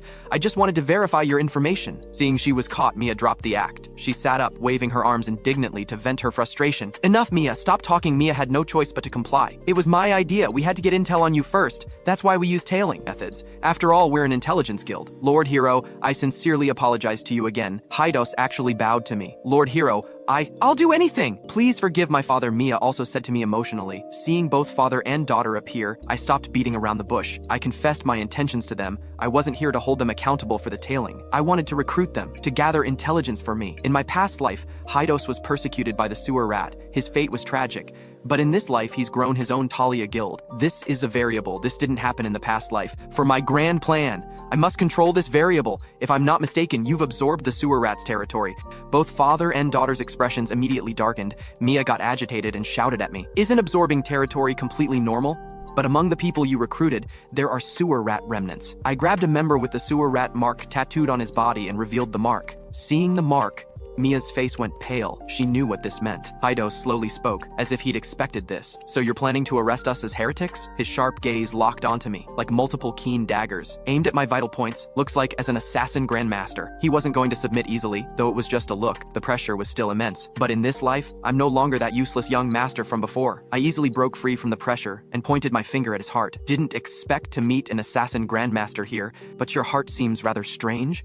How did you know?" Mia blurted out in shock. "As a hero who walks with the gods, isn't it normal to know these things? Then do you know how to break it?" Mia's helpless eyes were truly pitiful. "Well, I do know, but I have conditions. Tell me quickly, I'll do anything." Mia grabbed me excitedly, afraid I'd run away. "Don't rush. The conditions are simple. After all, I'm not some demon. I wonder how much intel you've gathered. As long as you collect intelligence for me, clear out the sewer rat remnants, transform into a righteous organization." I stated my demands with a very friendly smile. Hydos knew in his heart that Talia was just a small guild. They had to accept any conditions, and the Walpurgis family was one of the 4 great families, he could only sign the contract under my direction. After lifting the curse, I had him go find my father, Count Walpurgis. Watching my receding back, father and daughter knew the only thing they could do now was trust Mikhail, trust the hero's promise, even though the hero was quite worldly. In the plan, the next important person is that guy who just became a paladin. So I came to the palace gates and proved to the guards that I'm the hero. The guards hurried to verify my identity. After all, this is royal territory with restricted access. After confirming I really was the hero, they immediately arranged a guide knight for me. And so I met Marin Gribos. He was the only guide knight, killed his own corrupted father for the greater good, sacrificed himself for his companions. The failed hero, Marin Gribos. Looking at his pure smile, I made a silent vow. This time, I will save him, not just for the greater good, but for him. Marin Gribos, pleased to meet you. I extended my hand to him with a smile. I can't believe the famous Lord Hero actually knows my name. Marin was surprised that I knew his name, but still shook my hand with a smile. Marin, you haven't been a royal knight for long, have you? I asked casually. That's right, Lord Hero. I'm very proud of that. Though I can't compare to you, I'm quite satisfied. Marin scratched his cheek. No, becoming a royal knight at your age is quite impressive, I affirmed. Hearing you say that makes me even more proud. Marin smiled even more happily, looking at the pure smile on his face. This is how he should be. I became even more determined to save him. To do this, I need to draw him into the game personally. I want to save him, but can only guide him. I deliberately fell back a step. What do you think of Marquis Gribos? Marin, what do you think of the dark forces in the capital? Hearing my words, Marin lowered his head, his expression gradually stiffening. His smile slowly disappeared. I'm only responsible for protecting His Majesty. My father is a very capable man, but what if His Majesty allows you to handle it? If you're willing, I'll speak with His Majesty about it later. But how could I trouble you? Marin buried his head low, his voice trembling slightly. It's no trouble. After all, I have conditions too. I knew Marin's ambitions lay elsewhere. He longed for freedom, so I made a pact with him. I'd fight for his freedom. He'd work for me. Before long, I met the Emperor, Tarsius Leap Alexandros, an old man who carried himself with imperial majesty, the man standing at the empire's peak. Your Majesty, I'm honored to meet you. I calmly bowed to His Majesty, but the Emperor saw right through me, though he showed no anger. You don't feel honored. You're only bowing because I'm the Emperor. I don't think you respect me as much as you claim. How interesting. Never thought the Walpurgis family would produce a hero. How fortunate for the Empire to finally have a hero. So naturally, I investigated you, Mikhail Walpurgis. You were originally a useless young master, weren't you? The Emperor deliberately emphasized his voice. Seems he really wanted to confirm what kind of person I am. I used past tense, so it's a compliment. I hope I haven't offended you? The Emperor looked me up and down. Not at all, though I'm now an evolved version of that useless person. I deliberately smiled at him. I didn't want to let him categorize me through such details. Your Majesty, if I've offended you, I apologize. Though my words were respectful, I remained calm. Ha ha ha, Mikhail, if it were a marquis here, that attitude wouldn't do. The Emperor smiled. But you won't mind, Your Majesty. You're more magnanimous, aren't you? I smiled back. The Emperor withdrew his scrutinizing gaze, his expression gradually becoming serious. Hero, answer me. Has the crisis already arrived? If we start preparing now, there will be no problem, but I'm certain a great disaster approaches. I also dropped my smile and answered seriously. The degree of damage depends on how we respond, so the disaster cannot be stopped, and the Empire will also suffer. The Emperor pondered. There have been cases of great demons causing chaos in history. Not just great demons, but their sovereign lord, the demon god of sin, will also descend. The demon god? Since the church aids you against the demon god, my empire won't stand by either. I have no demands. Everything centers on you. I use the archbishop's method to respond to the emperor. Interesting, you're saying. Don't ask you, but I should act according to your wishes? The emperor's expression showed displeasure. If you understand it that way, that's fine too. If you could see this as my trust in you, I'd be most grateful. Unfortunately, I've only just become a hero. You certainly don't seem like a hero. In that case, I'll be straightforward. The emperor turned away, thinking about something. I'll form an anti-demon knight order, and here, take this. The emperor tossed me a brooch, a token symbolizing him. Along with the brooch came the emperor's voice. Come find me if you need anything. What the church can give, I may not be unable to match. Is there anything else? Nothing major, but I humbly request your majesty's permission for Marin to investigate the truth behind the capital's dark forces. Tell young Gribos, if he wants to venture forth, he'd better make some achievements. Though the emperor didn't answer directly, his meaning was clear. Your majesty, I'll take my leave then. Before leaving, I suddenly turned around. Your majesty, if there's a chance, I'd like to have a chat with the person behind that pillar. With that, I turned and left without any further hesitation. Looks like that hero discovered you, Commander of the Knights. Things are getting interesting. As a mage, yet able to see through me, Hector Lamb stepped out from behind the pillar. Things not under control. That's what makes them interesting, isn't it? The emperor was clearly excited. After leaving, I met with Marin again and explained the situation. Marin was visibly much happier. I wonder what you need me to do for you. Marin, you know about the sewer rat possessed by the odious previous monarch. Right. I need you to investigate the truth behind it. Come find me immediately after investigating. Although I know the truth, I must let Marin discover it himself. Yes, I understand. I'll report to you immediately after investigating. Marin looked at me happily, and so he officially began walking the path I'd arranged for him. Meanwhile, Hydos and his daughter, whom I'd sent to meet my father, were submitting to my father's melee magic weapon. Fortunately, I returned in time, or these two would probably lose their legs. These two are suspicious. Why did you... Father sat in his chair glaring at me. Actually, I'm an assassin, Grandmaster Hydos interjected. Did anyone ask you? Shut up. Father raised his large wooden staff to strike Hydos. Hydos and Mia could only quietly shut up together. Father, I trust them. Otherwise, why would I send them to you? Our family happens to lack an intelligence organization. I'll focus on building you up. But you can only belong to the Walpurgis family. Father finally put down his weapon. Seeing this, Hydos and his daughter were overjoyed, thanked him, and left. Afterward, I explained the situation to Father and also mentioned what happened at the palace. But one thing surprised me. His Majesty gave me a brooch. I showed Father the brooch. There's one more thing. It's Marquis Gribos's second son, isn't it? Father rarely used this tone. He was very helpless and sad. I once pursued your mother together with him. But after your mother and I married, he still didn't give up. He had designs on your mother. Then he's a real bastard son. You're absolutely right, though it's mainly because of me. If I hadn't been so indecisive back then, maybe, well, just know this. Seems like the same situation as Nostra. I understand what you mean regarding Marin. I've already arranged it. Hope your plan succeeds. My father's help was indispensable for the path I designed for Marin. Such a massive family, to change it, must be done from the inside out. Marin was step by step entering the path I designed for him. Rather than let him passively fall into despair like in the past life, I decided to push him ahead. Let him discover his family's abnormalities sooner, step by step, approaching the truth he doesn't know. Let him face the darkness of the Gribos family early. The scene shifted. Marin, following my assigned task, captured Jack, the president of the Dark Force Guild Hyena. Looking at the children he trafficked and tortured, Marin was furious to the extreme. He'd never been so angry before. How could such a person exist in the capital? Even as Marin's fists rained down, Jack insisted he had no backing. How could Marin believe him? How could he do such things in the capital without backing? Just as he stood to leave, he suddenly noticed something on a distant table. Walking closer to check, he was shocked. On the table was a handkerchief embroidered with the Gribos family crest. Even though he'd already had suspicions about his family when faced with the facts, he still didn't want to believe it was real. How could his own family be involved in this? He convinced himself someone was framing his family, then carelessly tossed the handkerchief aside and left dejectedly. Just after returning home, he received a call from Marquis Gribos. Marin couldn't believe his ears. Son, stop this nonsense. Father, His Majesty approved my investigation of dark forces in the capital. Isn't this exactly what you hoped I'd do to greatly enhance the family's reputation? I said no. Until I arrive at the capital, you must not act rashly. This is the family head's order. The Marquis's tone brooked no refusal. Why was this call so coincidental? Could it be? Could that handkerchief? Marin stood distractedly by the window, afraid to think further. In the tree outside the window, Hydos took in all of Marin's actions. Looks like he needed to report to Lord Mikhail quickly. The plan was proceeding flawlessly. Meanwhile, I was using magic to communicate with the butler. Young master, things are going well here. The world tree and young Ryan's growth are both astonishing. Continue according to plan, by the way. How's your physical training? The butler immediately dropped his smile. Young master, I'm a dark mage, not a slave. An old man like me running with such a huge rock every day.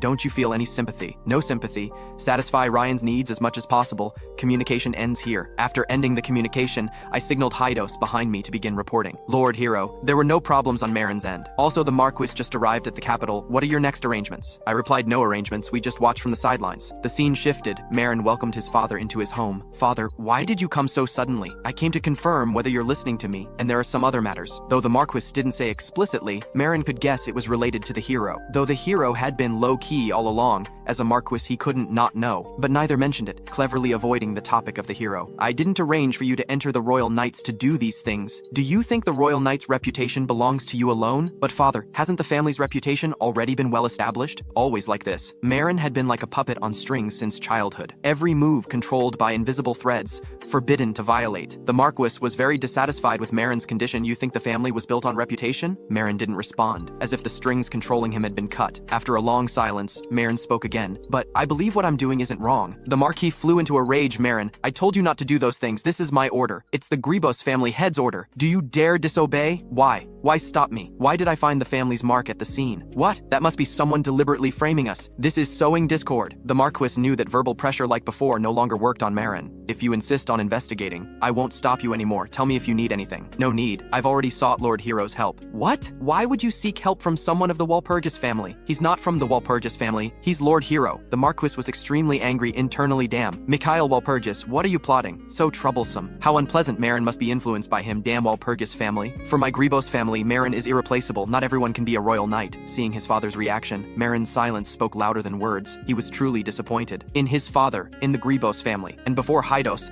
I was using magic to observe father and son. Very good, everything is going according to my plan. The hazy night enveloped the Dark Force Serpent Guild, but no one appreciated it, because they'd all been killed by a mysterious man. Serpent's President Bert lay on the ground in despair, looking at the killer before him. My lord, we have no grudge. Why must you exterminate us? Indeed, no grudge, but you know too much intelligence. That is the crime. Crime must be punished, though you promised secrecy before, but only the dead keep secrets forever, isn't that right? After killing everyone present, the masked man took out corrosive liquid, preparing to erase all traces. Oh, corrosive liquid? Isn't that what I used as a child? Who's there? How did you get behind me so silently? The masked man quickly turned around. I'm the Lord of Talia, Hydos. It's not too late to surrender. I promise you, if you surrender, you won't be in mortal danger. This person's strength is definitely above mine. There's no chance in a direct confrontation. I can only ambush. While he's overconfident, now's the time. What? You dodged? Who exactly are you? Dark binding device. You're assassin Grandmaster Hydos. I believe I just introduced myself. Are you deaf? Won't submit? Then die obediently. Mia, take them. We're going to find Lord Mikhail. Hydos had to hurry back to report. Too many people died. Meanwhile, Marin was reporting his investigation status to me. Lord Hero,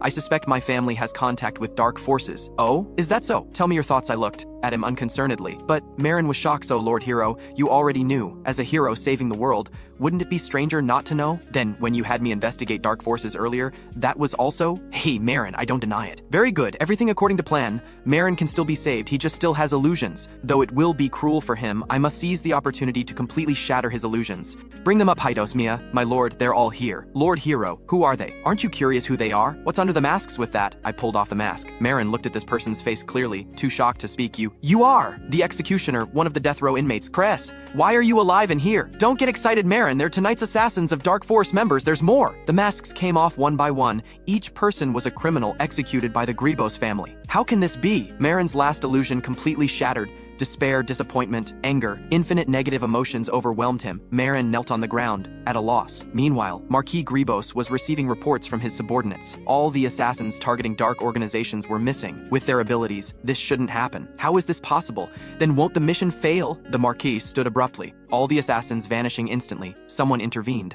Suddenly he remembered Marin saying he'd seek the hero's help. So it was him. Mikhail Walpurgis. Where is he now? My lord, he's at the Central Temple, are you? That's right, I'm going to find him. Next morning, Central Temple. Well, isn't this Lord Marquis? Long time no see. I wonder what brings the head of a great family here. Surely something worthy of the family's reputation. The Marquis frowned. Let's talk elsewhere. Mikhail, was it you? What are you talking about, sir? I am Mikhail. Mikhail is me. I mean the one who incited my son Marin to betray the family honor. Was that you? I had him investigate the truth behind Dark Force's crimes. That's not so terrible, is it? The atmosphere instantly became tense. Different positions meant opinions wouldn't align. The Marquis was silent for a long time, finally slowly speaking. What our Grebos family represents. Is the capital's necessary evil? How is the world purely black and white? Even if it is, someone must be black. You really think we can control dark forces while hiding from His Majesty? You're too young. But His Majesty didn't permit child trafficking. Even if exposed, you just need to sacrifice a pawn. At that time, His Majesty won't delve into your problems, right? But this is the Central Temple, and I'm the hero. If you only treat me as someone from the Walpurgis family for negotiation, then I'm afraid I'll disappoint you. I'll give you two choices. Abandon the dark forces or insist on your so-called necessary evil. Marquis Grebos, you can only make your choice here otherwise. Seeing him slam the door and leave, I wasn't anxious, instead looking toward a spot. Marin, come out. You heard everything, didn't you? As soon as I finished speaking, black smoke flew out from behind the bookshelf. The smoke slowly dispersed. Marin learned everything. At this moment, he finally made his decision. Let the family be reborn. Marin, raised by the Grebos family from childhood to be a royal knight, was deliberately kept from the family's dark side. Initially, the family's intention was just to infiltrate the knights. But who knew Marin would become the family's last conscience? Growing up in this artificially pure environment, he now witnessed the family's darkness firsthand. Lord Hero, I've decided I want the family to be reborn. It absolutely can't continue like this. I must change the family. The so-called necessary evil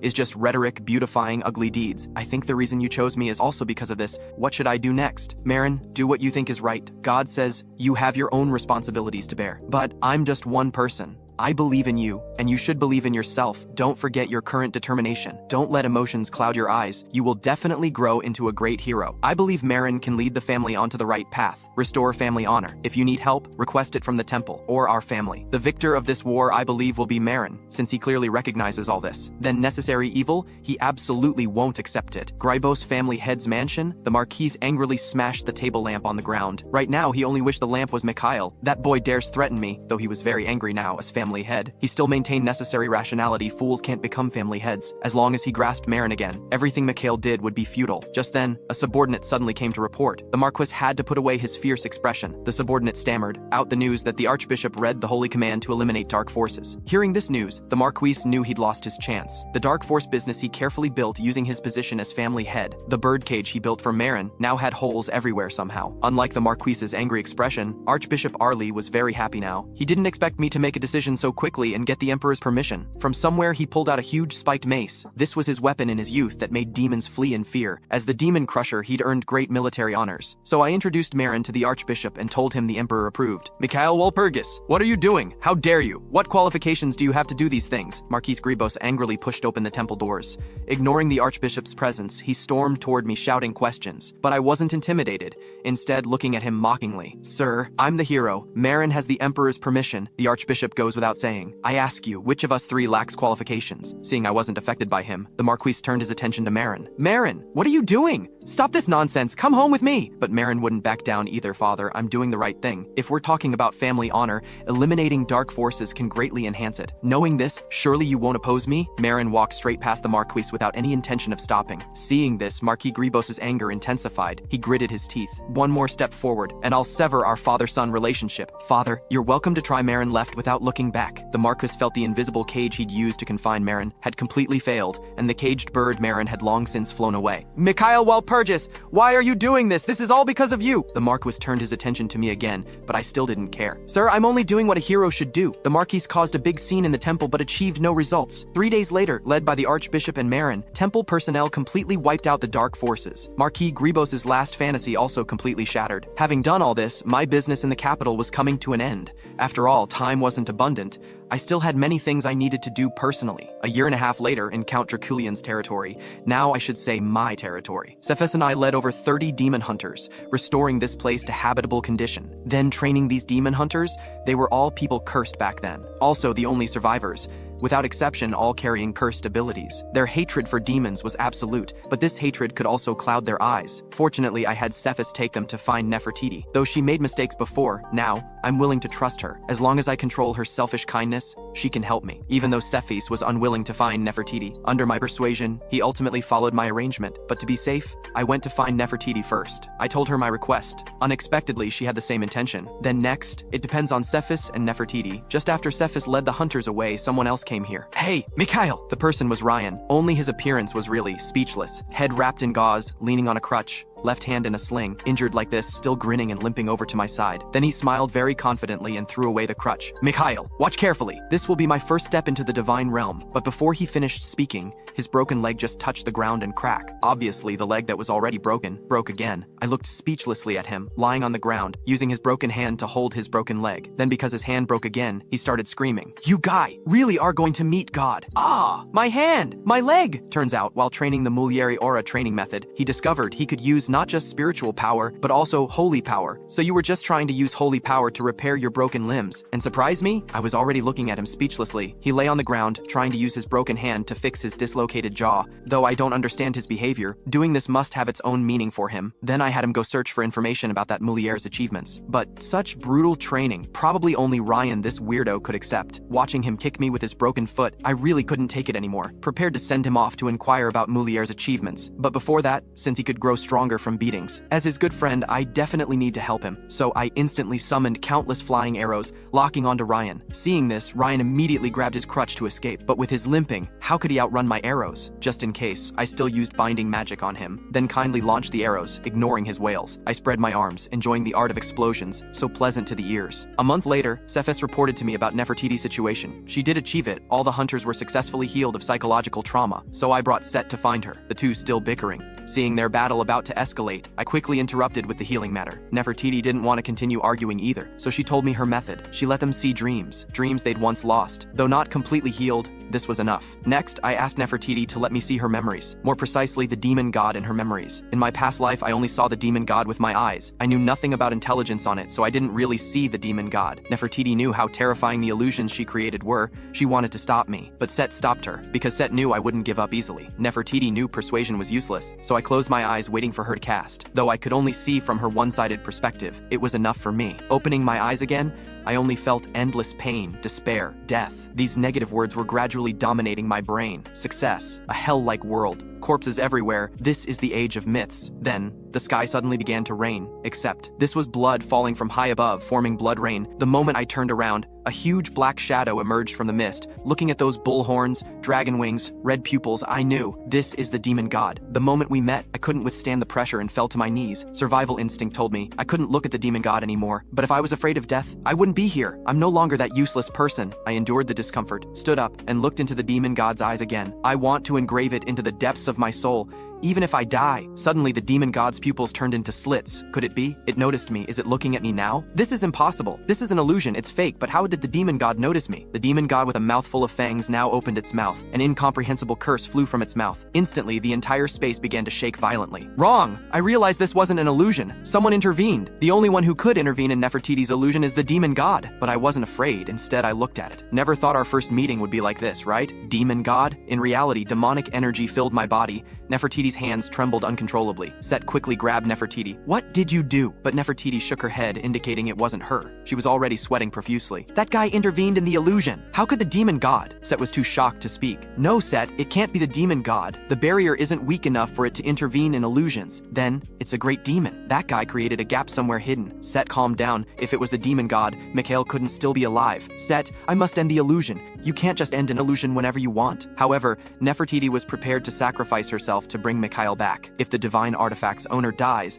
the consequences are unimaginable. But as long as she, the illusion's subject, disappears, the illusion will disappear too. Just as Nefertiti was about to act, Set suddenly stopped her. Turns out, holy power was circling around my body. Seeing this, Nefertiti and Set decided to wait a bit longer. The situation had changed. Even if it's the demon god, so what? I've never underestimated it. The current situation is still within my expectations, though your appearance was quite abrupt, though I don't know why you appeared here. My goal has always been one. I slowly stood up. Seeing me shakily stand, the demon god laughed without restraint. A mere insect dares to confront this god? Laughable. I quickly gathered all my holy power in my eyes. The moment I locked eyes with the demon god, I pierced its mind, thus I touched its memories. The demon god roared to the heavens, interrupting my prying. The effect was significant, so I looked mockingly at the demon god. I finally touched it. Yet you interrupted so quickly, how heartless. But the demon god no longer hesitated, instantly attacking me. But I was no longer like when I first entered, dominated by negative words. The moment I pierced the demon god, I instantly condensed the seventh circle. So what if it's the demon god? This is ultimately an illusion, not the demon god's domain. Since it's an illusion, I'll destroy it. I gathered my power to shatter the illusory space. As I was leaving, I raised an international friendly gesture toward it and shouted, "See you later, I'm Mikhail Walpurgis." Hearing me shout my own name, the demon god's eyes widened in fury, even though I don't understand the significance of the name I just shouted. But I wanted to know, this time, the victor is me, Mikhail Walpurgis.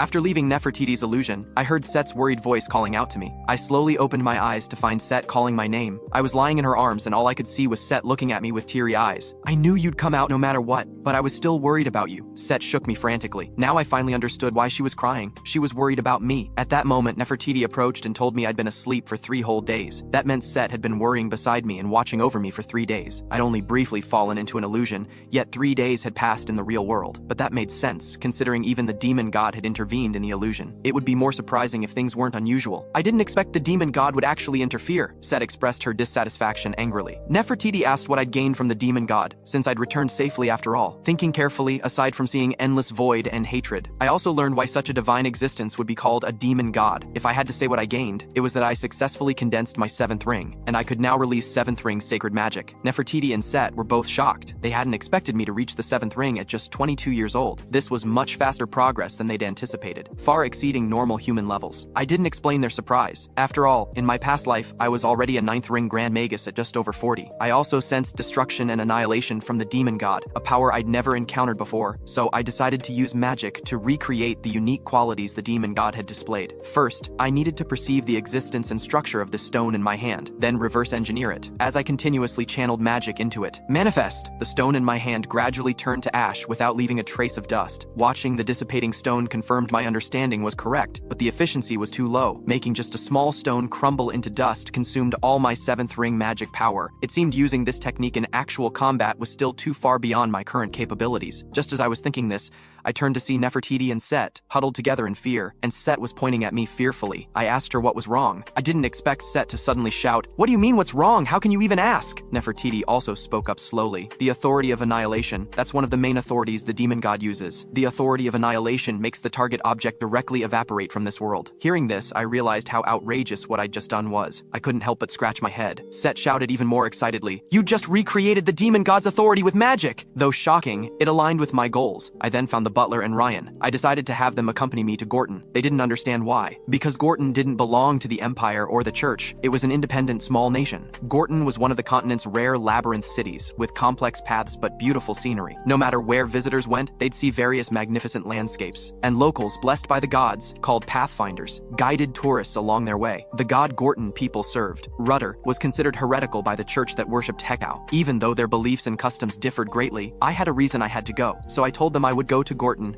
as a representative of the gods to spread the faith. Upon hearing this, even Set joined the other two in making the sign of the cross, praying for divine protection. I helplessly explained that this journey would be safe, nothing would happen, they didn't need to do this. However, after hearing my words, Ryan and the butler immediately began preparing their wills and arranging their affairs. I really couldn't stand it anymore. Did I really look like a plague god who brought disaster? The three of them suddenly showed expressions of sudden realization. "Wait, aren't you?" I was too lazy to explain. This trip to Gorton was indeed to find the great tomb and Meryl. After all, according to that guy, this tomb was the only one arranged by a share. Whether it was the great tomb or Meryl, both were reasons I had to go. Time was urgent. If I let Meryl complete her preparations in Gorton and smoothly implement her plan, it would be too late. I told them the Rudder that Gorton people currently worshipped wasn't the true god. The butler and Ryan were shocked. Then I explained that Rudder did exist, but his true form was different from Hekau. He was the great tomb's guardian, and it was the great tomb that blessed believers. That's why I planned to go to Gorton to preach. If their thoughts were correct, I wouldn't interfere. But if their thoughts were incorrect, I would personally intervene to correct them. The butler finally understood what I meant and agreed to travel together. Ryan's opinion wasn't that important. He had to go whether he wanted to or not. A week later, at the Pathfinder's resting place,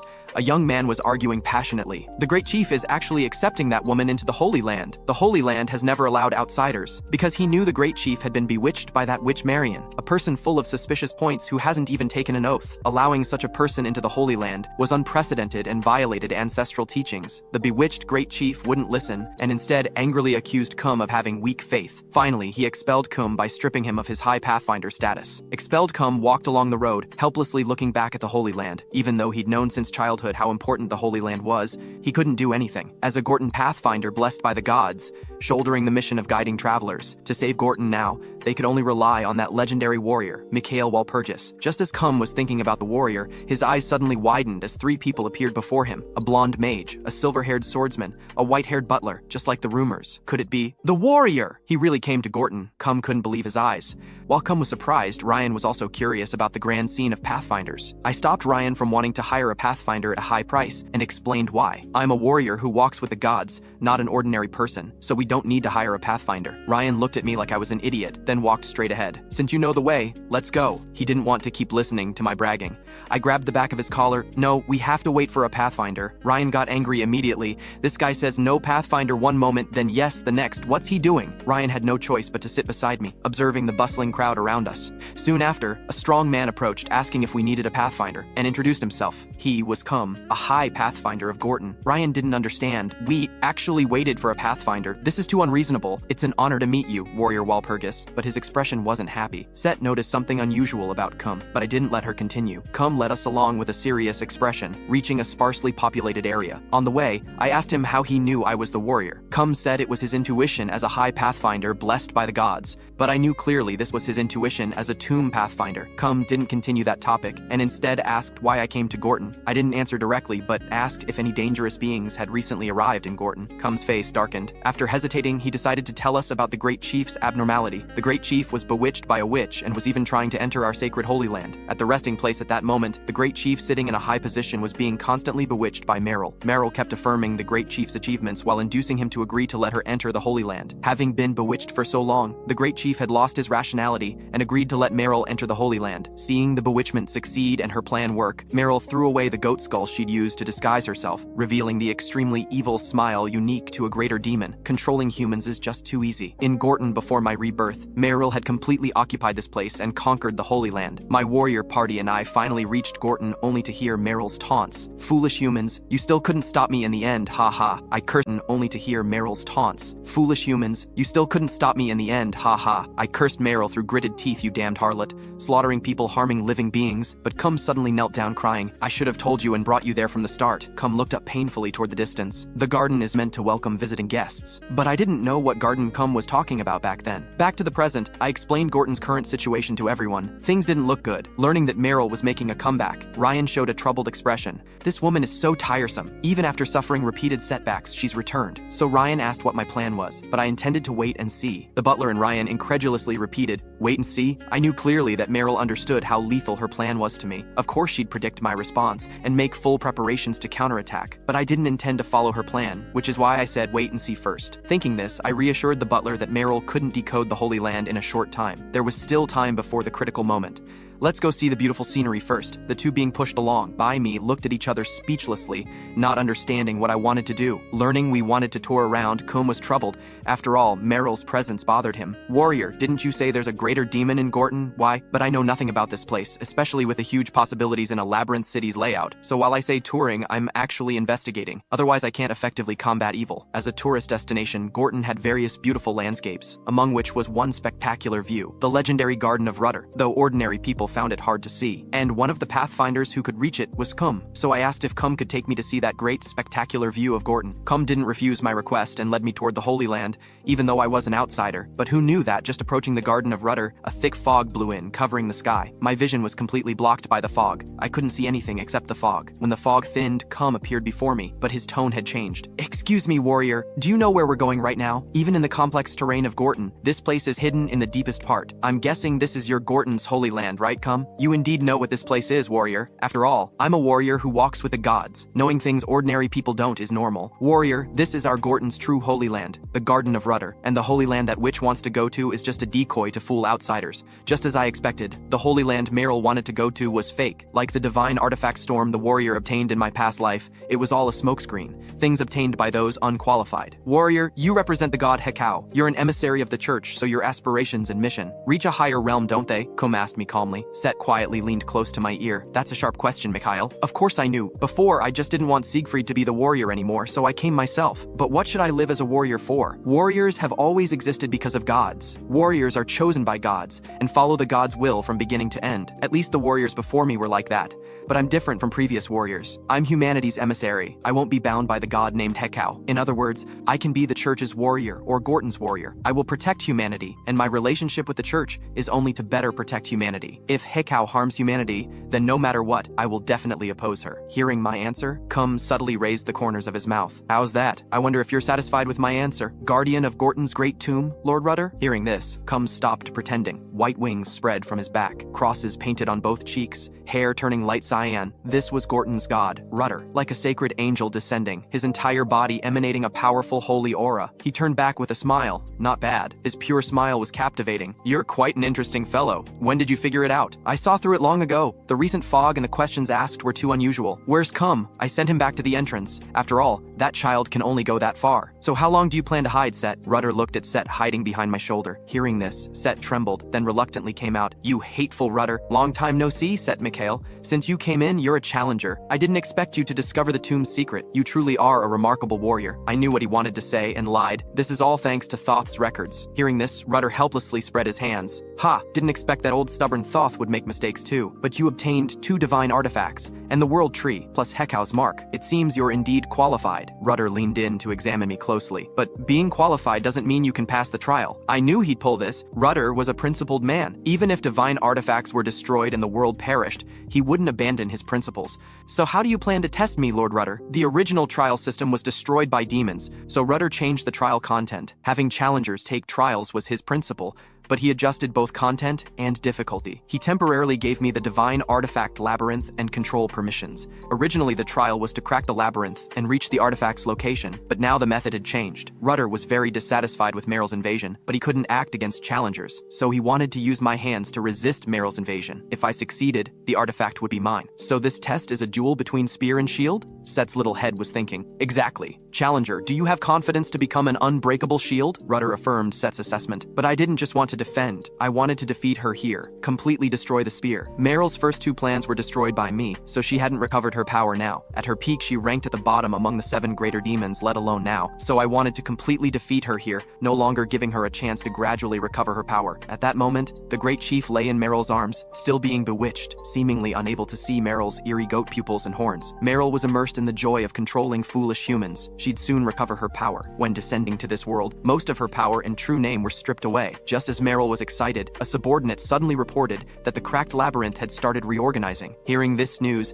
Meryl's good mood vanished completely. She stood up furiously questioning her subordinate. That Rudder guy is a principled man. He won't interfere with me cracking the labyrinth. Why would it reorganize? The subordinate added that the premise for Rudder following principles was him not borrowing others' power. Hearing this, Meryl froze. Could it be that the labyrinth reorganized because someone intervened? She quickly figured it out. It's that guy! The warrior Mikhail Walpurgis. Watching the constantly trembling crystal ball before her, Meryl clenched her fist in anger. That damned warrior. He caused her inevitable plans in both the Divine Country and Draculian to end in disastrous defeat. Now he's come to Gorton to interfere. Truly haunting. If there's a chance, she must kill him personally. If I find an opening, no, all actions so far have failed. Just as Meryl was troubled, a familiar voice reached her ears. You look troubled, Meryl. The voice's owner was the greater demon Belpheg. Hearing this, Meryl's whole body trembled as she looked toward where the voice came from. Why are you here? Lord Monarch, didn't we agree not to interfere with each other? Why come to my territory?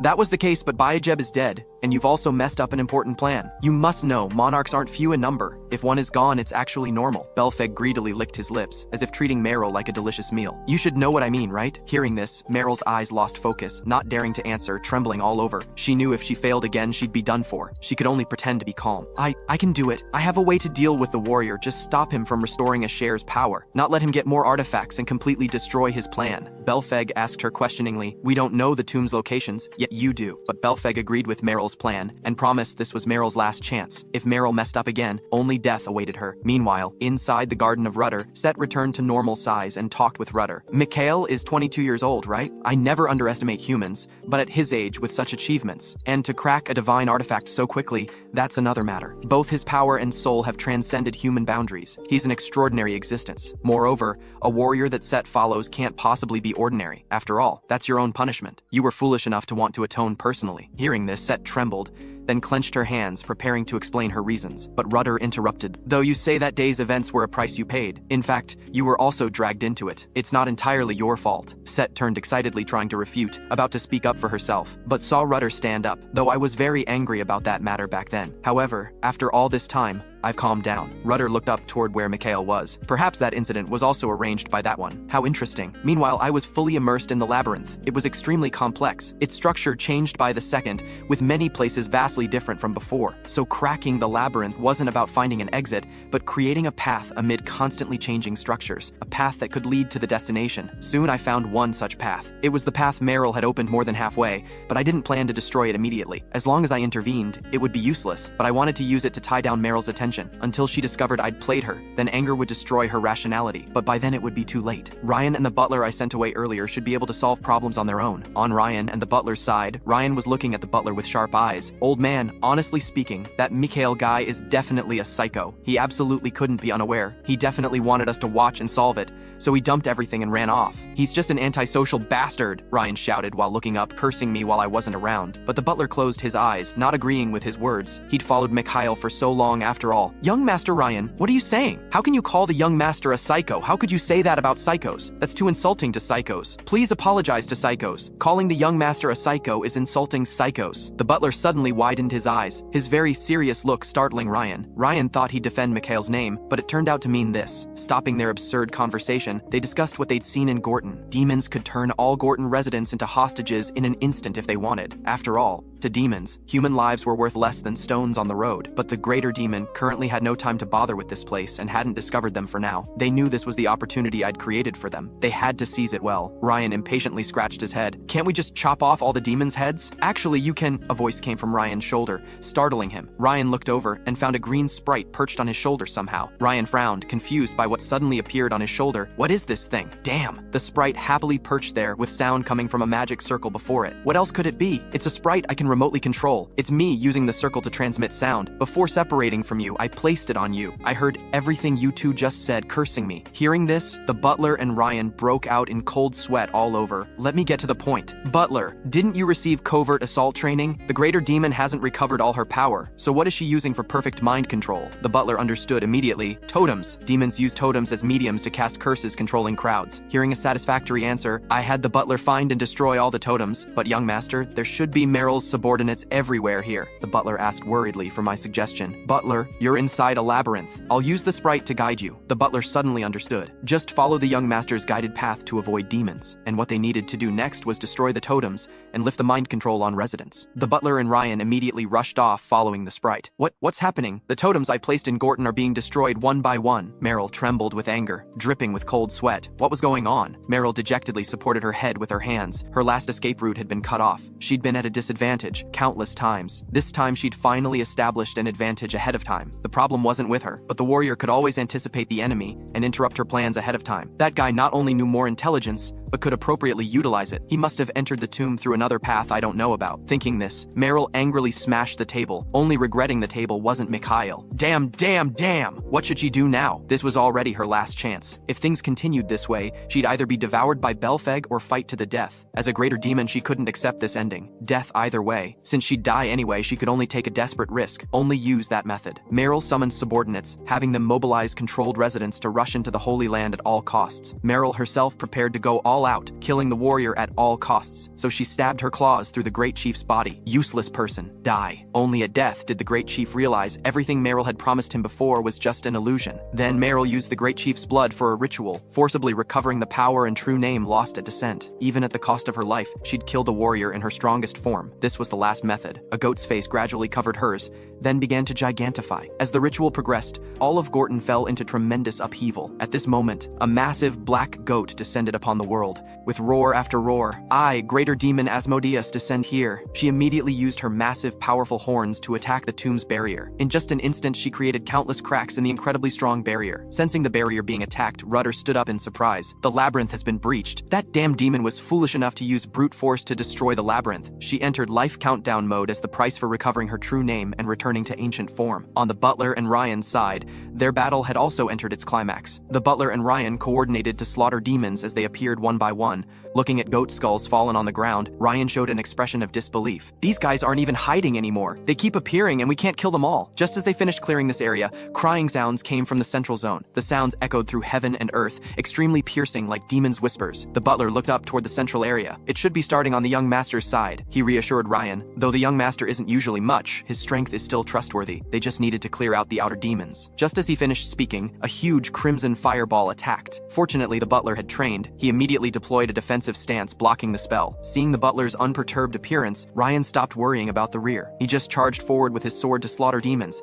leaving his back to the butler with confidence. Ryan finally attacked the demon controlling Gorton people. Its whole body had chains binding residents. Ryan leaped high, spirit power flowing from waist through shoulder to arm, gathering in his blade, slashing powerfully down. The demon had to release control, attempting to raise its hand to block Ryan's strike. Seeing the demon raise its left hand, exposing an opening, Ryan raised his sword again to slash down. Just then, the demon's other hand controlled Gorton people to block Ryan's inevitable path. Ryan was forced to stop attacking, using his foot to brace against Gorton people, blocking their chaotic attacks, while using the force to jump back. He didn't want to be injured because of holding back. The butler at this time also circled behind the demon, gathering his full power at his fingertip to attack the demon's back of the head. After gathering magic power, the butler immediately thrust out one finger, releasing the attack. Who knew Gorton people appeared behind the demon's head, ready to block the attack for it. To ensure Gorton people's safety, the butler had to raise his hand to stop the magic power transmission and change the attack trajectory at the limit distance. This attack completely missed. The butler had to return to Ryan's side. These demons had all suddenly appeared. The butler speculated the battle on that side should have also entered its climax. Demons used controlled people as shields. Attack difficulty instantly skyrocketed. They could only stop attacking. But Ryan said nothing, his face stern,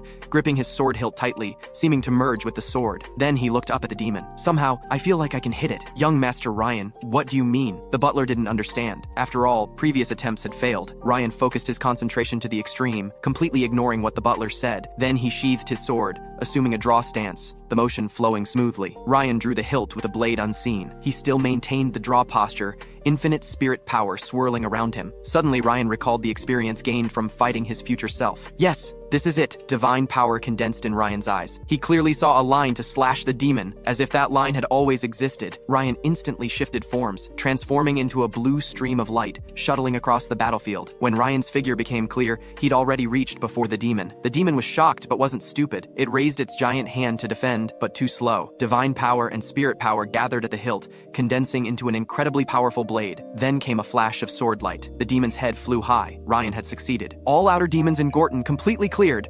All Gorton people survived. Meanwhile, on the other side, Lord Rudder, the demon, forced her way in, so she can no longer be a challenger. She'll only become an enemy who trespassed into the tomb. You should punish those who refuse trials. I picked up the labyrinth that fell on the ground, gripping it in my hand, explaining the situation to Rudder. Rudder's eyes also gradually turned fierce, questioning me. Is this your scheme? You want to use me to fight greater demon Asmodeus? Lord Rudder, I don't understand what you're saying. I'm just stating facts. Rudder remained silent. From his face you couldn't read any expression, not knowing what he was thinking. Then he chuckled lightly, seeming to agree with my statement. As you said, she entered the tomb as an invader, so I have reason to act. Then I'll lend you a hand to defeat the greater demon. He smiled and punched my abdomen, but Set worried whether I could defeat Asmodeus. After all, this was a greater demon who recovered her true name. Seeing Set's worried expression, I knew she was afraid I'd be like before. I showed Set a confident smile. Trust me, Set, we'll win. If I wasn't fully confident, wouldn't living a second life be wasted? Just as the barrier was about to be completely destroyed by Asmodeus, Rudder acted to stabilize it. Rudder asked about my next plan, how to deal with powerful Asmodeus. I told him no plan was needed, just suppress her with power. So what if she recovered her true name? After destroying the barrier, Asmodeus's roar clearly reached my ears. Warrior! I'll cut you into 1,000 pieces and stand before that one again honorably. How can the current you match me who's recovered my true name? Killing you is as easy as pie, but I wasn't affected by her words and flew before her human body. Then used ring expansion to enhance myself, raising my current strength upward. Then instantly cast 8th ring high-level sacred magic, Sacred Paradise. A huge magic circle appeared in the sky, creating a forbidden zone around Asmodeus. Set was shocked I cast this magic. I'd grown so fast. Seeing the forbidden zone form, Asmodeus's massive body was pressed downward. But she didn't just wait for death. Countless black lightning bolts shot from her horns. You think such small tricks can finish me? The lightning carried violent sounds flying forward. Seeing the attack coming, I raised my hand to release 8th ring high-level sacred defense magic sacred shield. The shield blocked all attacks. Watching these shocking black lightning bolts, memories surfaced. In my past life, when her power recovered to its peak, she could instantly release hundreds of incredibly powerful lightning bolts. These lightning bolts were powerful enough to instantly take hundreds of knights' lives. But now Asmodeus was just at the end of her rope. Her lightning power was greatly reduced. The attacks were all blocked by my sacred shield and Rudder's barrier. Seeing the lightning blocked, Asmodeus raged again, summoning lightning from the sky, but it was still all blocked by Rudder and me. This move was already useless. Asmodeus kept roaring. A mortal body dares to fight a greater demon who recovered her true name? You think greater demons are easy to bully? I think you're pretty easy to bully, I interrupted her. Asmodeus flew into rage, condensing lightning between both hands, forming a terrifically powerful sphere. Die for me! The lightning sizzled when intersecting, sounds dense and loud, echoing through heaven and earth. Can't give her a chance to finish condensing. With past life experience, I immediately cast magic. The current Asmodeus had no idea how many greater demons I'd fought in my past life. I actively attacked Asmodeus. Seeing her fall for my feint, she split off lightning to intercept me. I used the shield to block the lightning. She wouldn't know how many failures I experienced in my past life. nor would she know how much resentment I accumulated against them in my past life. Now I'd return it all. Seeing Asmodeus shoot out the lightning sphere, I instantly cast teleportation, transporting myself behind her. Seeing this, Asmodeus grew angrier. A mere ant dares oppose me. I raised my staff high, gathering divine power, swinging forcefully at her. You talk too much. Perfect timing. I successfully caught her spell backswing, dealing heavy damage. Suffering such a strong attack, Asmodeus's massive goat body tilted, the falling sound deafening. Though the tactic succeeded, killing a greater demon wasn't this simple. As the dust settled, though Asmodeus coughed continuously, I knew she could still fight. Because a greater demon's true form was closest to magic, killing with ordinary magic was difficult. She knew this even better than I did, and tried using words to shake my resolve, buying more time for herself. As long as she recovered, she believed she'd stand invincible again, but I wouldn't give her that chance. Divine power continuously gathered on my staff. High-level sacred magic, Requiem, pure. This was the sacred spell created by the church's first warrior who passed me the saint's robe in my past life. Ordinary magic indeed couldn't kill her, but the sacred magic I was using now might. Asmodeus felt the fear of death, trembling all over. But the expected death didn't come. She opened her eyes to find the light ray I shot only burned through her forehead. She couldn't help laughing wildly. You think your weak light can kill me? Your glimmer can't harm me. Die, warrior! She attacked me again, but I didn't dodge, continuing to output high-level sacred magic, Requiem. Because I'd used divine power to set up a magic circle, this light was just the key to activate it. Asmodeus's hand that touched the light burst into raging flames. Asmodeus was different from Bayajeb, though not at her peak. She'd recovered her true name. Pure Requiem couldn't take effect, so I rewrote Requiem, using it to change this forbidden zone, turning the forbidden zone created by sacred paradise into a space where Asmodeus couldn't survive. I struck my staff at the circle's final point, completing the entire formation. Asmodeus's whole body instantly burst into flames. She trembled, wailing in pain, trying to struggle. You think I'd just stand here watching you resist? I raised my staff again, gathering divine power once more. 8th ring high-level sacred magic, sacred lance! A spear formed from divine power and magic pierced through Asmodeus. After enduring endless sacred flames burning, Asmodeus had only her last trace of consciousness left, her mouth still muttering about her future, her plans, her victory. Then I mockingly raised my foot, stepping on her proud face. Your future has been completely crushed by me.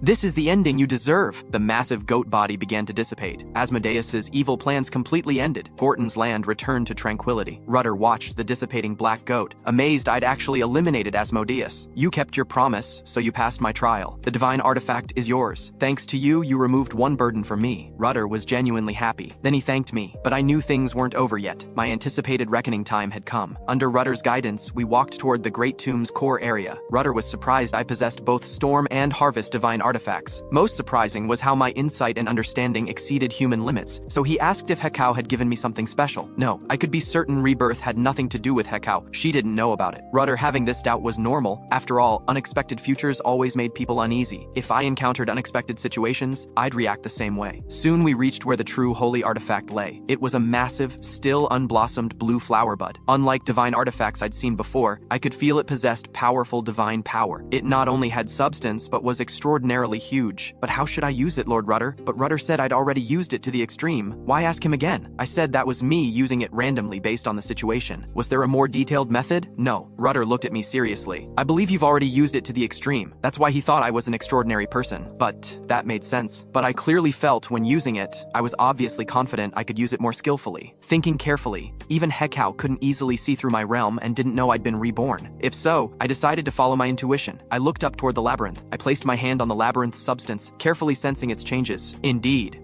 the labyrinth I used against Asmodeus was like the storm replica from before Rebirth.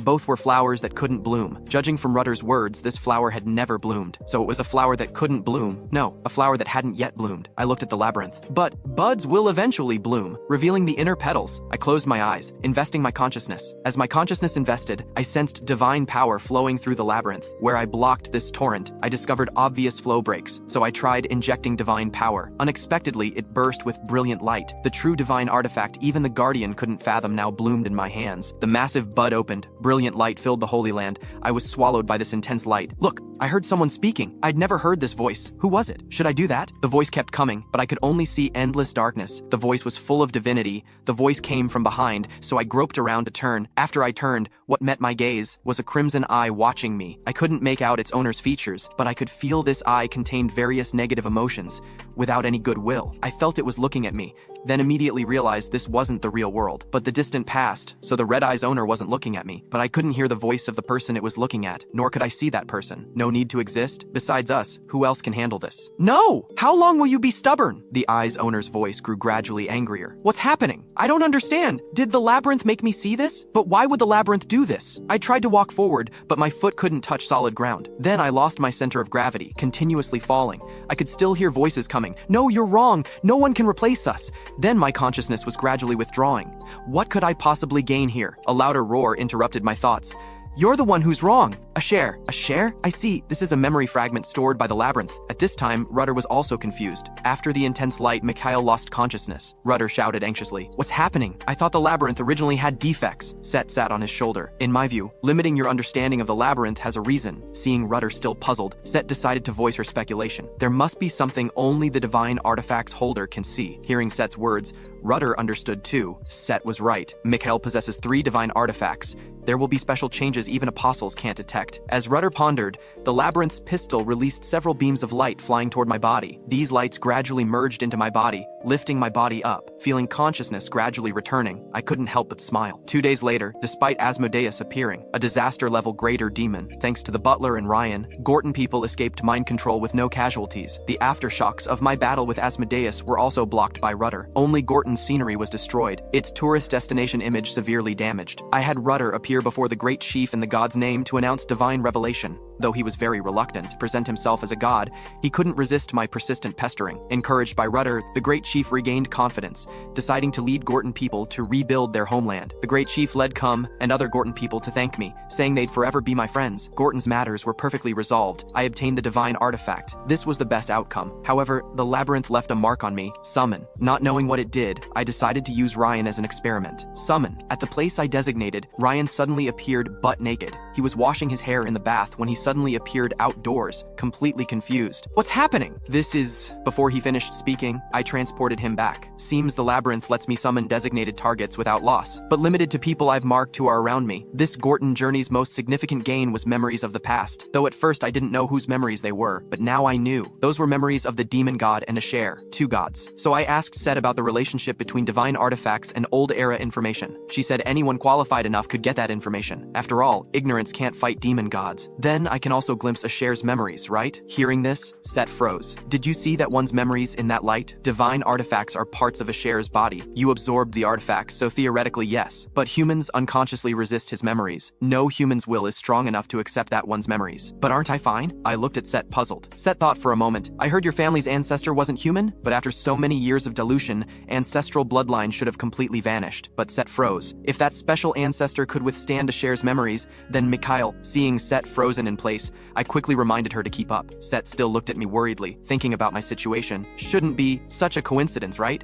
With this matter settled, the 2 great demons we destroyed were the weakest among the 7 great demons. The good news is, compared to my past life when all 7 great demons walked the earth together, there are at most 5 now. The bad news is, the remaining 5 are far beyond what Bayajeb and Asmodeus could compare to. Bayajeb was all brawn and no brains, treated like a fool, while Asmodeus only had cunning. Both the demon gods beyond this world and the 5 great demons are stirring restlessly. Those 5 great demons must not be underestimated, especially Belfeg. He must have reclaimed his true name. The reason he hasn't made a move yet must be because he currently cannot contend with Hekau. After all, as a complete deity, Hekau is invincible as long as the demon gods cannot truly descend, but they can't possibly remain patient forever. Next, they'll surely target those who stand at the pinnacle of martial power in this world, either grandmasters or great archmages, because they are humanity as vital combat forces, capable of contending with the great demons. And among them, lone wolves who prefer acting alone are even more likely to draw these great demons' attention. For example, Milium Ariaran. So our next destination will be the Lawless Zone. Before leaving Gorton, I found Rudder sitting in the holy ground, lost in thought. Rudder seemed to know I was leaving,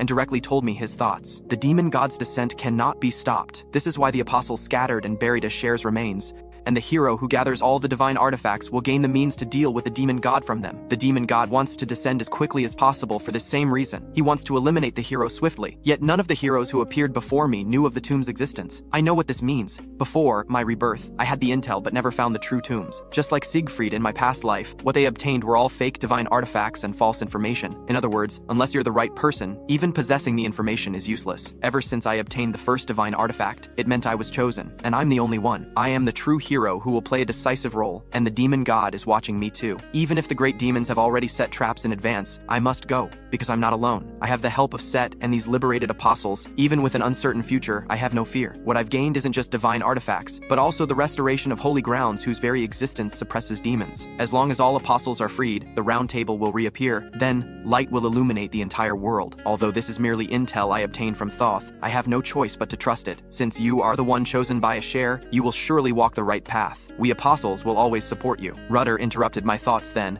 saying he would henceforth watch over this land of Gorton carefully. The more divine artifacts I find, the stronger the apostles and holy grounds' power and influence will grow. I sat down beside Rudder naturally, gazing at the beautiful scenery of distant Gorton, promising him I would keep working hard. I vowed silently in my heart, in this life, I must rewrite the tragedy of my past life when living beings suffered and the world collapsed. For a future that doesn't repeat past mistakes, for the dream in my heart, I must keep fighting bloody battles and keep moving forward. I must become an undefeated hero, defeat the great demons, and vanquish the demon god. Walking through Gorton's jungle, I informed Ryan and the butler of our next destination. Learning our next stop was the Lawless Zone. Ryan got extremely excited. There's no better place than that to accumulate real combat experience. Looking at this laughing fool, I felt puzzled. Who exactly turned him into this? Just then, the butler also came to my side, rolling up his sleeves and asking if I felt the difference in power. I said frankly I didn't. After all, hasn't he always been like this? Seeing this, the butler tensed his whole body and let out a violent roar. His clothes instantly exploded, revealing incredibly exaggerated muscles. What the hell? Before my rebirth, these two didn't have this happen. How terrifying. Could it be from the physical training I had him do 2 years ago? The butler explained that autonomous circulation affects everyone differently, and he wasn't an ordinary mage to begin with. His total magic power is proportional to his physical strength. Raising his hand, he released a massive fireball. The butler believed this muscle power was a new type of armor existing beneath magic. He called it under armor. Watching one fool show off his muscles while another fool waved his sword around with a stupid grin shouting about battle, I really couldn't help but curse. What the fuck is going on here? At this time, in the Empire's western territories, the domain of Count Ixion the Border Lord, the Empire's 6th-ranked knight, Guardian of the West, Count Ixion the Border Lord. Fiery red hair, strong and powerful body, the scar on his face all proving his valor. Yet such a man now had a massive headache because he heard from his subordinates that the adjudicator had arrived. He found this lawless adjudicator troublesome. He thought after 2 years of no appearance, she'd found the life she wanted. Strictly speaking, the lawless zone didn't belong to him. He was only responsible for guarding it. He wasn't clear about the adjudicator's purpose for returning this time, but facing her required full battle readiness, straightening his clothes, equipping his sword. Then, he came before the adjudicator, already prepared to fight her. But Milliam directly bowed to him, apologizing for her sudden visit. The border count intended to get straight to the point, asking why the adjudicator had come. Yet Milliam's words puzzled him. As far as I know, your lordship also has excellent children. Well, they're just kids who completely ignore their father's words. Seems kids are all the same. Milliam lowered her head. What exactly are you trying to say? The border count pressed. Then she glared at him. I have a favor to ask of you. The border count immediately went on high alert, becoming even more tense, his sword ready to be drawn at any moment. My son has run away from home. Hearing the adjudicator finish, the border count breathed a sigh of relief. Ah, I see. Your son ran away. Son? What? The border count was utterly confused. Adjudicator, what did you say? I said, my son ran away from home. The adjudicator's voice echoed across the wasteland. At this very moment, the butler, Ryan, and I were walking through the city guarded by the border count. The butler believed that for a great demon to capture this heavily fortified city wasn't impossible. I agreed with his assessment. Any place a great demon sets their sights on will definitely fall. Only right now, if they did that, it would be suicide. Ryan didn't understand this, and I didn't bother explaining it to this idiot. If Asmodeus had succeeded, they might have already acted, but just to be safe, we still need to meet the border count. Suddenly, the wall beside us exploded with a huge hole, making a tremendous noise. A person flew out from it and landed in front of me, looking like they'd been punched out, still cursing. Then another person walked out from the hole in the wall. The butler and Ryan were stunned upon seeing the person behind, because she was none other than an old acquaintance, Eileen, happily shouldering her sword. She mocked the person who'd been knocked flying. You think that trash gang of yours could threaten me? Seeing the other about to spout more nonsense, Eileen slashed his face with her sword. Unable to win the fight, that person could only leave harsh words and scurry away dejectedly. Eileen let out a breath, happy about doing another good deed today. Suddenly, her peripheral vision caught 3 familiar figures. She couldn't believe it, staring wide-eyed for another look. It was indeed the 3 of us. The scene was extremely awkward. Snapping back to reality, Eileen looked as if she'd seen a ghost, while I asked with a smile, "Isn't this Eileen? Long time no see." We then entered a tavern and found a table to sit at. I said frankly that Eileen looked well. Eileen asked with displeasure if I was mocking her. Behind her, the shop owner was crying over his damaged store, but no one paid attention. I said that compared to before, Eileen was indeed in much better condition now. Eileen didn't deny it. She was indeed happier and more energetic now. I got to the point, since you're here, Milliam must be here too, right? Eileen lowered her head, not daring to meet my eyes, as if wanting to hide something. She went to find her son, so she should be at the Condor Mercenary Corps. Only, they've been at odds for a long time. Their relationship a bit tense. I expressed confusion about this. Hadn't their relationship improved? Eileen sighed. If only it were just that. Carry a man ran away from home. Though different from what I'd expected, this didn't affect my judgment. Eileen hadn't told the truth. That was certain. So I asked directly, why did Kuryaman run away? What happened at the Condor Mercenary Corps? Hearing this, Eileen's eyes became uneasy, and she had no choice but to tell the truth. After they left the capital, Milliam found her son at the Condor Mercenary Corps. Then, a tear-jerking scene unfolded. I interrupted Eileen's performance, telling her to just explain properly. Eileen was annoyed by this. She had to honestly say that Milliam witnessed Karyaman adapting to mercenary life from the sidelines. He was a very principled person, which was also why he joined the Mercenary Corps. Eileen sighed. That Mercenary Corps was too principled. During one mission, the Condor Mercenary Corps learned that a demon had appeared in an isolated village. The demon poisoned and infected the villagers there, gradually transforming them into monsters. Children, pure by nature, were less eroded by the toxin, yet the Condor Mercenary Corps killed all the villagers. Blood splattered on Karyaman's face. He couldn't believe it. Eileen asked for my opinion. I thought no one did anything wrong. Eliminating demons was correct, but this operation didn't fit the Mercenary Corps' style. Eileen and I were in agreement. Just hearing Eileen's account, I could only get a general idea, so I planned to find Karyaman and ask clearly, but Eileen expressed confusion. Karyaman had disappeared, and they couldn't find him. I said I could find him. Eileen was shocked by my words and loudly asked why. I had to explain that with the potion I'd given Milliam before, as long as Karyaman drank it, I could find him. Eileen asked if I'd tampered with the potion. Tampered? What kind of person do you take me, Mikhail, for? Of course I tampered with it. Before my rebirth, Karyaman had almost no fame, but to Milliam he was the most important person, so I enhanced the potion's effects, strengthening his constitution and implanting a mark. Then I extended my hand and cast magic, detecting that Karyaman's condition was dire, so I had Eileen and the others chat at the tavern first. I planned to check on Karyaman alone. Ryan and Eileen weren't having it, at least explain the situation, but I'd already teleported away. Ryan wanting to follow was useless, so the three of them sat around the table, looking at each other, standing up and sitting down repeatedly. There really wasn't much to talk about. Ryan decided to break the awkwardness. How about we start by chatting about MBTI? By this time I'd already teleported to Karyaman's location, seeing no one around. This must be an abandoned place within the Border Count's domain. Hiding here would indeed be troublesome to find, but I still found him, huddled in a dark corner. His shadow was moving randomly. This wasn't a situation a normal person should have. Watching the dark red shadow wandering around him, I was certain Karyaman was transforming into a monster. Set appeared by my ear, asking about my plan. At this rate, he would inevitably become a monster. I said I could purify him. Set immediately urged me to act quickly, because I need to figure out who's behind this, so I can't purify him yet. I know Karyaman was very lucky to be born with ultra-high-level talent. After all, he carries Milliam's bloodline. But for someone like this to be eroded, I know this is definitely not an ordinary demon. At this moment, the black shadow on Karyaman kept writhing as if threatening me, forbidding me to approach. The shadow looked like a fox. A mere monster dares threaten me. Holy power began surging from my body. I instantly summoned my staff and viciously smashed it on the fox's head. Seeing this, Set asked if hitting people with a staff was a family tradition, but I said it was fine. My attacks only damaged demons. Suddenly, Karyaman stood up fiercely, looking at me savagely. Seeing his condition, I knew who did this. At the same time, on the other side, the three of them had completely run out of things to say. The three stared at each other with wide eyes. Eileen really couldn't stand it anymore and suddenly noticed the butler had gotten stronger. The butler instantly stood up with joy, looking excitedly at Eileen. Then he struck a pose and approached Eileen, telling her to feel it. Eileen couldn't refuse in time. "Eileen, why are you here? And the young sword saint too?" A steady female voice interrupted them. The voice's owner was Milliam. The butler explained they came with the young master. Learning the benefactor had also come, Milliam felt happy inside. Eileen then stepped forward, explaining the situation to her. Both women were very worried about Karyaman, but the butler said Karyaman would be fine, because I'd already taken action. As soon as he finished speaking, Milliam heard a loud noise behind her. From within the smoke and dust came Mikhail's voice.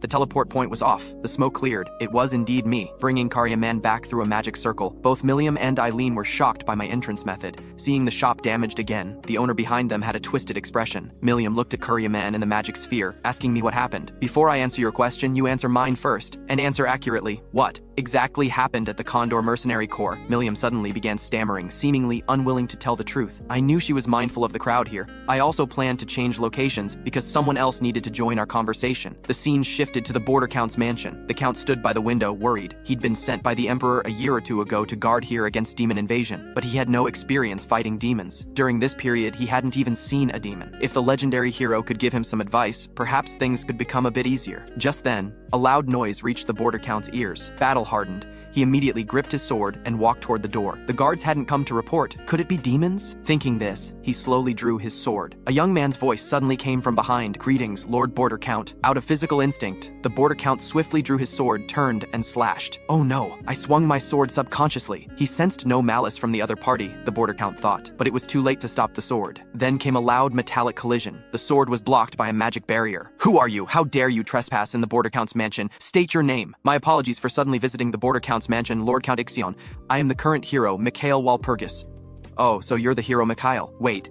Hero? Mikhail Walpurgis, you're the hero? Yes, Lord Border Count. Looking at the dazed Count, I answered sincerely. Then why did you break into my home? Little did he know I'd use sleep magic on the guards. After explaining, the Border Count looked at Karyaman and fell into thought. Karyaman had indeed been eroded by demons. I could help purify him. Please act immediately, benefactor. Hearing purification was possible, Milliam was very excited. If you can save my child, I will definitely repay this favor. Then you must tell me honestly what happened at the Condor Mercenary Corps. I looked at Milliam. I was certain Karyaman had been eroded at the Mercenary Corps. Milliam had to slowly tell the truth. That day after she and Eileen arrived at the Corps, she could clearly feel the Corps was very guarded toward her. This wasn't strange, as they were just guests. The Border Count interjected then. Corps leader Miles is someone who values honor. He used to be a knight, so the Corps is also called a knight order, but how could he be so discourteous? Milliam's expression darkened. Ixion, I stayed at the Corps for over a year and never once saw Corps leader Miles. Hearing this, everyone was shocked. I frowned. It seemed things were more serious than I'd imagined. I always thought it was because he was busy, Milliam said, watching her son gradually being purified. Until my son became like this. Then she remembered something else. Benefactor, do you know the Condor Mercenary Corps gives its own people new names? I said I knew. The world thought it was to strengthen a sense of belonging, but the truth wasn't like that. According to the Condor Mercenary Corps' custom, they accepted commissions with clear reasons, but what Milliam said was different. The names they give are a bit strange, Milliam continued recalling. They gave Karyaman the name Mel Oren. Hearing this, I was greatly shocked, then understood, so everything could be explained. Seeing their puzzled expressions, I explained that the three letters E, L, and M are exactly what demons commonly use when naming their subordinates, and Mel is just the order scrambled, meaning the Condor Mercenary Corps had already been invaded by demons. I grabbed and pulled the demon out of Karyaman's body, then used high-level sacred magic. Requiem, pure to purify it. The demon fell to the ground and turned into a red fox. I explained why the demon became a fox. All great demons have their own symbols, and the fox is the low-level symbol of the great demon Enoch. The butler then recalled that Enoch's name had appeared several times in history. He makes warriors fall and fills them with extreme self-loathing. The great demon Enoch. Before my rebirth, there weren't many guys as arrogant as him. A reminder, great demons can track these patterns, meaning he'll set his sights on the Border Count's territory. Right now we need to check out the Condor Mercenary Corps first, Brian said. Smart for once. Your lordship, be on guard against ambush. Just then the door was knocked on. It was the Border Count's subordinate Jackson. After entering, he reported that someone had seen strange wriggling black things at the western wall. The Border Count went ahead to check the situation. Milliam and I walked through the mansion. That guard's timing reporting was very subtle. Right after the demon inside Karyaman was eliminated, and he specifically reported news of a suspected demon. Sure enough, demonic energy began emanating from the walls around the mansion. Seeing this, I immediately summoned my staff. I was very confused. How were demons this diligent? The hole where demonic energy gathered grew larger. Soon a hand reached out from within. Milliam and I stood back to back, ready to counterattack. Two masked people emanating demonic energy blocked our way, their eyes identical to a fox's. Seeing things going badly, I stood in front of everyone. After seeing their appearance clearly, Eileen shouted, "It was demons!" Milliam drew her sword, blocking ahead, sternly demanding, "Who are you?" The leading demon walked out from the hole, spreading his hands to indicate only fools would reveal their identity to a swordmaster. Then he raised one finger. "We have only one purpose, to retrieve our comrade. No, he can't sense Karyaman's aura anymore." Of course, because I eliminated it, I saw through his confusion. Stop your bluffing. A mere ant dares claim to have eliminated that lord's blessing? Nothing is absolute in this world. The demon I'd provoked ground his teeth and attacked me, but before getting close was blocked by me. He instantly broke into a cold sweat. Then he clenched his fist, demonic energy intensifying on his body. Looking at the writhing black shadow on him, could he be a betrayer from the mercenary corps? So I urged him to surrender. Such severe erosion is very difficult to purify completely, but he had no intention of surrendering. Even mocking me, A mere human is truly arrogant. But weren't you human before too? I looked at him questioningly. This made him even angrier, releasing massive demonic energy from both hands. The energy attacked us but only shrouded the surroundings. As the demon was about to mock again, I directly used Forbidden Zone magic to shatter the space he'd painstakingly constructed. He suffered backlash and fell to the ground, simultaneously making a confused sound. I also didn't plan to keep acting. Waves of holy power surged from my body. Haven't you guessed who I am yet? He completely panicked. Could you be the hero? Unfortunately, he realized too late. His companion Marin still wanted to ambush. Circling behind me, he leaped high with raised blade, but my back wasn't undefended, set easily blocked with storm. Seeing they still wanted to open their mouths to speak, I violently smashed my staff into their faces. Milliam and Eileen watched speechlessly as I used the staff so brutally. The leading demon suddenly raised both hands, attempting to surrender. I immediately used magic to seal his mouth. That was close. Almost let him surrender. Then, while beating them with my staff, I asked if they'd surrender. After screams continued for dozens of minutes, I was exhausted. These guys refused to confess. Their will truly was firm. I wiped the blood-covered staff. The appearance of these demons perfectly proved our earlier speculation. The Condor Mercenary Corps might have already fallen into a great demon's hands. No, not might, but a confirmed fact. I wonder if Corps leader Miles has surrendered to Enoch. At this time, Karyaman slowly opened his eyes, so I decided to first hear what he had to say. When Karyaman was small, his father fell in a pool of blood, and his mother collapsed because of it, forcibly fulfilling her duties. But at that time, he neither chose to stay by his mother's side, nor help her emerge from the shadows. Instead, he chose to run away, then was sold by sewer rats. Karyaman was too young then to care for his collapsed mother. As time passed, this matter was like a sharp blade, occasionally stabbing his heart, piercing his chest. He didn't know how much time had passed when his mother found him. Seeing his mother smile, he finally felt the pain disappear, because mother was no longer immersed in father's death. He also gradually couldn't smell the bloody scent from father that night. Like mother, he seemed to have freed himself from father's death too. But then, magic gradually occupied his brain until he lost consciousness, becoming Mel Oren. Yet when he opened his eyes again, Mother Milliam was right before him. Karyaman couldn't help asking in a broken voice, "Mother, why are you here?" Hearing this, Milliam couldn't believe her ears, turning her head in shock and stiffness. Then she embraced her son tightly. Feeling the warmth from Mother, Karyaman was certain this wasn't a dream. "No! Mother, get away from me quickly! I have a monster inside me!"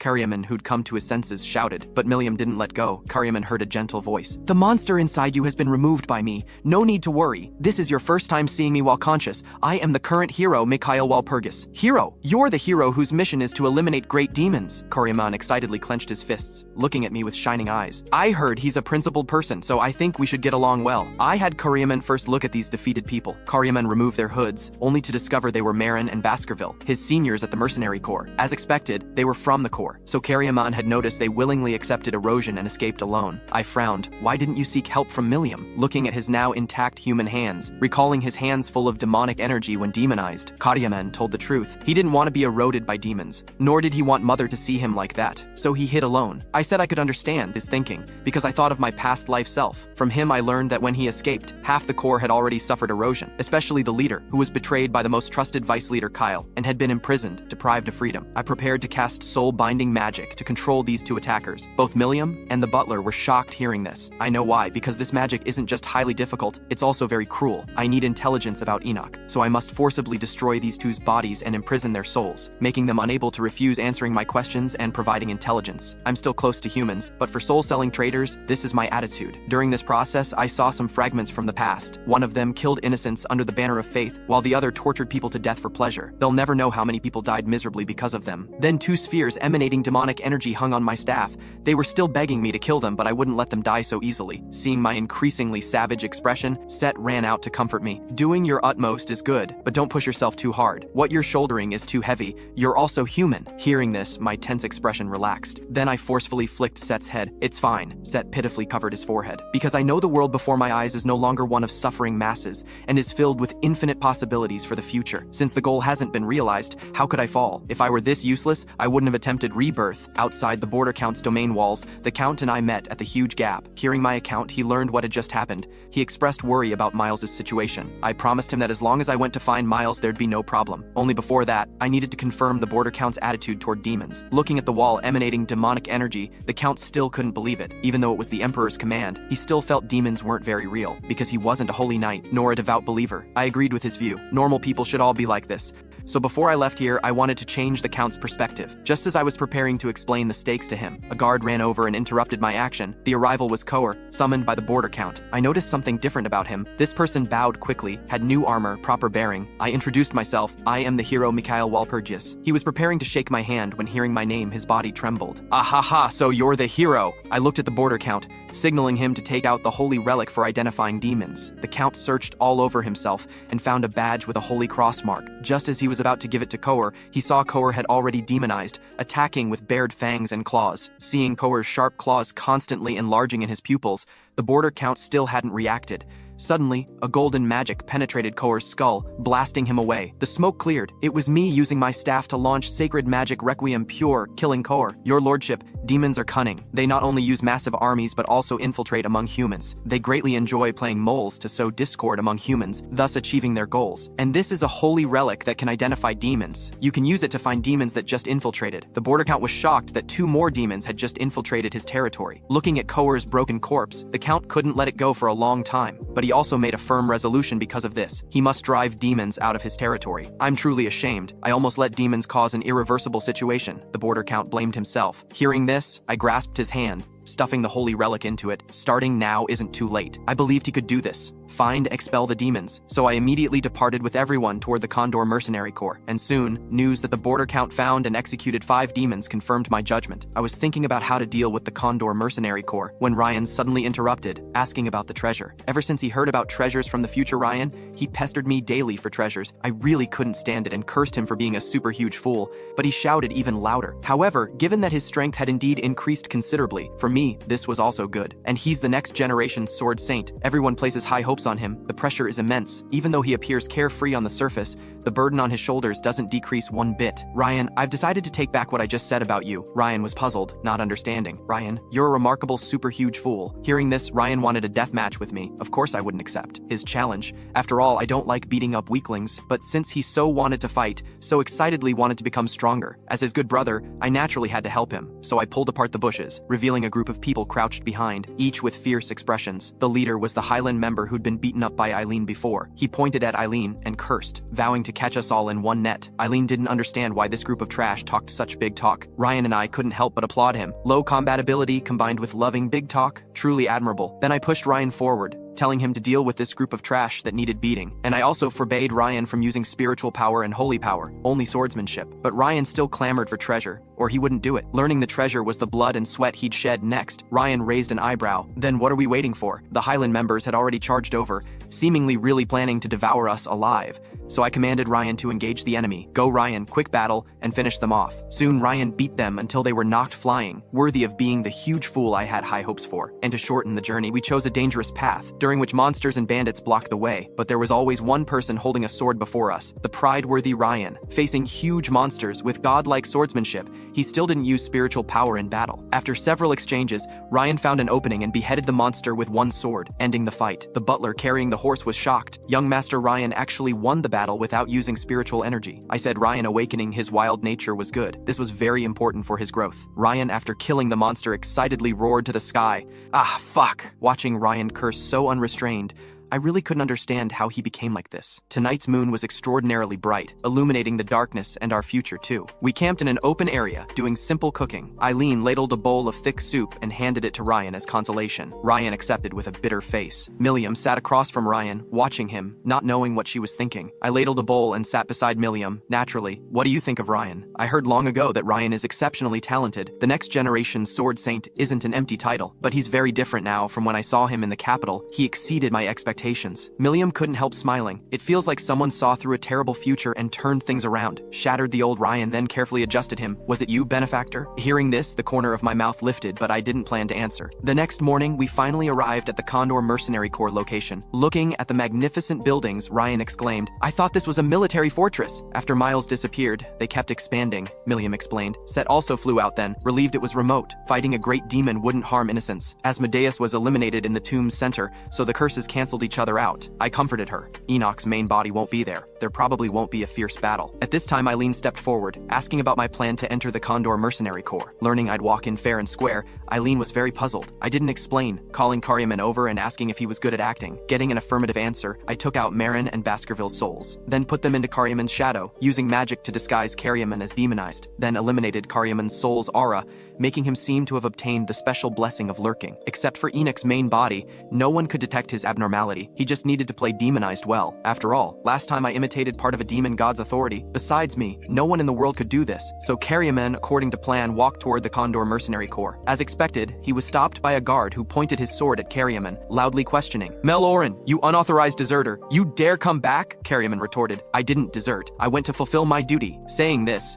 he revealed purple pupils. I obtained a blessing, Kadon. Kadon, hearing this, retreated in disbelief, but bumped into a solid shoulder. It was Vice Leader Kyle. The Vice Leader welcomed Karyaman back with a smiling face. Then Kyle told Kadon to return to his post because Karyaman had no problems. Kadon still wanted to say something, but saw Kyle's cold smile saying Karyaman was fine. Kadon was startled, then quickly ran off to his guard post. Learning Karyaman had accepted erosion, Kyle asked where the two companions sent out were. Karyaman explained the other two were discovered by the hero and killed. Kyle continued questioning Karyaman, asking how he survived from the hero's hands. Karyaman explained he'd obtained the blessing of enhanced lurking and deceived the hero. Kyle, hearing this, sized up Karyaman. He indeed didn't sense demonic energy from him, but erosion symptoms remained. Kyle spread his arms, about to happily embrace Karyaman. After all, with such a special blessing, losing two companions wasn't a loss. However, Vice Leader, I have something to report. The hero came with me. Kyle was first puzzled, then formulated a plan to assassinate me, having Karyaman bring me in. Then the eroded Karyaman lured me into the core castle. The castle was these guys' stronghold. They definitely thought they had a chance to assassinate me. After entering the castle, countless gazes converged on me. Some were curious, while some held hostility and loathing, as if about to lose control. Set felt the thick demonic aura, hugging herself with an uncomfortable expression. Karyaman brought us to the Vice Leader's room. I said only he and I needed to go in. The others would act according to plan,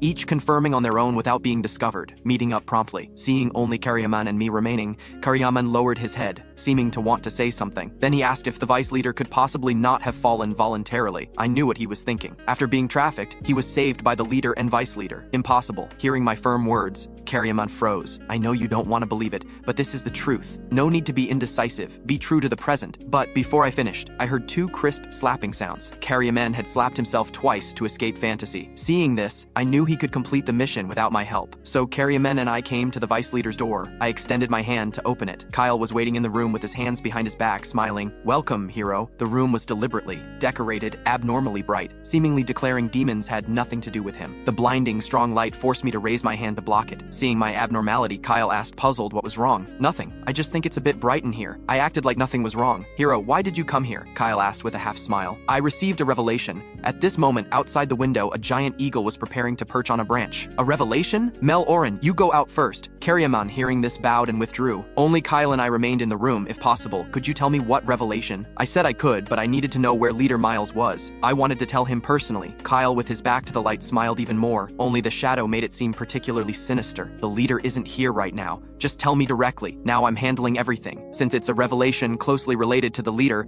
as his brother, I have even more reason to know. While Kyle and I argued, a green figure swept past behind Kyle. She gestured to me, indicating she'd already checked the room. Seeing this, I imperceptibly nodded to Set, showing I understood. So I spread my arms, smiling. Then I should indeed tell you the revelation. The revelation is that a giant eagle is grooming messy feathers, preparing to soar after removing them. A flock of giant eagles flew past the window timely. I continued, it's clearing useless feathers, right? Hearing this, Kyle closed his eyes, knowing I was implying something, directly asking what I meant. I looked at him coldly. That depends on your understanding. After all, gods won't make things clear. After hearing my answer, Kyle angrily clenched his fist. See how I understand? Despite extreme anger, he still wore a smile. Whose the messy feathers isn't certain yet, is it? Yes, which side will the feathers the eagle clears be? I think I already know the answer. After saying this, I left the room, closing his white door. Kyle stood in place, thinking for a while, then called for Mel Oren. After footsteps, Karyaman had already come behind Kyle. The hero has noticed our Condor Mercenary Corps obtained blessings. Oren, I'll give you a chance. Kyle glanced back at Karyaman. A precious chance to live as part of that lord. You go gain the hero's trust. Use any method to keep him from leaving. After Kyle arranged everything,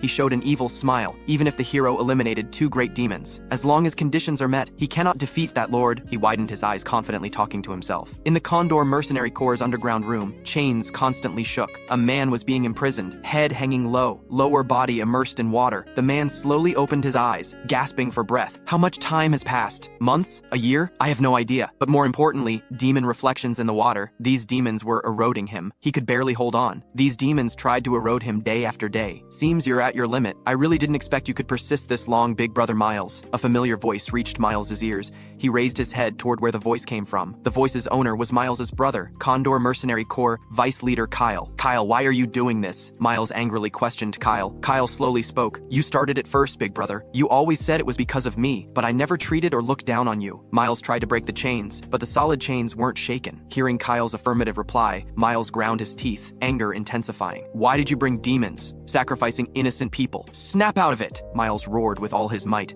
trying to awaken his fallen brother. Kyle, hearing this, couldn't help laughing. Mockery, arrogance, hatred, negative emotions filled his brain. Then he slowly spoke. You know what? As long as humans are eroded, we as a mercenary corps can easily kill them on grounds they're monsters. Don't you think that's cool? Under everyone's approval, creating sacrifices so simply. Miles desperately listened to his brother speak such anti-human words, yet was helpless. Stop this, Kyle. It's not too late. The vigorously burning flame outside seemed to represent hope. No, it's too late. I don't plan to turn back, so don't hold pointless expectations. Kyle slowly walked out of the underground room, deliberately extinguishing the flame before leaving. Only darkness remained in the underground room, along with Miles enduring erosion. Perhaps only one person can redeem me, and the Corps' people pushed to the cliff's edge. That's the current hero. I hope he can save everyone and stop my brother. Once Miles can't endure and is completely eroded, Enoch will use him as a vessel to descend. Thinking he could spearhead the great demon's complete resurrection, Kyle excitedly spread his arms, laughing. Outside the Condor Mercenary Corps, I met up with Ryan and the others. I asked what they'd each gained. First to speak was the butler. He'd discovered many hidden demon symbols. Those symbols seemed to be for influencing the renamed people. Milliam confirmed where personnel were most heavily deployed, but she worried about alerting them, so she didn't conduct deep investigation to avoid triggering clever mechanisms. I expressed approval. After all, not being exposed was most important now. I also have good news and bad news. Before I finished, Ryan eagerly said he wanted to hear the good news. The good news is, I roughly determined where Miles is imprisoned. And the bad news? Bad news. If our luck's poor, we might have to fight Great Demon Enoch's main body. Hearing me say we'd fight a Great Demon, all four were shocked. After all, Great Demons couldn't compare to lesser demons. Unfortunately, Enoch's ruthlessness seems beyond our imagination. Ryan suddenly interjected. Wait, Enoch and the Asmodeus you dealt with before are the same level, right? Learning Enoch was much stronger than Asmodeus. Ryan dejectedly covered his face and shouted. But Milliam caught the key point. You're saying the Great Demon will personally act? A monarch's brand appeared. Great demons bestow it on subordinates they value. This is a terrifying symbol. Even among traitors, only a few can obtain it. And Set found that brand in Kyle's room. Eileen, who'd been silent, spoke then, meaning, the situation isn't optimistic. Correct. And there's something even more important. They want to use Miles as a vessel. The butler seemed not to understand, repeating incredulously again. A great demon using a grandmaster's body as vessel. Then no one could oppose. Ryan completely panicked. Kyle uses curses to control Miles's life. To save Miles, we simply can't avoid Kyle. Seeing everyone flustered, I said we needn't think so complicated. The four looked at me puzzled, not understanding what I meant. If completely eroded, Miles will become a vessel. Then to fully purify him will necessarily take time. The other side won't submit either. So let's just make him rampage early. In the prison chamber, Miles breathed heavily, his entire body trembling uncontrollably. Is this the end? I can't hold on any longer. My body's sensations are gradually fading away. The demon's whisper echoed in his ears once more, then give up quickly. Miles, just surrender to me, and you won't have to endure this suffering anymore. Yes, if hope has completely vanished. Miles lifted his head in despair. Then abandoning everything here might not be such a bad idea. Thud, thud, thud. The sound of chiseling came from the bricks overhead, and suddenly a small hand broke through. Immediately, a round little face popped out. It was Mole. I found you. Miles looked up in disbelief at this green little sprite.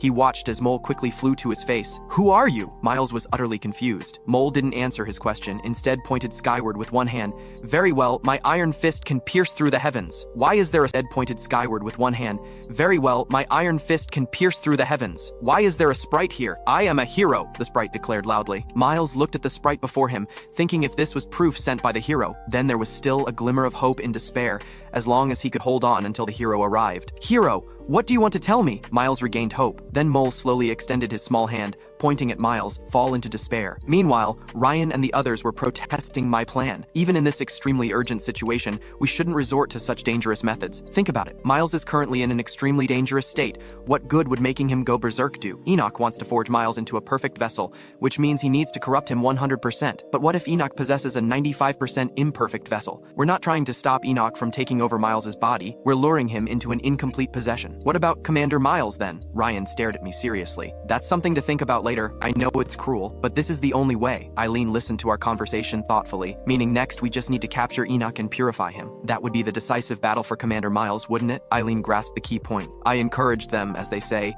seeking life through death, no breaking means no establishing. Hearing my so-called encouragement, the four were left speechless, all thinking, is this guy actually a demon? Seeing they didn't believe me, I explained that I'd already sent Mole to relay the information. In the dungeon, after listening to Mole's animated explanation of my plan, Miles was even more confused, since everyone's on board. Let's begin the operation. Anyone want to charge into the demon's lair with me? I looked at them. After arranging the battle plan, I followed Carriaman to find Vice Commander Kyle. Lord Hero, just follow this path and you'll find the Vice Commander. He said they're invincible there. Everything they've prepared in advance will be meaningless. I believe you can do it, Carriaman replied while eyeing my staff, seeming to covet it. Is this the super weapon the hero will use to shatter the demon's plan and turn the tide? The air here reeks of Enoch. Set wailed miserably. What kind of hellish place is this? There's a barrier here. I sensed something wrong the moment I stepped in. This barrier isn't low grade, so I reached out to examine it. Roughly 8th circle level. No wonder he's so confident. After fully entering the barrier, I saw Kyle waiting for me with his hands behind his back. What's the matter? I feigned ignorance. I heard someone here needed help, so I came. Suddenly Carriaman's eyes turned dark purple, and before I could react, he attacked me. I took a direct hit and coughed up a lot of blood. Carriaman, you? I staggered to my feet, trembling with confusion. Why would you? Before I finished speaking, I was slammed hard into the ground. Seeing the plan succeed, Kyle couldn't hold back anymore and burst into triumphant laughter. What does it matter if you're the hero? You still can't detect changes in people's hearts. This dagger was a cursed blade personally prepared for you by that lord. Even a hero can't escape death. Could it be the death blade that the great demon Enoch meticulously crafted over hundreds of years? I looked up at him. Thank you so much, Enoch. I suddenly jumped up and lunged at Carriaman, catching Kyle off guard. Right, you're just... No, wait. You should be dead. What's going on here? Kyle froze. What do you mean what's going on? Can't you tell you've been fooled? Carriaman and I mocked him. This is preposterous. I saw you completely corrupted with my own eyes. I've been fooled. Kyle still wouldn't believe it. Oh, you mean this? I pulled out the soul orb from Carriaman's body. It's detachable, you know. Seeing this, Kyle was furious. So what, hero? You came too late. To prepare for contingencies, I brought all my comrades. The barrier was specially designed to trap those with holy power. Accompanied by the sound of footsteps, a group of corrupted mercenaries approached fully armed. Right now, you're nothing but a turtle in a jar. I listened to Kyle's confident shouting. You're just boasting. The moment I finished speaking, a massive explosion came from the fortress behind. Looking at the smoke-filled fortress, Kyle was stunned. That sound is from where I prepared the vessel for my lord. Damn, hero, what have you done? Kyle was no longer joyful. Nothing much. I raised my marked left hand high. Just did what you're best at doing, giving your opponent despair and using it as an opportunity. The mark on my hand radiated brilliant light. This is what you deserve, Labyrinth. A dazzling light descended from the sky, raising massive dust clouds as it hit the ground, instantly shattering the 8th circle barrier. This kind of power? How is this possible? Kyle couldn't believe his eyes. As the dust settled, the one I summoned through Labyrinth was Milium Ariaran. Kyle ground his teeth, repeating Labyrinth and Milium Ariaran. Milium protected Carriaman behind her and spoke slowly. Son, I know you don't like me being an adjudicator. Looking at his mother before him, Carriaman recalled memories from childhood, then strengthened his resolve. He quickly stepped forward and grabbed Milium's hand. Mother, I understand you now. Let's do this together. Milium didn't refuse, telling me to do what needed to be done. She and Carriaman would handle things here. I smiled with relief. Just as I was about to leave, Kyle entered deep corruption. Hero, don't think you can escape. Milium raised her sword high. Facing Kyle, who had given up his humanity, she wouldn't hesitate. The demonized Kyle had lost all reason, roaring, anyone who stands in my way must die. Milium used her sword as a medium to shoot spiritual power into the sky, forming a massive spiritual vortex. Disgrace to humanity, I hereby sentence you to death. Milium swung her sword down. Starfall sword. Countless meteor-like projectiles shot down from the vortex, instantly killing the demonized mercenary members. Meanwhile, at Condor Mercenary Corps, the sturdy castle was broken from the inside out, followed by a massive explosion and roaring. Fall into despair.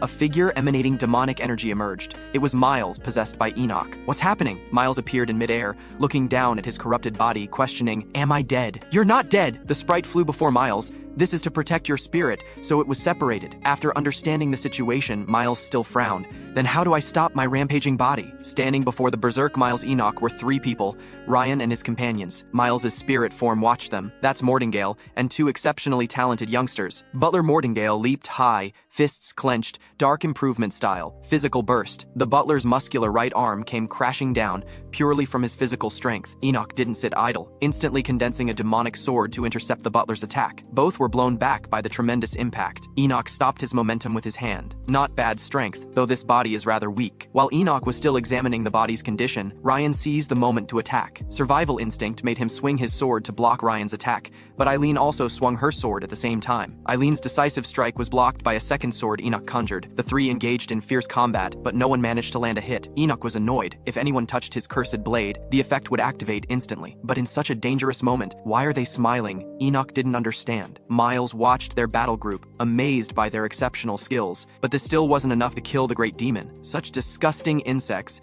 Enoch erupted with tremendous demonic energy, sending Ryan and Eileen flying. There were once humans like you trying to stop me, you, and that hero who destroyed 2 lords. I will completely crush you. Enoch entered a rage state, demonic energy completely covering his body. Then, let's start with you 2 youngsters. Enoch instantly released 3 sword strikes. The powerful sword energy appeared before Ryan in the blink of an eye. Young Master Ryan, watch out! The butler tried to rescue Ryan, but the distance was too far. The powerful attack sliced through the fortress wall like cutting through mud. Watching all this, Miles's spirit form knelt in despair. It's over. How could my body become like this? Mole, perched on Miles's shoulder, comforted him. Don't worry, I've arrived. Miles didn't understand what has arrived. Mole ignored him. As the dust cleared, Ryan beneath the wall burst with dazzling light. He looked at his unharmed body in confusion. He had clearly taken the hit. While everyone was puzzled, the corner of a cloak fluttered, announcing its owner's arrival. It was I, Mikhail, who had arrived. Ryan was unharmed because I used magic to block the attack for him. Looking at the ruined wall before him, Enoch was satisfied. Next, he would leave here to complete his body. Though not optimal, this body is still top grade, more than enough to deal with them. Suddenly, he felt something was wrong. This presence is... Enoch looked in shock at Ryan, protected by me and completely unharmed in the dust. You recognized me so quickly I emerged from the dust. Seems I'm quite famous among you. You demons should be living like rats in the sewers. Why did you have to come out? Arrogant insect, shut up! Enoch swung his demonic claws at me,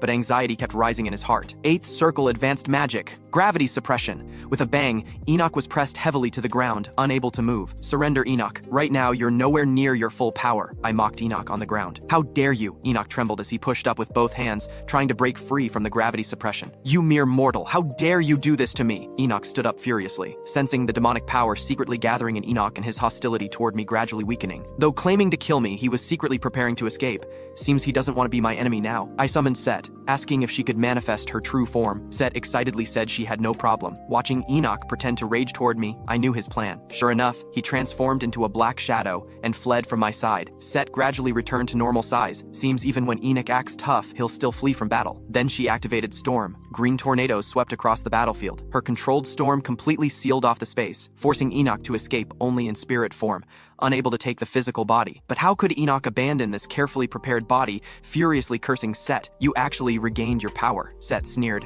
I'm one of the apostles after all. I won't make the same mistake twice. I looked at Enoch, who had given up struggling. I'm giving you 2 choices now. Voluntarily leave Miles's body or get beaten up by me first, then leave. Hearing this, Enoch immediately placed his hand on the heart position. I can also choose to destroy this body.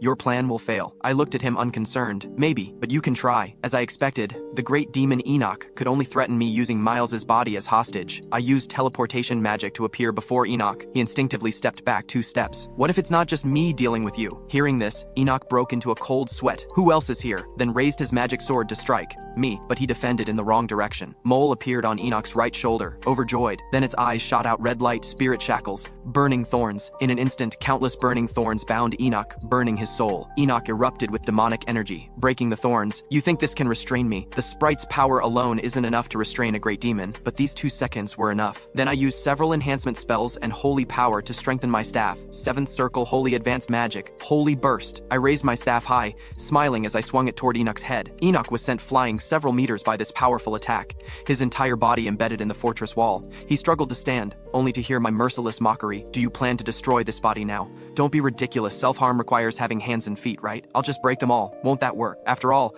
I know healing magic. After breaking them, I can just restore them later. I walked out of the dust happily carrying my staff, but you're not in full condition, so you can't self-heal. Enoch's previously arrogant expression completely vanished, replaced by fear. Before he could speak, I grabbed my staff and smashed it hard on his head. This isn't a hand or foot, though, Enoch complained weakly. He trembled as he propped up his body. Bastard, a hero should act like a hero. This is too brutal. Shut up! How dare you insult me? I swung my staff and broke his hand. I'm the hero. I make the rules. You don't deserve to be a hero. Enoch seized the chance when I wasn't hitting his head to curse me. You. Before Enoch finished speaking, I sealed his mouth with magic. I swung my staff at his mouth. You just love to talk. Still talking now, until my staff was covered in blood. Is this the great demon? Not making a sound even after being beaten like this, I praised Enoch, who was holding his head. Want another? Another enhanced holy burst? Enoch shook his body frantically to express denial. A corner of his eye seemed to leak some transparent liquid. I widened my eyes. What is this? Hey, you! No way! I couldn't believe my eyes watching Enoch lying on the ground crying. Why are you crying? Enoch curled up helplessly on the ground, recalling this descent. At first things went smoothly, corrupting Vice Commander Kyle. He was very easy to seduce. Because his brother was too excellent, Kyle, who had always been behind, saw hope of surpassing his brother. He immediately fell into my trap. The Condor Mercenary Corps is a huge military force. The moment I captured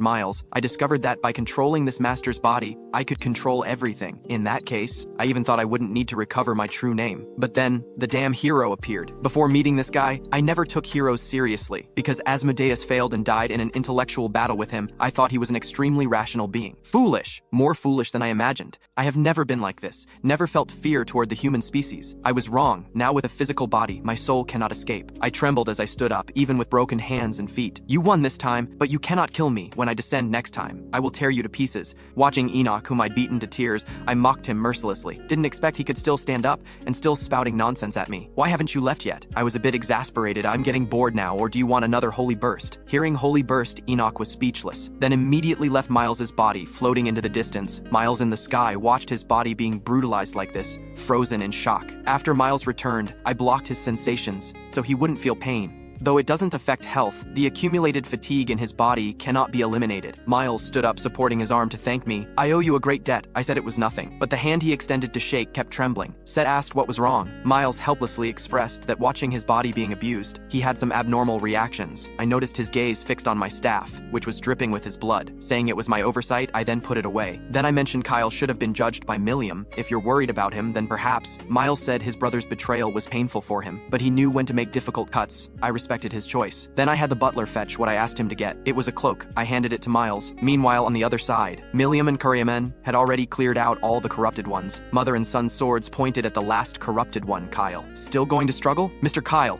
Curryman wanted to persuade Kyle to surrender. Kyle reached for his neck, shocked to find Enoch's gift mark had disappeared. This is impossible! How could that lord fail? Curryman interrupted Kyle. Vice Commander, is this the kind of thing you made a pact with demons for? What do you know? Kyle extended his hand, trying to grasp at something. The me who always watched my brother's back from behind. What would you know? My parents were wrongfully accused and died without holding any expectations for me, Kyle shouted. Even in death they kept calling my brother's name over and over, but never mine. Kyle grew angrier. Kuryaman, you once harbored hatred like me. I thought you would understand me. Kuryaman lowered his brow, not responding. I arrived with Miles just in time to see Kyle roaring. Kyle also noticed our arrival. His vacant gaze met Miles's angry one. Miles broke free from my support, walking forward alone. Kyle suddenly burst into laughter. You finally came. Are you here as a brother to scold me? Miles drew his sword. Silence. I don't want to hear that kind of thing. I'm not here to see my brother. Vice Commander Kyle. Hearing this, Kyle's last bit of pride vanished. Condor Mercenary Corps Rule 3. Article 1. Those who commit heinous crimes, death is the only sentence. The Vice Commander violated regulations, so as Commander of the Condor Mercenary Corps, I will personally judge you. Miles raised his sword high, eyes full of reluctance toward his brother and guilt toward his parents. That was the rule Miles and his brother Kyle had established together. I watched Miles trembling as he raised his sword. Was he unable to bear the sword's weight, or expressing his sorrow? I couldn't tell. Kyle knelt on the ground in despair. He knew this was how Miles was, always naturally bearing everything. Once at their parents' grave, Miles had knelt for a long time. He too had silently watched his brother from behind, watching that weight. Rain began to fall from the sky, raindrops hitting the two brothers mercilessly. Kyle knelt before Miles. Yes, Commander, rules should be followed. Perhaps there was a better choice once, but things are what they are. The past cannot be undone. Rain soaked Miles's hair, falling again from his wet strands. Let the past be the past. Miles opened his mouth, trembling. Kyle closed his eyes, waiting for death to come. The rain fell harder, making it impossible to tell if what ran down their faces was rain or tears. In the heavy rain, a sword flashed. In the next life, I hope he'll still be my brother. After the rain, brilliant sunlight once again illuminated this land. With matters concluded, it was time for us to leave. Miles saw us off outside the fortress, expressing his gratitude to me again. I only did what needed to be done. I smiled. But more than that, are you really going to keep holding that? Miles gripped tightly a red staff in his hand. Most importantly, it was a one-to-one replica of the staff I used to beat up Enoch. Miles held the staff in his hand, letting out a maniacal laugh. That day, watching Lord Hero beating my body with a staff, I finally realized the sword shouldn't be confined to form. Your pursuit is truly noble. I was speechless, but he said he was joking. Set sat on my shoulder, pulling my face. You've corrupted another normal person. I laughed. This is the foundation for a bright future. Miles excitedly raised the staff high. I will use this staff to eliminate all demons I see. Lord Miles, I understand your hatred, demons destroyed your brother and mercenary corps. But please face it properly, don't be consumed by hatred and lose your reason. Miles understood my meaning. He didn't want to go through this again. He drew his sword and planted it in the ground, kneeling on one knee. Please continue your journey. Carriaman, who decided to stay with the mercenary corps, and other mercenaries followed suit. We will always support you from behind. I said it was my honor. Then I left on horseback with Ryan, though the butler insisted on carrying the horse while running. Leaving now? Milliam's voice came from ahead. She and Eileen seemed to have been waiting here for a while. I thought you'd be with Carriaman. I dismounted. Milliam said she planned to go out and walk around, and it was time to forget past suffering. Seems Carriaman's transformation had infected Milliam too. Learning Milliam decided to travel as an adjudicator fighting demons and criminals, I was pleased. Hero, I'll have my disciple follow you in my place. Milliam looked at Eileen. Ryan and I didn't react at first. After all, we'd broken off the engagement before. Eileen even shouted, "Wait, master, hold on." Milliam asked Eileen if she remembered the promise, which included not just sword instruction, but responsibility, and Eileen had now learned the true essence of Starfall's sword, just lacking combat experience. "We will meet again." Milliam stroked Eileen's head. "Then I'll tell you what comes next. Please keep working hard until we meet again." About to part with the master she'd followed for 2 years, Eileen shed tears of reluctance. The butler and Ryan were also moved to tears by this touching scene. "Lady Milliam," I raised my hand interrupting them, "I don't want to travel with Eileen." "You tactless bastard." Ryan and the butler were furious. "Who asked you to speak?" Milliam explained Eileen was excellent and ready to leave her tutelage. I said it wasn't that I disliked Eileen, but one more person meant many more things, like travel expenses, combat risks and such. "I don't know how much you can give. You're too shameless." Set was speechless. Milliam thought about it and agreed I had a point. She couldn't let the hero bring Eileen for free. She took out packaged medicine. Beast King's elixir? I looked at the medicine in my hand. Milliam wasn't surprised I knew this medicine. In my previous life's team, Beast King was also a member. He often carried this medicine. Milliam explained the medicine's origin, from someone she'd saved who had Beast King bloodline, who gave it to thank her. Seeing me daze off, Milliam thought this wasn't enough. I said this was too precious. I was quite flattered. I immediately put away this precious gift. "Then my disciple is in your hands, hero. If you need anything, you can find me anytime." Milliam turned and left gracefully. "I look forward to your performance, hero." I continued on with him. Ryan asked about our next destination. He said wherever I go, he'd follow. "To my home," I answered. Ryan heard my words.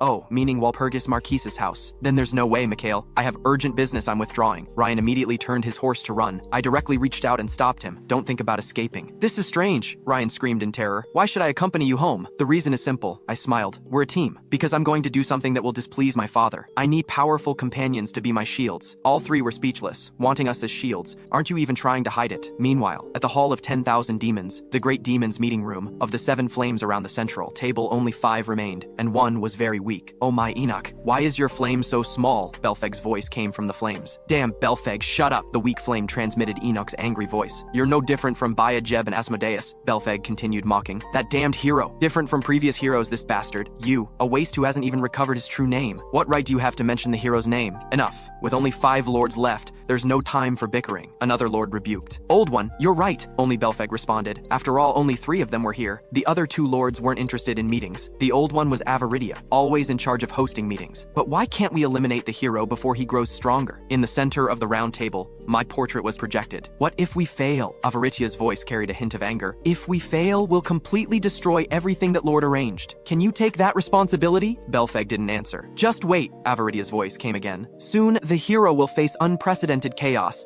beyond his ability to control. I'm certain plague will soon sweep the world." Enoch believed her words, because she generally wouldn't make judgments lightly, even if it was credible, but Enoch recalled the scene of the hero beating him. "Old one, are you sure?" Enoch asked cautiously. "I'm certain," Avaritia's firm voice came. The scene shifts to Walpurgis family territory. After 2 years, finally back, it feels different. I gazed at my home from afar. "Yeah, we're here." Ryan and Eileen were very dejected. "That's just great." Ryan frowned, asking what I actually wanted to do. I brushed him off, saying nothing. Didn't expect this fool actually caught on. "You've said that before. Was any of it true?" "So I hate clever people." I explained the situation to them. "I plan to examine the Bloodline Grimoire. I should already meet the challenge conditions." All 3 repeated Bloodline Grimoire, but probably only the butler knew what it was. This book records the Walpurgis family history, and it's also a magic book. This book's true name is Lem Miton. It only responds to Walpurgis bloodline, hence called Bloodline Grimoire. Every page carries the Walpurgis family's history and power. It was created by the first Walpurgis. In my previous life, it was long destroyed in the flames of war. Opening the Bloodline bloodline grimoire means challenging all of Walpurgis history. Ryan stepped forward. What happens if the challenge fails? You'll be devoured, becoming part of it. But if successful, I'll become Lemebaton's master. Either be devoured or become its master, quite simple. I never thought about becoming its master, but never planned to be devoured either. I just want to explore the bloodline's origin. What kind of existence was the first Walpurgis? He wasn't just a ninth circle archmage, but possibly something more special. Besides that, to achieve great things, I also need to gain knowledge from Lemebaton. So, let's go, Shields. Set widened her eyes. This guy's not thinking that at all. Indeed, as my comrades, please trust me. How could I say such words? Viscount Nostra walked through the Walpurgis manor, an ominous premonition lingering in his heart. Clearly, today was like any other day. Where did this unease come from? It's fine, it's fine. The Viscount shook his head, trying to dispel the anxiety. Since being defeated by me, he'd been reborn. Logically, nothing should happen. Though he once fell to the 5th circle and stayed there long, he was happier for it. Through his efforts, he stabilized at the 6th circle, all thanks to his teacher. Though very grateful, why did he get goosebumps thinking about him? Gods above, please don't let him return, the Viscount prayed, then heard from behind. Who are you talking to? The Viscount numbly turned around, seeing the person he shouldn't see, so he lowered his head to pray again. I've been too tired lately, even having hallucinations. Seems I need to take medicine to ease this. He talked to himself and walked forward. Great God, Hekau, protect me with eternal light. Great. Ouch. Before he finished, I caught up and slapped him. I grabbed him in my hand, obtaining the 4th shield. I tossed him to Ryan and the others. Good, that makes 4, should be enough. What do you intend to do? The Viscount didn't understand, but learning I was going to challenge Lemebaton, he panicked. Young master, no teacher, give up. The Marquis won't agree. Plus, when you become head, it'll be yours anyway. I don't have that much time. It's not about time. It's about reading permissions. Surely you don't plan to break the barrier. You mean? That's right. I'm going to force my way in. Then who will stop the Marquis? 1, 2, 3, 4... Good, my proud shields, you must work hard. The moment I break the barrier, father will sense it. So what you need to do is stop my father. Are you all ready? Ryan didn't speak, just raised an internationally friendly gesture. I was very satisfied with this. This is the proper state for comrades. Before the Prophet's library, I was stopped by 2 guards. One guard asked what I was doing at the library. As direct lineage of the Marquis, I have the right to enter the library. But the guard was rigid. Only with the Marquis's personal permission could they let me through. Set sat on my shoulder. After all, you were such a bastard before. Now that you've improved, they don't dare believe it. These guards stationed at the library didn't know my deeds, still saw me as a bastard. I released holy power, saying I was here in my capacity as hero, then showed the Emperor's brooch. Now blocking me means resisting both the church and empire. The 2 guard knights didn't dare refuse, so I got in smoothly. Set asked how long the Walpurgis family history was. I said, like other families, quite ordinary, but the first Walpurgis was different. Records about him were suspiciously scarce, though he was a 9th circle archmage with illustrious military achievements. What about before that? Who he was, what he did, no one knew. Set's head hurt listening. Soon I found the restricted chamber. Set looked at the numerous barriers ahead, feeling overwhelmed. I had to break through these complex high-level barriers before father arrived, but these barriers activated based on bloodline response, meaning outsiders couldn't break through, but that might not apply to me. I took out a dagger and cut my palm. Though still complex, I'd seen more complex and dangerous ones in my previous life. These were different barriers set by past family heads, practically flawless. Right now, I was essentially battling past family heads through barriers. I swung my left hand forcefully, blood spattering. It scattered to various corners of the barriers. Is this blood magic? Set was puzzled. Because I don't plan to destroy these barriers, just need to temporarily disable them. Massive smoke forced Set to close her eyes to block it. After the smoke cleared, surroundings fell into endless darkness. I walked around casually, trying to find direction. Didn't expect the place I just walked to be swallowed by a giant mouth. Set looked back in terror, then asked what happened. I said this was Walpurgis's unique devouring magic. The barrier was still active. I kept moving forward in darkness, dodging each attack. Set thought I'd calculated every step, but actually I was relying on instinct. Then I came before a huge barrier. Seems this is the final one. Looking at the familiar pattern before me, I knew this was father's barrier. Then I destroyed this barrier. Didn't expect the scene behind it to be like this. You're not Aiden? A blonde man rests his chin on his hand as he looks at me. Is it you? I can't help but frown. If you're asking about my essence, some say I'm history or magic. Simply put, they're both right. I am Lemebaton. At the same time, an enormous explosion suddenly erupts at the Walpurgis estate. Guards scramble to escape while screaming. The Marquis has gone mad. Which lunatic provoked his lordship? Does he not value everyone's lives? That damned bastard son! The Marquis's veins bulge as his hand embeds into the wall. How dare he break in and touch Lemebaton? The Marquis grabs his exaggerated magical weapon. This time I'm going to break all 4 of your limbs. The Marquis's face shows fierce intent. Make you lie on the ground calling me daddy. First to bear the brunt is Ryan, the future sword saint. who rushes forward recklessly to stop the Marquis. After 2 years of getting stronger, can he successfully stop the Earl? Get out of the way. The Marquis sends Ryan scurrying away with just one strike. One massive lightning bolt after another chases Ryan. I knew this would happen. Ryan runs for his life, fearing he'll be struck dead.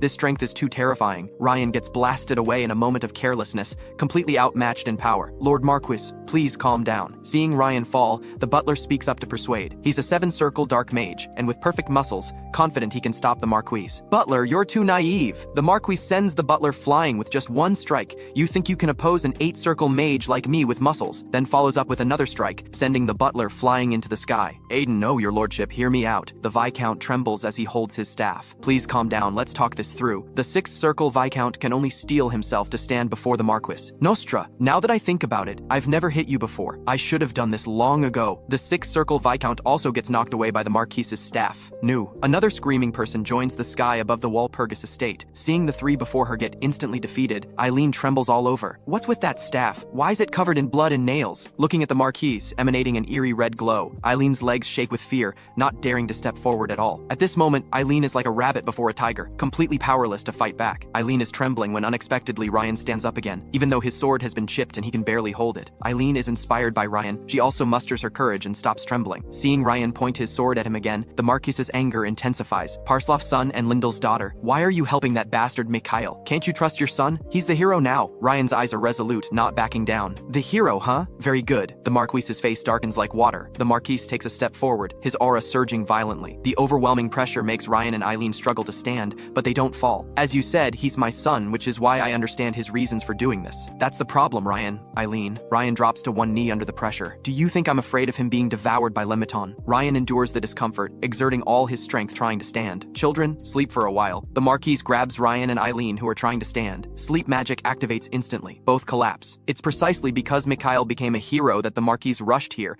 Heroes are beings who hate and eliminate demons. If he views Lemiton from a hero's perspective, thinking this, the Marquis clenches his teeth. The scene shifts. You're imitating the ancestor, aren't you? That's right, your ancestor, also my creator. Lemiton seems to know what I'm thinking. A very great person. He pushes the poured tea toward me. You really worked hard breaking through the barrier. All right, but before that, let's dispense with these formalities. I swat away the tea he pushed over. I stand before him, using magic to eliminate his table and tea set. The tea set and seat you made with magic power could easily kill a person. Are you still going to pretend? I look at him coldly. How long do you plan to use informal speech with me? I'm the avatar of the first Walpurgis, and you're merely his descendant. I am indeed a Walpurgis descendant, however. I clench my fist, killing intent rising. I'm also the hero. Why does Lememiton have demonic energy? Without a doubt, this guy is a demon. I won't use any honorifics with demons. A demon? You judge me as a demon just from demonic energy? Lememiton says slowly to me. I fall into thought. I also hate those damn demons. If I am one, aren't you as well? Then how will you prove you're not a demon? I look down at him. Lememiton continues speaking to me. You who destroyed the barrier without permission to stand before me. What right do you have to demand I tell you everything? Now I'm stumped. Lemiton and I reach a standstill, neither willing to explain.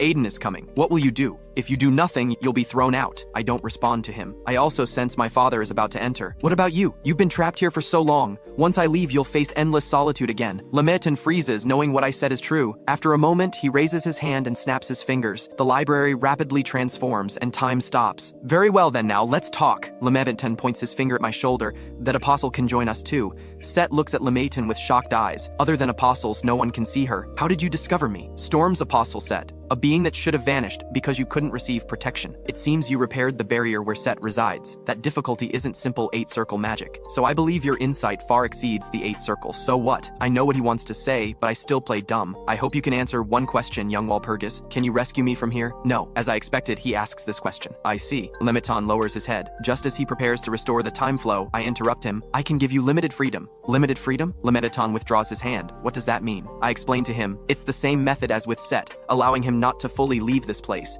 In fact, I could completely release Lememiton, but I don't want to do that. No matter what, if Lememiton wants to leave, he must be completely under my control. The so-called limitation requires signing a contract with me. I wonder if you're interested. Lememiton doesn't hesitate, directly signing the contract with me, because loneliness is a very delicate emotion. Even though Lememiton is a powerful grimoire, he can't withstand prolonged loneliness. If it weren't like this, he wouldn't sign the contract with me so quickly. According to the contract terms, his power is completely under my control, and he must tell me information. I split him in two, transforming him into a boy around 14 years old. Even though he can only use the minimum amount of power, he doesn't care. After his needs are satisfied, he asks what my demands are. However, he says he can currently only access 30% of the content. This is within my expectations. I smile and answer, but 30% isn't little. First, I need to know information about the first Walpurgis. Lemeton indicates he can't provide much information. He was created when the first Walpurgis established the family, so he doesn't know about things before that, and doesn't completely know everything after either. I say, then just tell me what you know. Lemeton says this can't be explained with words. Wait, let me look. After Lemeton speaks, he pushes me with his hand. I'm pushed out without any defense. My surrounding spirit constantly changes, consciousness slowly returning. Where is this place? Looking up, this is my father's office, but the person sitting there is the first Walpurgis. I casually pick up materials left by the ancestor. Higher genetics, trait changes, nature reversal, various materials piled like mountains. What exactly was the ancestor trying to do? Lemeton, the ancestor suddenly calls out. Remember every word I say, don't miss a single one. The unqualified cannot access, even the most talented descendants. Talent and qualification aren't always proportional. It must be inherited by someone qualified. I will remember. Yes, these materials must be separated. We must complete. A burst of chaotic noise enters my ears. I must concentrate, even if I can hear one more word. Must protect this world. We are different from them. Different from them? I don't understand the meaning. Who are they referring to? Then my consciousness leaves this strange place. As a burst of bright light appears, my consciousness returns to reality once more. The return of consciousness causes my head to throb. Set supports me, asking if I'm all right. Although the information is fragmented, I can feel the ancestor feared something, though I can't determine what it is. I ask Lemeton if he knows the key, but he doesn't plan to tell me. I ponder that currently, my qualification only allows me to know this much. I have no right to know other things. In the ancestors' era, that was when great families rose. Conflicts erupted constantly across the continent. Yet what the ancestor feared wasn't this grand turmoil. With what I currently know, I can't deduce the correct answer, but having this level of information is already a major gain. I ask Lemeton how much content about the plague can be accessed. He says as much as there is. Then, I lead the separated him out of the library. This trip to the library not only signed a contract, but also gained considerable information. Are you ready? Lemeton asks me. I know what he means. That enraged Marquis is right ahead. Now is the moment to face the real challenge. Although I'm already prepared to sacrifice both legs, honestly, I'm still a bit scared. If only the one getting beaten next wasn't me, then I could enjoy watching. Someone like Ryan, for instance. Stop this nonsense. Obediently accept reality. As the hourglass continues flowing, the time pause effect ends. Immediately, a voice that chills me comes from outside the door. Lemeton is already prepared to watch the show. With a tremendous sound, the library's door is directly blasted away. The person is my father, Aiden Walpurgis. Mikhail, crawl out obediently and die. I try to stop my old man from using violence on me. Violence only breeds endless tragedy. However, father doesn't plan to listen, walking toward me step by step. As the distance closes, the Marquise notices something's wrong, because the Lemeton behind me hasn't been released. Looks like you haven't had time to read Lemeton. The Marquise's face is mocking. Breaking the barrier isn't bad though. I indicate that I've actually already accessed it. Hearing this, the Marquise's expression changes from mockery to shock. We even signed a contract. Lemeton adds, can't believe it's been 20 years, Aiden. The Marquis looks at the youth before him in surprise, confirming he really is Lemeton. He doesn't consider me a dangerous person like you and your ancestor do. Mikhail! The Marquise's face darkens like water, as if about to explode any second. Then he furrows his brow. Did you see Lemeton's origin? I say I don't know the details, but what his origin is doesn't matter to me. Though I do have some guesses, I don't believe that's the truth. Even if you're the hero, you don't care. If I weren't a permitted existence, then the gods wouldn't have chosen me. I won't hate the family because Lemeton has a connection to demons, no matter what happens in the future. Although I granted Lemeton freedom, it's currently limited to within Walpurgis territory. After all, our estate is very large, enough for him to move around. Lemeton promises he won't abuse his power. He just doesn't want to endure loneliness anymore. The Marquis's aura completely subsides. Seems he really won't beat me. Looks like I have a chance to keep my legs. Thank you for understanding. Father, I seize the opportunity to continue explaining. I'm very sorry for suddenly breaking into our home, but as the hero, I must fulfill the hero's duties, thinking of humanity. I believe you'll understand me. I must take this opportunity to slip away. However, Father deliberately emphasizes calling my name from behind me. All my hair stands on end. I tremulously turn around, asking if there's anything else. Seeing his happy smile, I also relax. I need to put this down first. The Marquis throws away his weapon. Son, do you know what equivalent exchange is? You obtained Lemeton, so you must pay a price. Father, now isn't the time to talk about this, right? I try to muddle through. The Marquis spreads his hands. As a father, I should forgive you, but I'm still the Walpurgis family head. The head's duty tells me not to let you go. Seeing Father's aura intensifying, I decisively use teleportation magic to escape. In the blink of an eye, I'm above Walpurgis territory. Set sits disdainfully on my shoulder, mocking my escape behavior. You don't understand him at all. I'm gentle by nature, not brutal like him. You just don't get it. Set mentally compares compares this father and son, wondering where exactly they differ. Great, I just need to hide until his anger subsides and then return. The plan is perfect. Same solution as with Lemeton. I'm so brilliant. Wait! I suddenly realize my body can't move at all. Then my back gets pressed by a huge staff. My father's voice comes from behind. Long time no see, son. Why aren't you running anymore? The Marquis raises his staff. Then prepare to die. It won't even take me 1 second to pulverize you. The Marquis furiously swings down the staff. Dad, wait! Seeing the approaching staff, I try to stop him. You're begging for mercy, even willing to call me daddy, you bastard. At the same time, inside the Walpurgis estate, the Meat Shield members all sit motionless. Do you think Mikhail's plan will succeed? Eileen asks softly. Don't worry, that guy's clever. I believe he'll succeed. Ryan bandages himself while comforting Eileen. Wow, look outside, everyone. The butler suddenly points toward the window. Can't believe there's a shooting star in broad daylight. Everyone come make a wish. The four each make their own wishes. The scene shifts. My leg bones healed much faster than I imagined. Back to normal in just a week. I lie in bed recalling how I've had my legs broken countless times before and still survived. My past self was truly strong. I sit up joyfully. Set continues verbally attacking me. You seem quite proud. I'm already used to Set's mockery. I change the subject. Set, I suspect the demon's next move is a plague. A plague? How are you certain? I explain my thoughts to Set and my predictions for the future. 2 great demons disappeared. Enoch was severely damaged. They won't be willing to lose more great demons,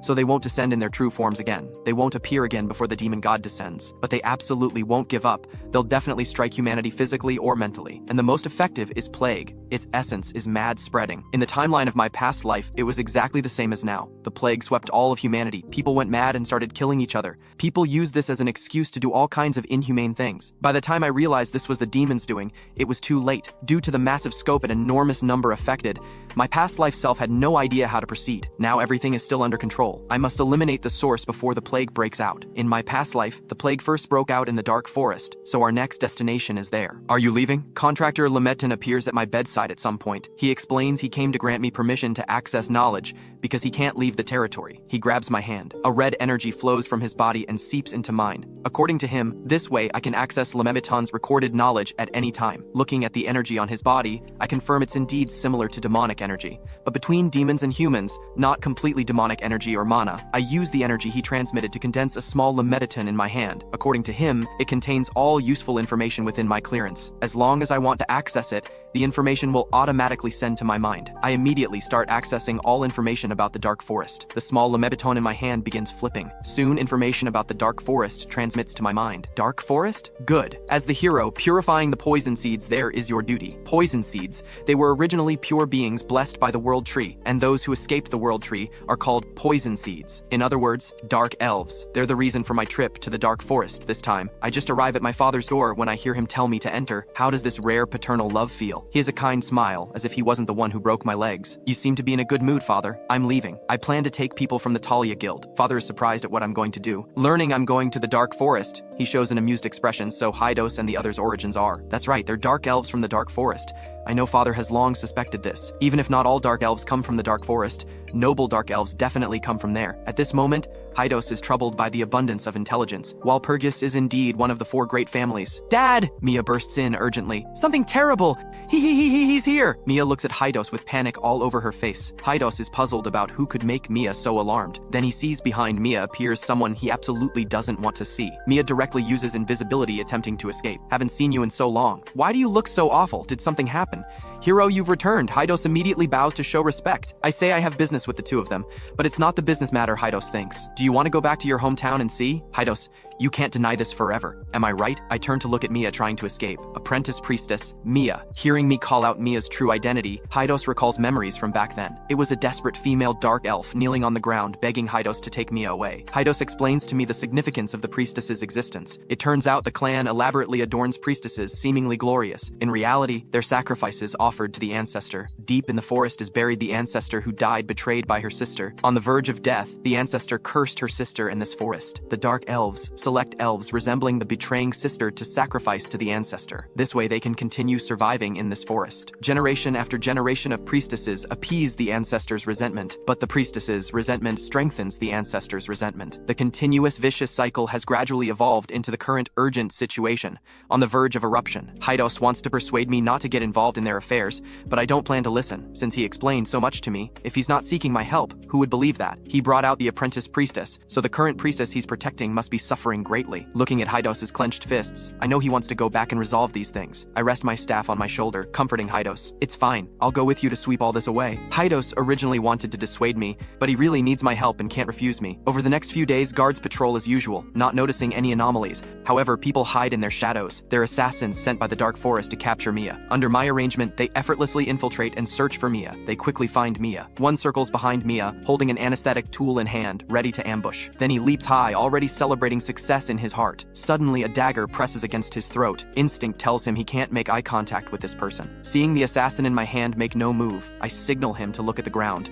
He looks down only to discover his companion, better at stealth than him, already lying down. He tremulously turns to ask who I am, because he didn't notice any of this. I love when people ask who I am. I'm just a passing hero, remember that. I ask Hydos if he recognizes these two. Hydos confirms these two are from the faction supporting priestess sacrifice, and even more radical, they worship the Dark Forest's vengeful spirit and call themselves Charon. They believe vengeful spirits are the ultimate destination of all life, advocating the spirits expand across the entire continent. Hearing this, I freeze. Isn't this exactly the source of the plague I'm looking for? Different from my past life, now Mia is alive and well. However, the spark called Charon still exists. I must extinguish them before they spread. Feeling strange eyes watching me, I follow the source of the gaze. Just as I look over, Mia immediately looks away. I ask, "Is something wrong, Mia?" She tremblingly points at my staff, unwilling to look directly at it. I still don't understand her meaning. What about the staff? It's normal for the staff to have some blood on it. This guy doesn't even have basic common sense anymore. Set helplessly slaps her head. Putting that aside, do all Dark Forest people want to sacrifice the priestess? Mia explains there are still rational factions,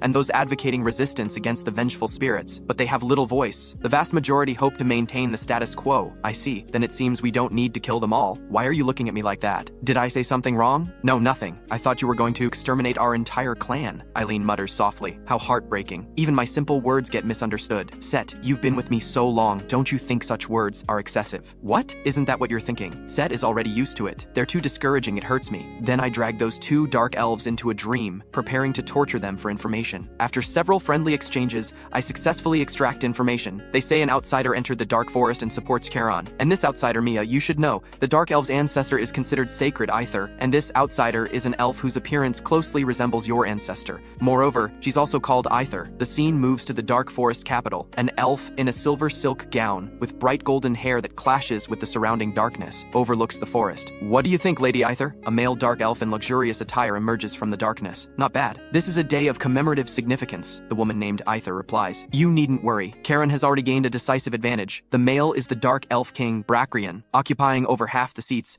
This is significant. It means those wise ones are raising their voices. My king, remember this. I don't want my resentment to exist only in this forest. Humans confined my resentment to this forest, making me and my descendants bear it. Resentment can't exist only in the forest. Unlike us, humans have never borne these things. They'll inevitably become mutually suspicious and fight each other. That's when we'll rise. The king's heart is very excited, recalling these years they've been trapped in the forest, like caged birds with no freedom whatsoever. Thinking this, the king involuntarily kneels. Mother, we've been waiting for your return. What do you need me to do? Aether looks coldly at the king, saying, First, I want to see how much my malice has condensed, and meet our priestess. The scene shifts. The butler still runs carrying the horse, about to catch up with Mia on horseback. The stars in the night sky are very bright, perhaps because we're approaching the dark forest. Looking at this beautiful, starry sky, memories from my past life surface in my mind. This damned starry sky. Those who don't know would think we live in peaceful times. The speaker is the Beast King. The Beast King, Saint, and Elf King are arguing about the world's chaos. The Beast King often looks cynically at the starry sky. The Saint attacks the starry sky with various profanities. The Elf King, Jihad, watches them with a bitter smile. And that damned bastard hero, Siegfried. Although war raged constantly then, that night's starry sky was truly beautiful. Today is different from yesterday. How wonderful if this warmth could last. Night deepens. We find an open space to camp. Mia rarely sits beside me to talk. Usually when she sees me, she screams like a kitten and runs away. Seeing past events exposed, Mia yells, Can't I get close to you? However, I really have something to tell you. Mia nervously fidgets with her fingers. Priestesses are more complicated than you imagine.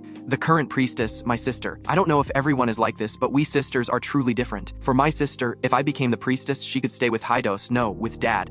Can the priestess identity be changed at will? I'm confused. Mia isn't sure either, but she can confirm her sister gave up everything for her. Regardless, Hero is here out of duty, but I still thank you for accompanying me. Thank me? Mia was always destined to walk this thorny path, to become priestess. In my past life, she bore it alone. Now it's only because I intervened early. She was already prepared. I just gave her something to rely on. As expected, she's determined to make the Dark Elves change, breaking free from the ancestors' curse. But with just her and Hydos's strength, even knowing it was suicide, they still went in my past life. At the same time, the Dark Forest ritual site. Mia's sister Rowena is tormented beyond recognition by the ancestors' resentment. She plays the ancestors' sister Hemera, bearing the ancestors' wrath for her people, until mental collapse, leaving resentment toward her people, awaiting the next priestess, even though she isn't the one who betrayed the ancestor, even though she only wanted to protect her sister. At this moment, the king arrives. This means the ritual is suspended. Very good, I'm satisfied with the accumulated resentment. A woman emerges from behind the king. After Rowena sees the person's face clearly, it's Aether, a dark elf whose appearance closely resembles the ancestor. Rowena's deepest fear is triggered. She screams, wanting to escape, but there's nowhere to run. Aether looks at Rowena as if seeing the most delicious food. The scene shifts. Our group has arrived at the Dark Forest. Looking at the strange scenery before him, Ryan is very curious, though he still feels something ominous here. Hydos tells him this is normal. After all, this forest's accumulated resentment over time can't dissipate. Warning! Warning! Mole suddenly flies out, waving its limbs, shouting loudly. Enemy incoming! Strong hostility! Mole keeps shouting,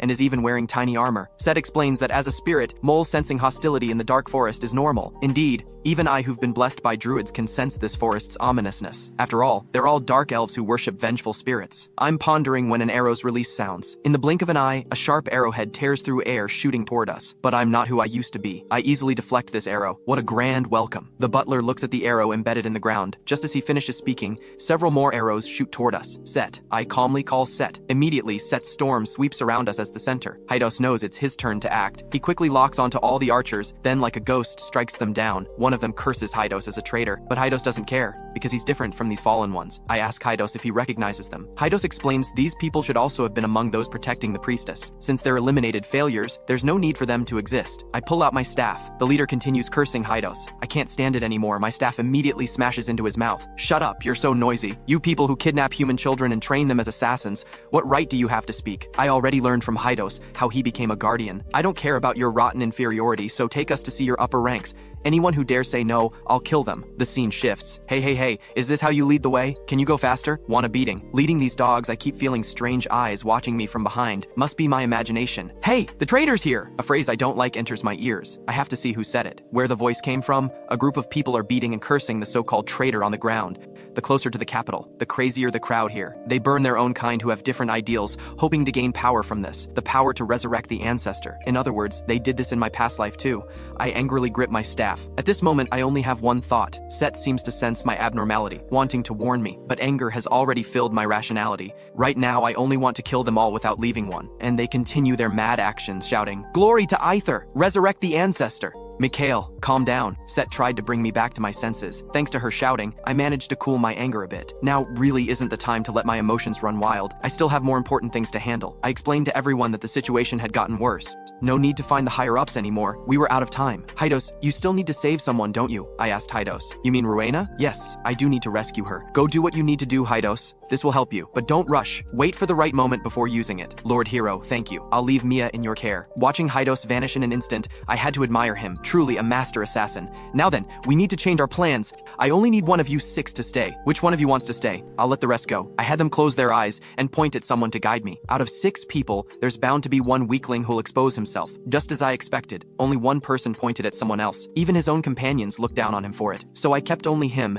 and erased the memories of the others before letting them go. With this useless guide leading us, we gradually approached the sacred grounds. Master, I don't feel good! Mole curled up, trembling all over. It was normal for her to feel uncomfortable. After all, this place was full of corrupted elves who bore hostility toward her. Mia felt deeply saddened seeing the once adorable elves all assimilated by their ancestors. These elves had all been infected by resentment and driven completely mad. They surrounded us, seemingly ready to attack. Damn it, this is exactly why I didn't want to come here. You fearless outsiders, get ready to go to hell. Shut your mouth. My staff won't tolerate his babbling. These elves are all pitiful, but their essence is pure, so there's a way to purify them. They're getting closer. We can't beat them. Mole was still trembling. Looking at Mole, an idea struck me. I handed her a miniature version of my staff. Mole, they were once like you, but now they need you to save them. Mole gripped the small staff, silently resolving to save her companions. Seeing Mole raise the staff, it looked like she was ready to save her companions. I casually cast enhancement magic on her. Mole now felt her whole body brimming with power, with a mighty aura bursting forth from her. You've been fully enhanced in every way, Mole. Go get him. Mole's fighting spirit exceeded all our expectations. She successfully took on multiple opponents. Master, am I strong now? Mole proudly raised her staff. I applauded her from the heart. She really did an excellent job. Oh my, even the cute and pure mole has fallen now. The elves knocked down by Mole woke up one after another,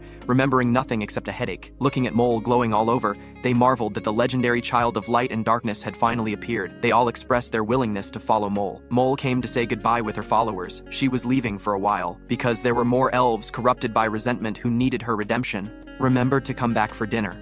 I didn't bother managing her. With all that magic enhancement, she couldn't possibly fail. I reconfirmed my purpose for this journey, to resolve the 1,000-year-old resentment, to prevent demons from exploiting it like they did in my past life. Suddenly, I remembered an overlooked character, Aether's sister, Hemera. Even the Lameton had no information about her, only knowing that she later died of natural causes. No one knew the truth of what happened. Mia interrupted my thoughts. Lord Hero, there's a legend that ancestor Hemera might still be alive. My eyes narrowed. This was exactly the key point I wanted to pursue. If the legend was true, then the problem would be much easier to solve. I asked Mia if she could tell me the content of the legend. After thinking for a moment, Mia told me the legend of the ancestral sisters. The two sisters, one represented the moon, the other the sun. But one day, darkness devoured the sun and shattered the moon. Only the black sun remained in the world. Even now, the black sun awaits the moon's return. After some time, we reached Aether's tomb. I approached to examine it, but discovered a shocking scene. There was no tomb here at all, only the corpse of a female dark elf with a dagger plunged into her own neck. Mia stared in disbelief at her ancestor's body. Eileen and Ryan were also puzzled. Their ancestor's corpse was just abandoned here, and it looked like a suicide pose. As I examined the corpse,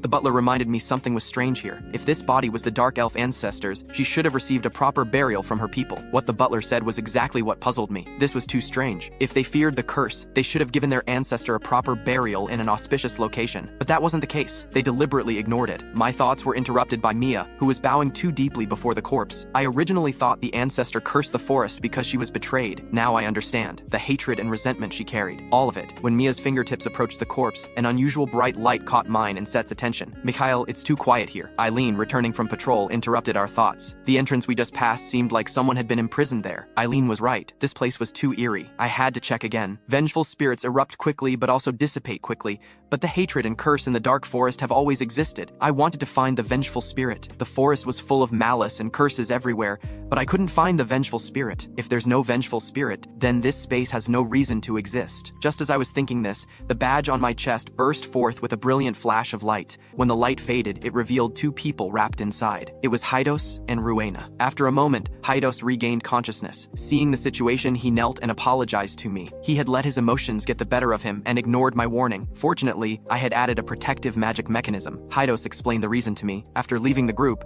he had rushed non-stop to find Rowena. When he first found her, he discovered Aether torturing Rowena, though I had reminded him to wait for the right moment and not rush. He couldn't bear to watch Rowena being tortured right in front of him. Just as he was about to rescue Rowena, Aether returned. As a master assassin, he immediately attacked Aether, but she easily blocked him. Just as Aether was about to deliver a fatal blow, the item I gave him that he wore on his chest began to glow. Aether tried to stop it, but the moment her shadow touched the light, Hydos and the others had already teleported away. Aether looked at the cracked pendant before her. She knew what this meant. The hero had discovered everything and come here. Hydos, though I have much to say, there's no time now. After Mia fed her sister the recovery potion, she hurriedly checked her condition. Seeing her long-lost sister tortured like this, Mia could no longer control her emotions. She hugged her sister tightly and burst into tears. Priestess, I have some questions that need your answers. I looked at Rowena. I need to know everything about Aether. From Rowena, I learned that Aether's soul had long since perished. The current Aether wasn't the ancestor. Stop your lies! You just want to escape the priestess's responsibility. Come back with me to atone. The chubby captive suddenly got tough when facing Rowena. Did I say you could talk? Useless trash. I punched him flying. I hate it most when people waste my time. Sister, the ancestor's soul disappeared, but the curse remains. Mia asked what was on my mind, but Rowena's words surprised Mia, because it's necessary to unite the Dark Elves. Long ago, as the ancestor declined, her followers gradually became harder to control. Her hatred toward her sister gradually faded, but the tribe needed that hatred. So the first Dark King and the elders decided to commit an absolute taboo. They imprisoned the weakened progenitor, making the ancestor continue to hate. Right here in this place called a tomb, the ancestor's hatred continuously emanated, fulfilling their need for protection. This situation continued until the ancestor's death. This explains it. Aether did perish, but the hatred never ended. Though her hateful soul perished, her hatred toward her descendants continued. Does he have brain problems? The clever Ryan finally spoke up. The Dark King knew all this and still accepted Aether. Rowena explained that all this was caused by the Dark King's ambition to rule the world. She begged me not to annihilate the dark elf race, though in fact I had no such intention. After all, I'm a hero. I only cut away the rot and preserve elves like Rowena. But before that, Rowena, you still haven't told me everything, have you? I looked at her. You've already guessed, haven't you, Lord Hero? Guessing isn't the same as fact. Rowena understood what I meant and revealed everything she had hidden. The progenitor's soul shattered into countless fragments, most continuing as hatred throughout the forest. One piece closest to the ancestor's essence has now matured into a person. In other words, the ancestor reincarnated and is still alive. Where? Where? Mia looked around for someone who might be the ancestor's reincarnation. Then she noticed that both Rowena and I were staring at her. Wait, no way? Mia pointed at herself. You mean I'm the ancestor's reincarnation? Mia couldn't believe it. Mia, if you don't believe it, then do as I say. Touch the ancestor's corpse again. Mia still couldn't believe it, but it seemed this was all she could do. Trembling, she reached toward the ancestor's remains. The moment she made contact, brilliant light burst forth. Then the remains transformed into blue light and flowed into Mia's body. Watching Mia's condition, things were just as I expected. Welcome back, founder of the Dark Elves, Mia. Mia stared at her body in shock, still refusing to believe she was the progenitor's reincarnation. Even if she was reincarnated, she no longer had the ancestor's memories. Ancestor, I failed to recognize you. I deserve death. The guy I captured kowtowed repeatedly to Mia. I didn't stop this waste, but explained to Mia that it's normal for a soul split into fragments to not retain memories. The body you just absorbed is also part of it. There may be changes, or maybe not, but I don't think you need to recover those memories. I think you're fine just the way you are now. Wait, Mia is the reincarnation, so who's that Aether outside? The clever Ryan spoke up again. What more is there to say? That one's fake? I didn't want to bother with him. Listen, Mia, you don't have to force yourself to recover those memories. Reincarnation doesn't mean you must be exactly like her. Those memories would be too hard for you to bear. Right now, we only have one goal: eliminate the curse in the forest and take down that fake Aether. Since she's absorbing the curse and resentment from the forest, we'll just wait for her to finish absorbing it, then wipe her out in one blow. So don't worry about your memory problem. Mia insisted on recovering her memories. Tears streamed down her face as pain seemed to grip her chest. I could understand her feelings. After my rebirth, I occasionally felt the same way. Since she made her own choice, there was no need for me to say more. Only those who've experienced it can understand this emotion. Seeing the timing was about right, I called over the dark elf I'd captured. You kept kowtowing. Does that mean you acknowledge Mia as your ancestor? But didn't you just call her a traitor? I asked him kindly. Please don't spread this around. I'll do anything. He grabbed my leg and begged. You said you'll do anything, right? Well, there's one thing only you can do. Go out and spread a rumor for me. Say that Hemera appeared at the tomb. A few days later, a chubby dark elf was running through the forest, shouting that he'd seen Hemera. The entire dark forest fell into chaos because of this. It was normal. They despised Hemera. She betrayed her own sister, causing the tribe to suffer the curse. To them,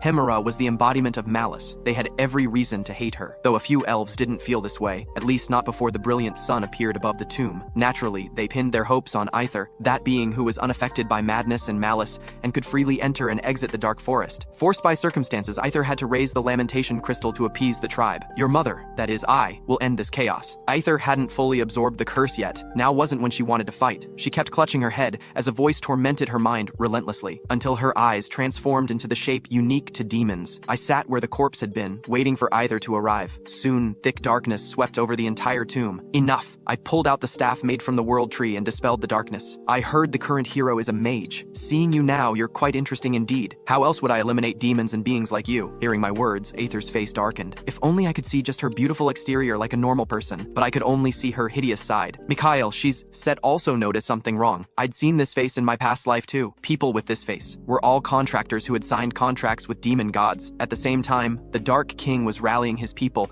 seemingly already seeing the hope of conquering the world. Mole also returned with even more followers. You're saying you conquered the entire forest in just a few hours? Ryan was confused. Yes, because I'm very powerful. Mole was quite proud. Come to think of it, this one was brought by Mikhail. It'd be strange if she were normal. Mole said she could broadcast my battle with Aether in real time. The butler finished creating the 7th Circle Phantom Theater on the ground, and darkness instantly covered the entire forest. Mole led her followers flying toward the center of the magic circle, projecting the battle scene inside the tomb in real time through the Phantom Theater. Countless arrows formed by shadows shot toward me. I could easily block attacks of this level. You were forced here by a rumor. Does it bother you that much? That was just a friendly probe, looking at the lamentation crystal in her hand, an ancient elven relic, but she couldn't fully harness its power. This meant the relic was being forcibly used by someone impersonating its owner. I didn't feel like wasting more words with a demon, so I directly released the 7th Circle High Tier Magic Holy Domain Declaration. This move would enhance Set's storm, instantly covering half the sky. You'll pay for your arrogance! Aether's body erupted with endless shadows. These shadows kept touching the holy domain,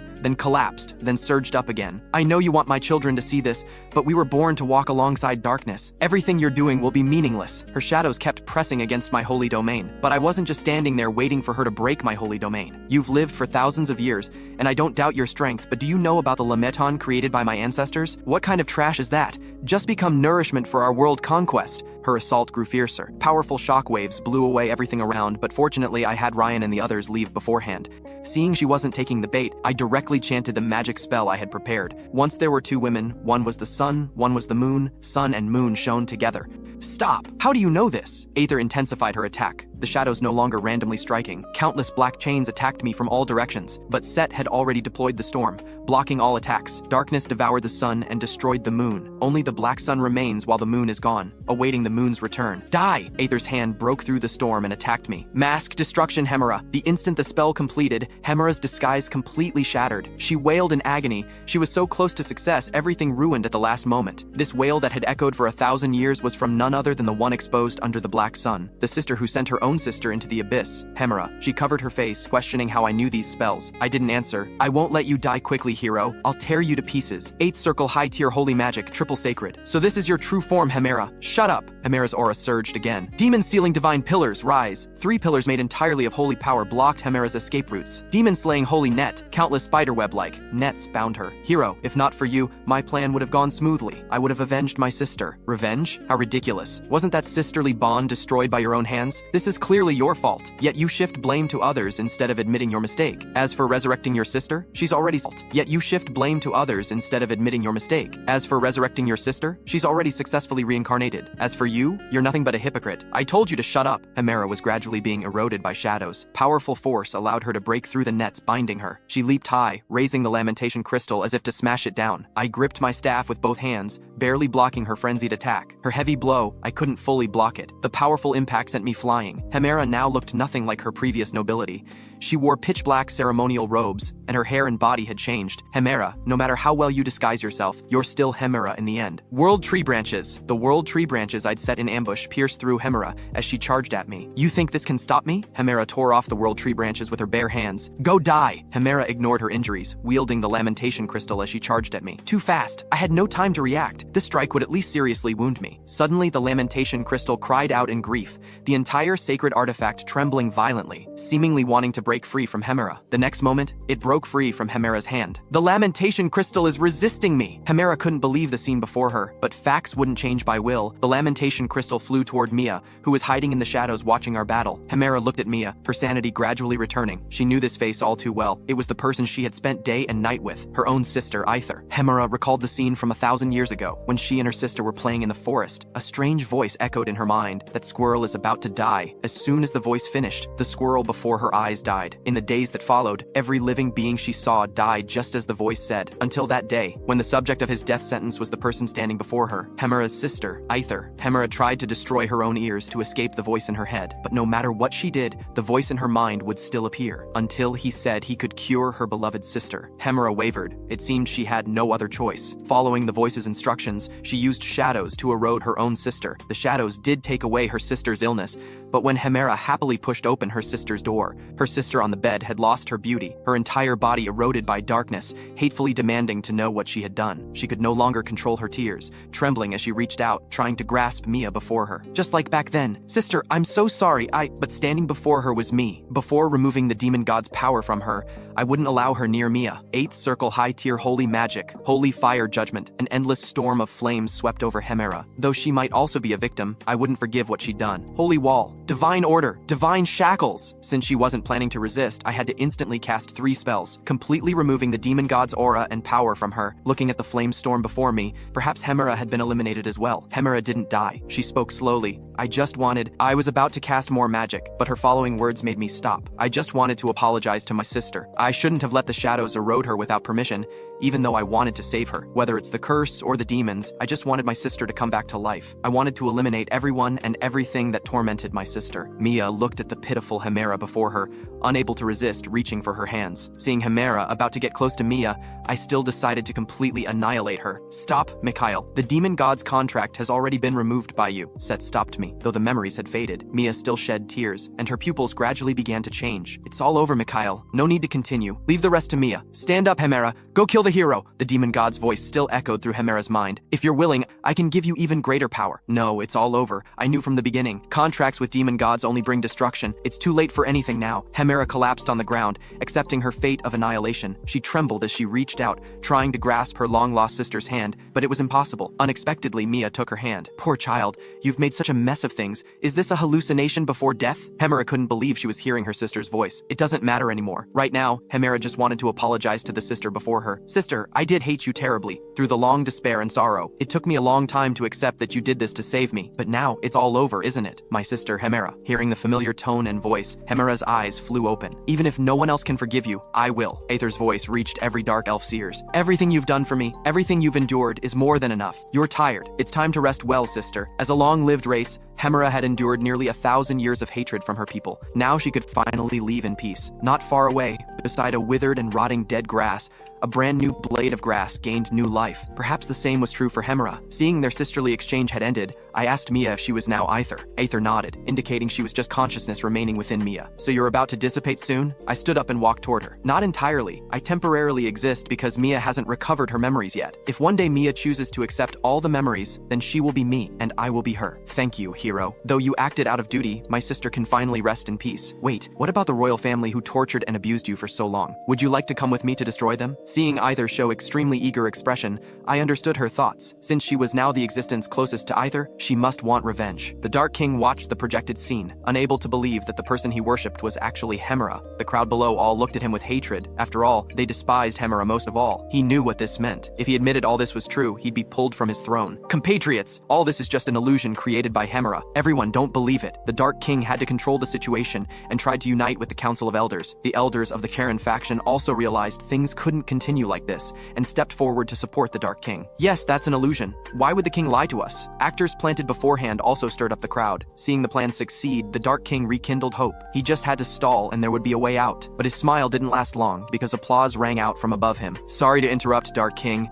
I'm the hero. The applause came from me sitting atop the castle. I have this bad habit. Whenever I hear someone seriously spouting nonsense, I can't help but applaud. You dare come here? Someone kill him! The Dark King raised his hand to summon assassins. In the blink of an eye, several assassins emerged from the shadows and attacked me. Stop! A solemn female voice echoed above the palace. The assassins' movements became uncontrolled. The arrival was none other than Aether herself, slowly descending beside me. The dark elves below watched their ancestor descend and stopped their riot. Then a large swath of the plaza knelt down, all chanting hymns. Looks like the effect is good. You're really impressive, Aether. Can't you just shut up? You've completely ruined this great atmosphere. Set looked disgusted. The situation was set. Nothing could command more respect than Aether's personal appearance. Even the Dark King had no choice but to kneel under the blood pressure. You look like a child caught doing wrong by his mother. Children, stop. Imposing our hatred on others is selfish behavior. Don't walk my path again. You must look forward. Though she suffered countless betrayals, she still chose to forgive her people. She had the ability to curse them, but she didn't do it. Aether raised the lamentation crystal, gathering the hatred and curses from the forest into herself. The forest that had suffered 1,000 years of curse finally saw the light of day. The Dark Elves no longer had to bear this pain. It was good for both me and the Dark Elves. They no longer had to be trapped here. No, Ancestor, we need your curse and hatred to defend ourselves. King, don't think I don't know you've been treating me as a tool to exploit. I won't let you succeed. You and your ancestors are the same, filled with wicked hearts for 1,000 years. I wasn't your first victim. My descendants who served as priestesses all died because of you.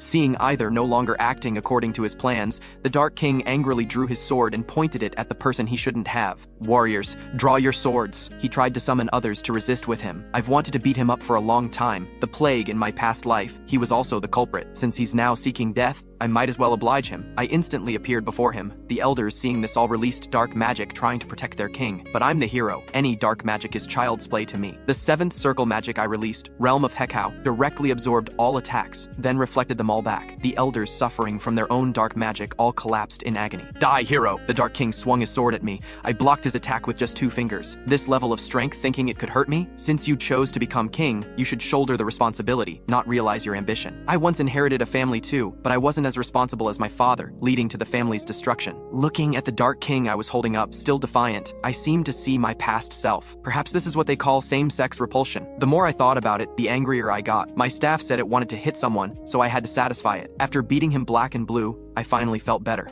Now lift your head and look at your compatriot's eyes. From the moment he swung his sword at Aether, the dark elves all turned hostile toward him. Those were the looks reserved for traitors. The king tried to attack the ancestor? The king is wrong! We must erase this false king! The noise from these fence-sitters reached my ears again and again. This wasn't what I wanted to hear. I raised my hand and cast magic to seal the mouth of the ringleader. Anyone who dares say another word, you're next. Don't think you're much better than the Dark King. You similarly recognized Hemera as the progenitor and supported her. Am I wrong? We had no choice. What right does an outsider like you have to spout nonsense? Hearing this, my face darkened. No choice? Is this your reason for harming the outside world? Just as I was about to continue, Aether stopped me. She raised the lamentation crystal, absorbing the curses and hatred from the dark elves' bodies. Hydos also recovered his human body. This forest will welcome a brand new tomorrow. The curse no longer torments this forest. Mia found me. She wanted to ask for my consent. She wanted to build a tomb for Hemera at the burial site. I said all this was for her to decide, since that was also her sister, in a way. Everything was developing in a positive direction.